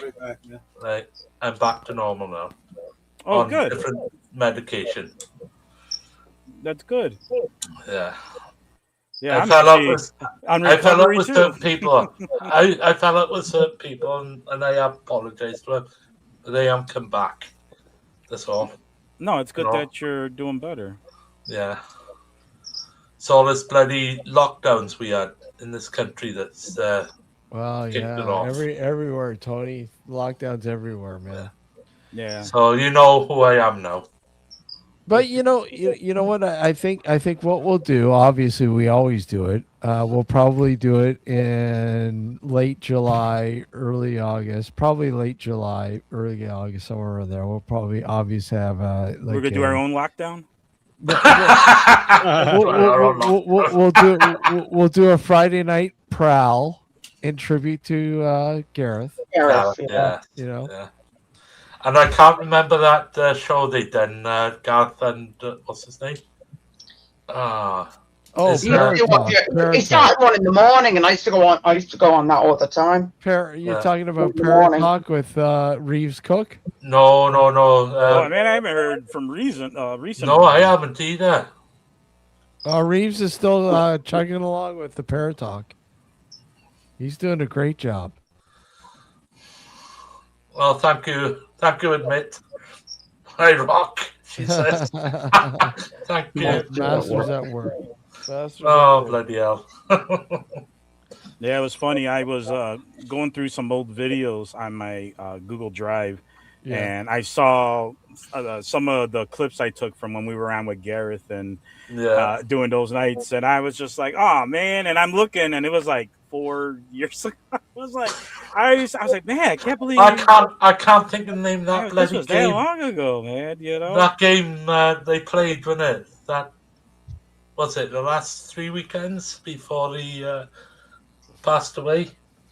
I can't think of the name of that game, but bloody hell. Yeah, good old Gareth. After gone, I often wonder, like, I mean, I often wonder what the Mindset channel on YouTube would have been like by now. You know, because I mean, he was always innovative. Yeah. You know, and it was growing. I mean, it was already pretty big. Even I was surprised at just finding things on Reddit. It was like, man, Gareth, the Mindset podcast kind of hit a lot. It branched out a lot, and then I ran into people who were friends and been on the podcast, and I'm like, oh yeah, I didn't know you knew Gareth. I was like, man, I only know Gareth because of these guys, like seriously. And it was it was kind of a weird small world, but his brother is about 7 miles from me as it crows fly in Swansea Lake, and just around the corner from there. And I do still miss him. Do you see Richard at all? His brother Richard? No. Richard. My brother just lives up the road from him. Richard pops in every once in a while here. Well, while we do our lives, he still pops in, which is really cool. It's always it's good to see Richard. I wish I had the Star Trek that could just materialize, but I don't have the app. We're the old timers of Garth Davis. Oh, that reminds me. When I was listening earlier, when you guys were talking about UFOs, I was interested in. I think you mentioned this before, but I was interested when Richard was talking about how he thinks most of them are government related. And I kind of wanted you to expand on how you came to some of that conclusion, because I kind of feel the same way, Yeah, well, I'm more and more leaning that way because they have experimental craft out there that are triangular shape. They have the 3 lights on it, center light, 4 lights, right? So we've been seeing these things for a decade now, and now it's becoming evident that the U.S. government has these things. Yep. So we're seeing more and more, and it's funny if you go through the decades how the craft changes, right? It started off like this. Yeah, saucer bell thing. Yeah. And then it started to morph into something else, and then the triangle. Then the triangles. And triangle. So, once you get past the problem of gravity, you can basically fly anything. You can fly a school bus. You can do anything. I'm going for the toilet Gravity- break. Right. If gravity's not a problem, well, anything's aerodynamic, I guess. Yeah, yeah. So, And all that is figuring out the magnetic spectrum practically, so you can kind of float on charged particles in a sense. I mean, that's all they have to do is figure that out. You know. that's right. But yeah, You know, I after, and it's not a lot. I'm not a huge UFO guy like I used to be, so I don't know a lot of the current stuff. And then a lot of stuff that I do know is kind of hoaxy now. Now it's kind of found out. Oh, they were probably hoaxy now. You know. What's his name from Fire in the Sky? I keep forgetting that guy's name. Travis Walton. Travis, yeah. I guess there's some in my UFO channels. I guess some other controversy happened recently with Travis. I'm not sure what that was. I got to look into it. But well, people who talked to him said that he feels something happened, but everyone else involved, including his family, everything was kind of sketchy, and stories were changing, and this and that. So you don't know, but I wouldn't, with the technology and things, I wouldn't put it past the government, because the WikiLeaks, I used to read books on confidential files that were, FBI redacted release files, CIA release files. Some of them were, which was kind of cool. They put these files and they were like, here's a paranormal Bigfoot book. And most of those files were either the government investigating those claims, and they didn't find anything, but they had some interesting stories. But from that to WikiLeaks, we have government. Most cases, it's not the government specifically. It's black operations. That's all I can say. Because I think you mentioned people don't realize the president has the highest of clearance. So he really doesn't know what's going on. And if the president doesn't have the highest of clearance, every other person below him does not know what the heck is going on. It's mostly, if you look, it's mostly contractors. And yeah, and it makes perfect sense, because you put it in the hands of contractors, because they don't have to answer to the Freedom of Information Act. Right? So when you put in a Freedom of Information Act request, they go, I don't have to comply with that. That's government stuff. So the it's like contractors are safe. Cayman Islands, putting your money in the Cayman Islands, so it's off the books in a sense. Yeah. So when you look at what Ben Rich is, Ben Rich was the CEO at Skunkworks, right? Who was working on all these top secret aircraft. When he comes out and he says, "Oh, you know what? We have the technology to take ET home," and when they specifically ask, "Who are these? Like, what are these UFOs?" He says, "Well, you know what? Half of them are ours, and the other half are, I don't know." And then you have people like I'm having trouble with Gary eye McKinnon. contact. Gary McKinnon went in and he hacked the government agencies in the United States, and he found all this information regarding people that working off-world, right? Different ships that were named after people historically in the United States. Mm-hmm. So it showed like there's an entire secret, almost breakaway society almost. Yeah. Where they have all this technology, they're doing all this Star Trek stuff, and for the rest of us, we get Artemis floating around doing a drive-by at the moon, right? I love Jackie's crickets. Sorry, I love Jackie's crickets. It adds to the atmosphere. I'm gonna have to go off to sleep. Okay, I've had a Mark. bloody Mark, long day today. Thank you for popping in, man. Take care, eh? All right. Mark. All the best, Nick. Take care. See you. Mark. Bye. Mark. Yeah. Justin. I thought you were talking to me because I do have crickets running around here too. Because, No, but these get fed to things. Yeah, no. Yeah. I know that I have tarantulas and scorpions and Same. Same. So I'm with you on that. I have them. It is interesting, Richard, when you're saying that we have all this info and whatnot. And I go again more about psychological, and the reason why I brought up WikiLeaks and these other things, because we have files that show contractors through the CIA going to certain countries, doing basic psyops. All right. So let's say, for instance, there's this kind of one, and it's vague. This is stuff I've read like over 20 years ago now. 20 years ago or so. So I forget what it was. They wanted some resource, right? So they got some contractors who were involved with the CIA, because that's always what it is. It's ex-CIA agents who really are not ex-CIA agents, but they start some kind of contracting business. They're already involved, and they get contracted by some corporation. Okay, now that corporation sends these guys out there for whatever this small community. And this one particular story I was reading, I want to say it was Africa. It could have been the Middle East, and I want to say there's a few more that are most definitely probably the Middle East.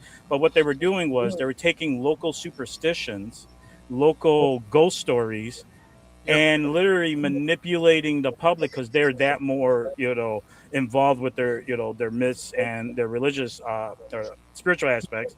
And they were saying that places were cursed. So all you needed was like a couple people who really believed in it and was like, yo, this area is cursed. They literally, you can find this area is cursed. The people ended up moving away basically from that area. So instead of like killing them or forcing them off, they say the area is cursed. They use that. The company comes in and now they got the resources. Now that's just a small country or something, right? Why wouldn't they do that to the American people, to the British, to anybody, to even anyone, Why wouldn't they do that at all? And we have tons of accounts of these, and not saying it's totally not possible. Come on, South Park is doing it to Canada, for crying out loud. Well, I mean, you look at what they do with. Sorry, man, I lost my train of thought. I don't know where I was going, but it's okay. I've had a margarita.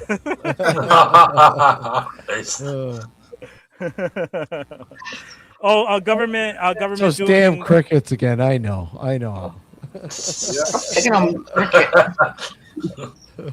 This is.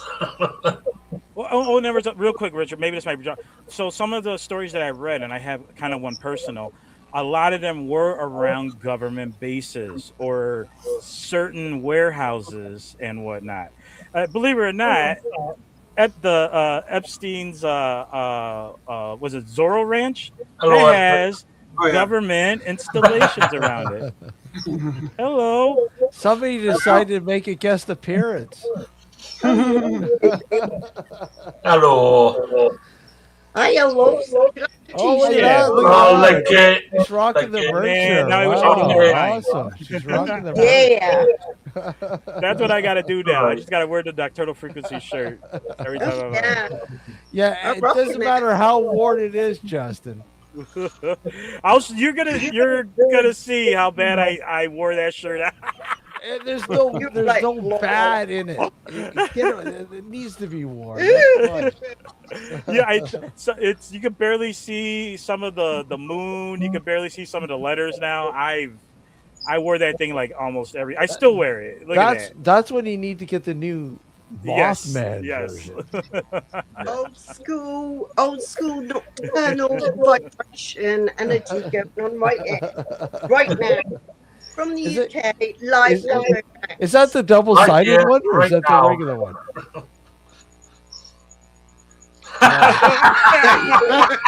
The writing on the back.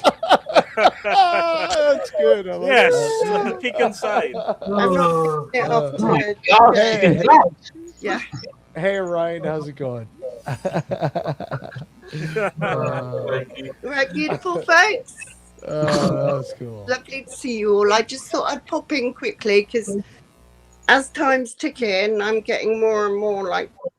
It's pretty late or early over and there. I just really wanted to just come in and say, support this channel 100%. We're going places.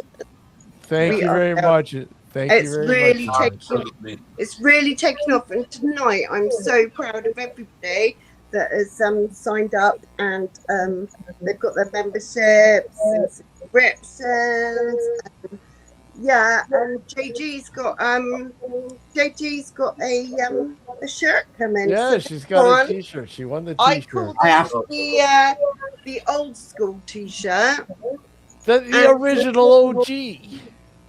Yeah, I just bought a massive one. I think mine's large, XL, XXL, something like that. But yeah, I love it. It's really good quality cotton. Well, Not thank you for grabbing it. this, but yeah. Was anyone on your golf face? I guess. Oh, I just reading what Joe said, Joe. Joe, stay off the bloody cheap, shitty beer. I can't see the chat anyway because I'm like on StreamYard. So No, he's saying, has anyone on here got a flea circus? I mean, he's on that cheap shit beer, so Has he still got that like shitty 2-finger thing up on the wall? He probably has. He probably does. Yeah, he needs to change that. That needs to change, Joe, because no one's going to take you seriously if you keep doing that. You can't take him seriously anyway, because you talk with his accent, and then he's pissed half the time, and you can't understand him. We love Joe. Wait, man, Joe's the best. I love Joe. Jesus Christ. Come and join us. Nah, I'm going to bed. I'm going to fight the cats upstairs in a minute. Yeah, well, we're hearing the crickets over there, Jackie, so that's the first indication, right? Oh, yeah, but these are down. See, these are all downstairs. I'm going to go upstairs in a bit. So in 10 me minutes, picture room. I'm going to announce the winners. In 10 minutes. 10 minutes. So Yeah, and I still got so grab a super chat or grab a membership if you want Just to be in. grab on whatever this. you need to. Well, hey, grab Wayne, a how's it toilet going? bowl if you want it. I got I have toilet paper, thank you. 20 toilet rolls. Because I've got allergies. I've got really bad allergies at the minute. I've got really bad. Oh, bless. Bless her. Bless the little heart. The countdown is on, Wayne. Yeah, Oh, exactly. yes. Let's have it. Let's have it. Who's gonna Come win? on. Who's gonna win? Let's see here. I'm going to win. Okay, we got Me. Do the poll. Do the poll. Me. It's always You me. admit I'm gonna win. So who do we have? Tony times 4. Okay. Oh my God, Tony times 4. Pump's in there for a couple. Looks lovely. Sage is in there for a couple. Oh. Susan's in there. Laura, Rosside, Paranormal's in there. And Admit's in there. Well, she is a pretty lady. So bless you. grab a super Yeah, no chat worries. now. Hit us up. Poor $2. old Bart. Me, not you. You do look lovely. That's I'm great. 51, love. I'm a bit. I'm 54. I'm 54. Oh, perfect. Marriage made in heaven, Tony. No worries. Wait a sec here. Wait a sec. No. Tony, you're 54, Tony? Yeah, 54. God damn it. Sorry. God damn it. He's upset because he's older than you. God damn it. Damn it, Janet. I'm not 54 until the end of the year. Wait a sec here. You know, I'm Who 52 at the end of the Brady month, Bunch? actually. The middle At the end of square the guy. month. The middle square guy. Who remembers the Brady Bunch? The middle square guy right there. Oh, man. And I'm the baby. That just means I've been investigating ghosts longer than most of you. You have. Yeah. You have. Maybe I've experienced ghosts a lot longer before you. Wait a sec here. 40. Wow. Well, yeah. Yeah. That's a long time. Yeah. A long old time. It's half a century. All I know is that this guy over here is the youngest. Tony. Which guy? Tony's the youngest. Oh, Tony. Justin's the youngest. Oh wait, Justin's the youngest. Wrong side. Wrong side. The other side. Other way. The baby of the crew. Something to do with salad. Hey, watch where you, hey, Hey, look, Justin, I'm watch where fingering put you that guys. finger, man. Yeah, I'm fingering you guys. Yeah. Whoa. That's just rude, man. Young people these days. Yeah.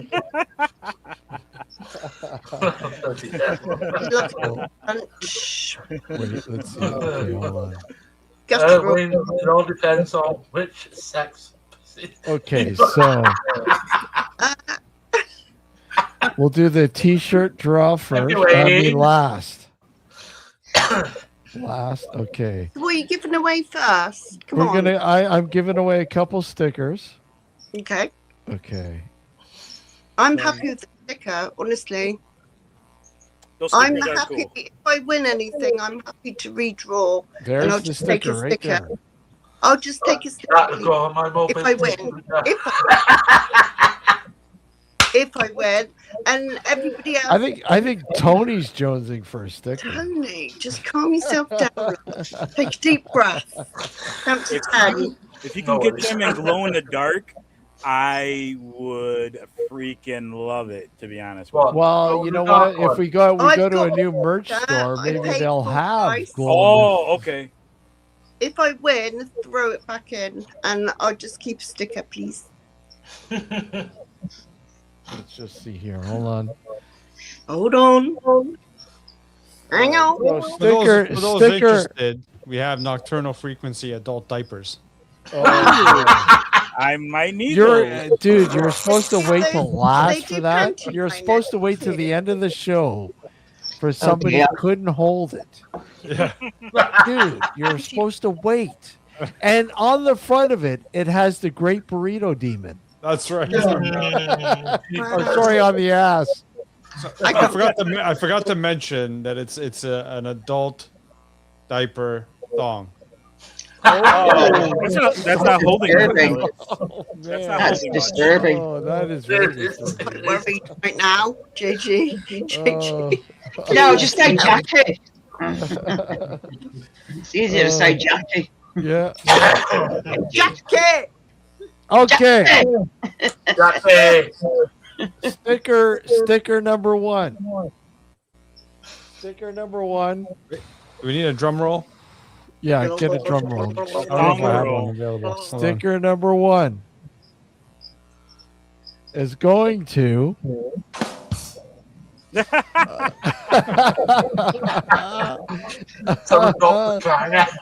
That's good. Sticker number one is going to Tony. Tony. Tony. Thank you.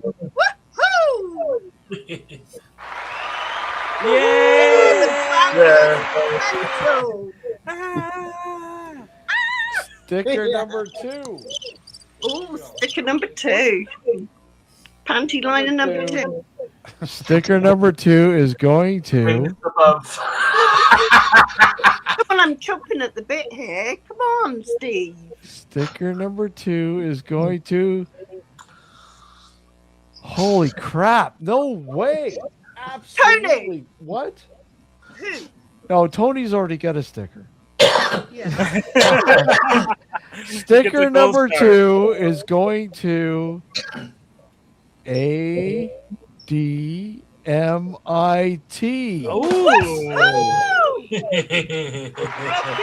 Next one. Next one. All right. Thank you. And the grand prize, Yes. Yes. of a Mothman t-shirt. The winner. The winner of the Mothman t-shirt. Let's have it. The winner of the Mothman t-shirt Spit it out. is. Come on. Holy crap. I can't believe this. Who? No friggin' way. Who? No, I can't believe this. Alex and How Farts. is this possible? Cheese. How is this possible? possible? How is this possible? I don't know. Alex, grab it all. I can't believe this. I'm baffled. I'm absolutely baffled. He doesn't know who it is. No, he doesn't. No, He's it's still going here. It's still going. wrong, isn't it? It's still going. Ain't got bloody And the winner of the T-shirt is, here we go. Spelling it out now. Tony. Tony.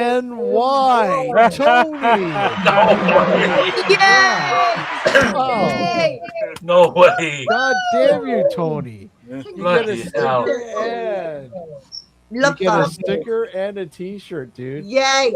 Oh. You can ride on your scooter in style in the summer. Dude, T-shirt. now you got a sticker to put on your motorcycle, your moped, or whatever it is. Yeah. And you can wear a T-shirt to boot. So, oh, thank you. so You Tony, deserve that, darling. You really do. you gave me your email, right, Tony? Yeah. Okay. Hold on. Yeah, it's a bit private chat. Yeah. Really happy with it. Yeah, don't put anything on here, please. No. No, he hasn't. He's in private chat. Yeah. No, it's in Because private. moderators will kick you out. All right, cool. can- That's awesome. So Tony, you won a sticker and a T-shirt. How do you feel, dude? Fucking yeah, I got going. Sorry for the language. Yeah. And I should swear. admit wins the other sticker. I only wanted a sticker. And Tony. Jackie gets the other T-shirt. Yeah, Thank you. Jackie. bless. Oh, don't Oh, forget bless Jackie. Jackie as well. Yeah. Oh, he's already got my address. Hey Okay. Sab, how are you? Good to see you, buddy. Hello, Top. It's just Long worked time no see. beautifully for everybody. I'm really pleased. I'm So proud. that's cool, man. I'm proud. I'm proud Really as well. Admit. I'm Adam, proud. what's up, buddy? With you. I want to say hey, you guys all rock. And again, like I said, thank you for supporting and helping us out towards paying for another year of Yeah. StreamYard and Damn everything right. else. But if you can, keep it coming. Grab a super chat or grab a membership. Whatever you can helps out. And I know we're all Every little stripped for tiny cash. little winky help. Yeah. Oh, bless you. Bless you. No, such every good. little bit helps, but thank Yeah. you for Yeah. those who have Yeah. donated already, and again, And Tony it's- stopped donating for about like a month or something. Yeah, no worries. No worries. No Stop. worries. No worries. Stop, please. Yeah, And no worries. enjoy your goods. I want to thank Keith for donating. Thank you, the Keith. funds for the T-shirt. Thank you, Keith, to that and coming on. And Richard, always great to see you, buddy. Yeah, thank you. I knew it did. Richard, thank you for popping in, and Justin, of course. Man, the guy, Awesome. just like Richard, has been a fixture of the show for God knows how long. Right? I was in my 20s. Yeah. This is how long we've known Justin. We've watched his Justin beard grow grow up gray, just like he's watched our beard grow gray. I was just a little boy. Thank you, Pump. Thank you, Pump. Thank you very much. Really appreciate Right, it. thank you. I'm going to get back to my modding now, my moderating. All right, thank you. Bye. Thank you for popping up in a bit. Take care. Thank you. care. Thank you. See you in a bit. Bye. Bye. Bye. Bye. Yeah. Bye-bye. Bye-bye. Pump, just £2. Thank you. Really appreciate it. Thank you very much. And again, I want to say, all this is going into helping us pay for another year of the show, and that's it. It all goes into that. We don't take any of this money for personal use or anything like that. It goes back into the show and StreamYard and everything else. And the R&D for the adult diapers. That's it. Hey, the The great I've been testing them. burrito, the great burrito. And this is going to be a thing. The great burrito demon diapers. Oh my god! I can't wait for the commercial. I'm going now. I've had enough. I've got to go to my bed. Yeah, Nice meeting you, Jackie. Jackie, thank you. Nice to see you. Take I'll care, catch you all Jackie. later. See you later. Bye. I'd love to hear about your critters later. Oh yeah, that's Oh, hilarious. that's bloody good. Night. Just so you don't miss her. The crickets, yeah. I have my own. Oh my, it's bad. They escape. The kids freak out. It's hilarious. Yeah, that's hilarious. But yeah, I want to thank everybody. 5 hours. Holy crap, man! 5 hours. We done it. Yeah, we did it. And you know, it's not to say like I can't, you know, there's been a lot of people that have done like fucking 7-hour streams. God, we used to do long streams back in the BTR days. Yeah. And so much great shit was put out there. And I love doing longer ones, but longer. That's what she said. Or Yeah, they that's said. exactly Or right. they said. But longer dark discussions because of the info and the perspectives and everything else that gets out there. And you know, and I want to thank Justin and Richard and guys like you. Like, I mean, the wealth of knowledge that you guys bring, it's always appreciated. It really is.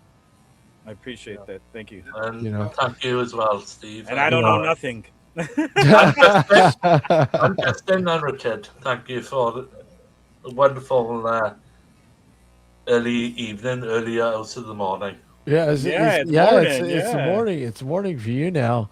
Richard, once again, are UFOs alien based or governmental?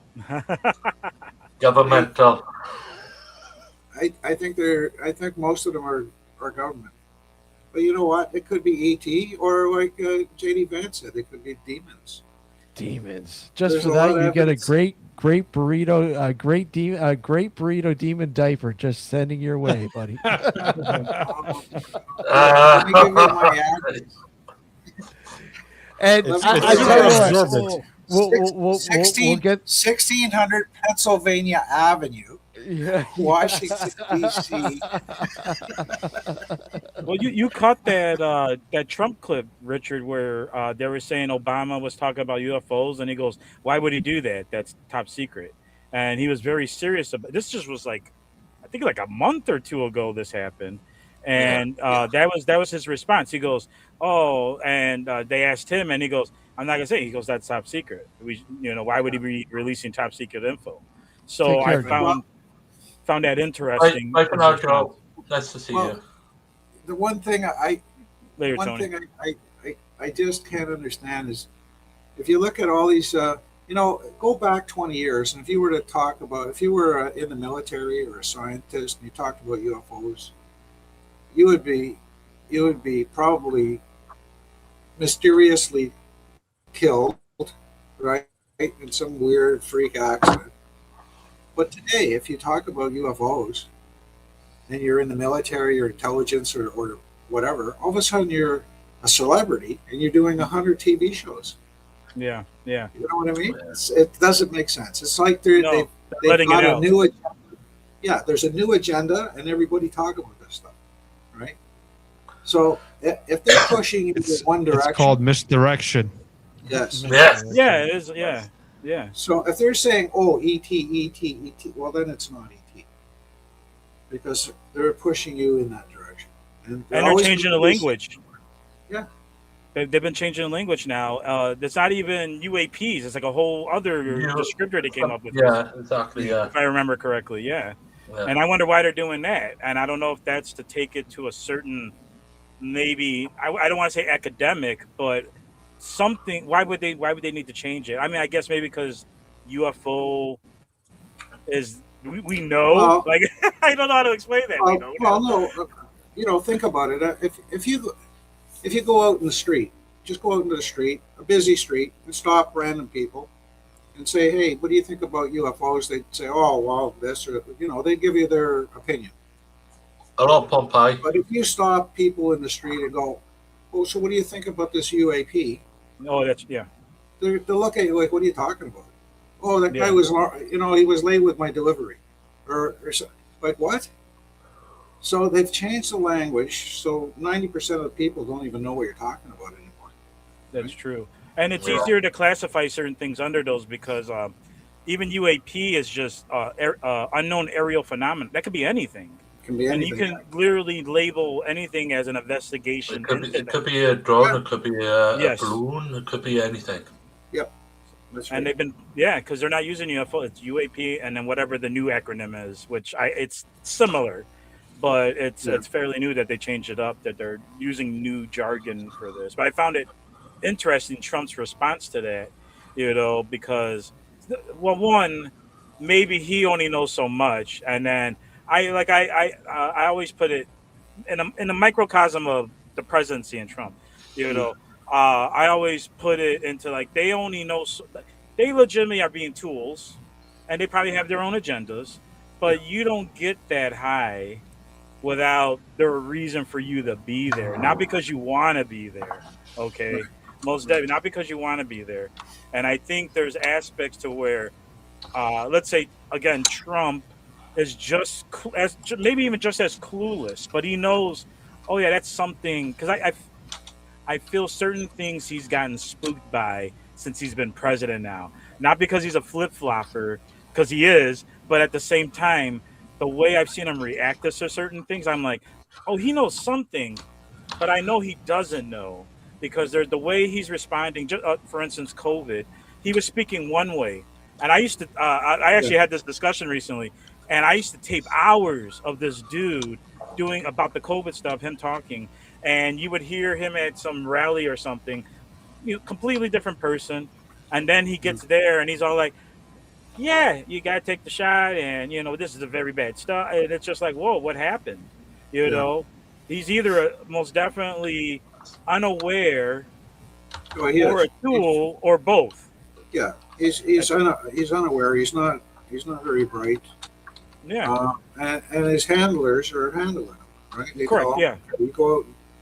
But the problem I'm finding with Trump is because he's not aware and he's not very bright, that something will be said in a briefing that is above top secret stuff, and he'll come out and talk about it. That's whatever happened to 8 o'clock tonight? I thought that was supposed to happen. Whatever. Oh, he postponed it. Oh, he postponed it, of course. They're doing deals. They're doing deals. Taco, eh? Taco. Ceasefire for a couple of weeks. Gentlemen, I gotta hit the road, man. I gotta go to sleep. Yeah. We're talking to y'all. Have a good night, everyone. We're in this, but yeah, I want to thank everybody. We want to thank everybody. Thank you again for popping in and being a part of this and thanks for having us. subscribing. Thank you, guys. And throwing the donations out there and everything else, guys. Thank you. Really appreciate it. We're one step closer to helping out and getting things ready for the next year of Nocturnal Frequency Radio. Justin, Richard, Tony, thank you guys. Take care. Everybody in chat, take care. And we'll see you all. And thank you in the panel as well. God bless you and Alec. Later. Take care, everyone. Take care, guys. Thank you all.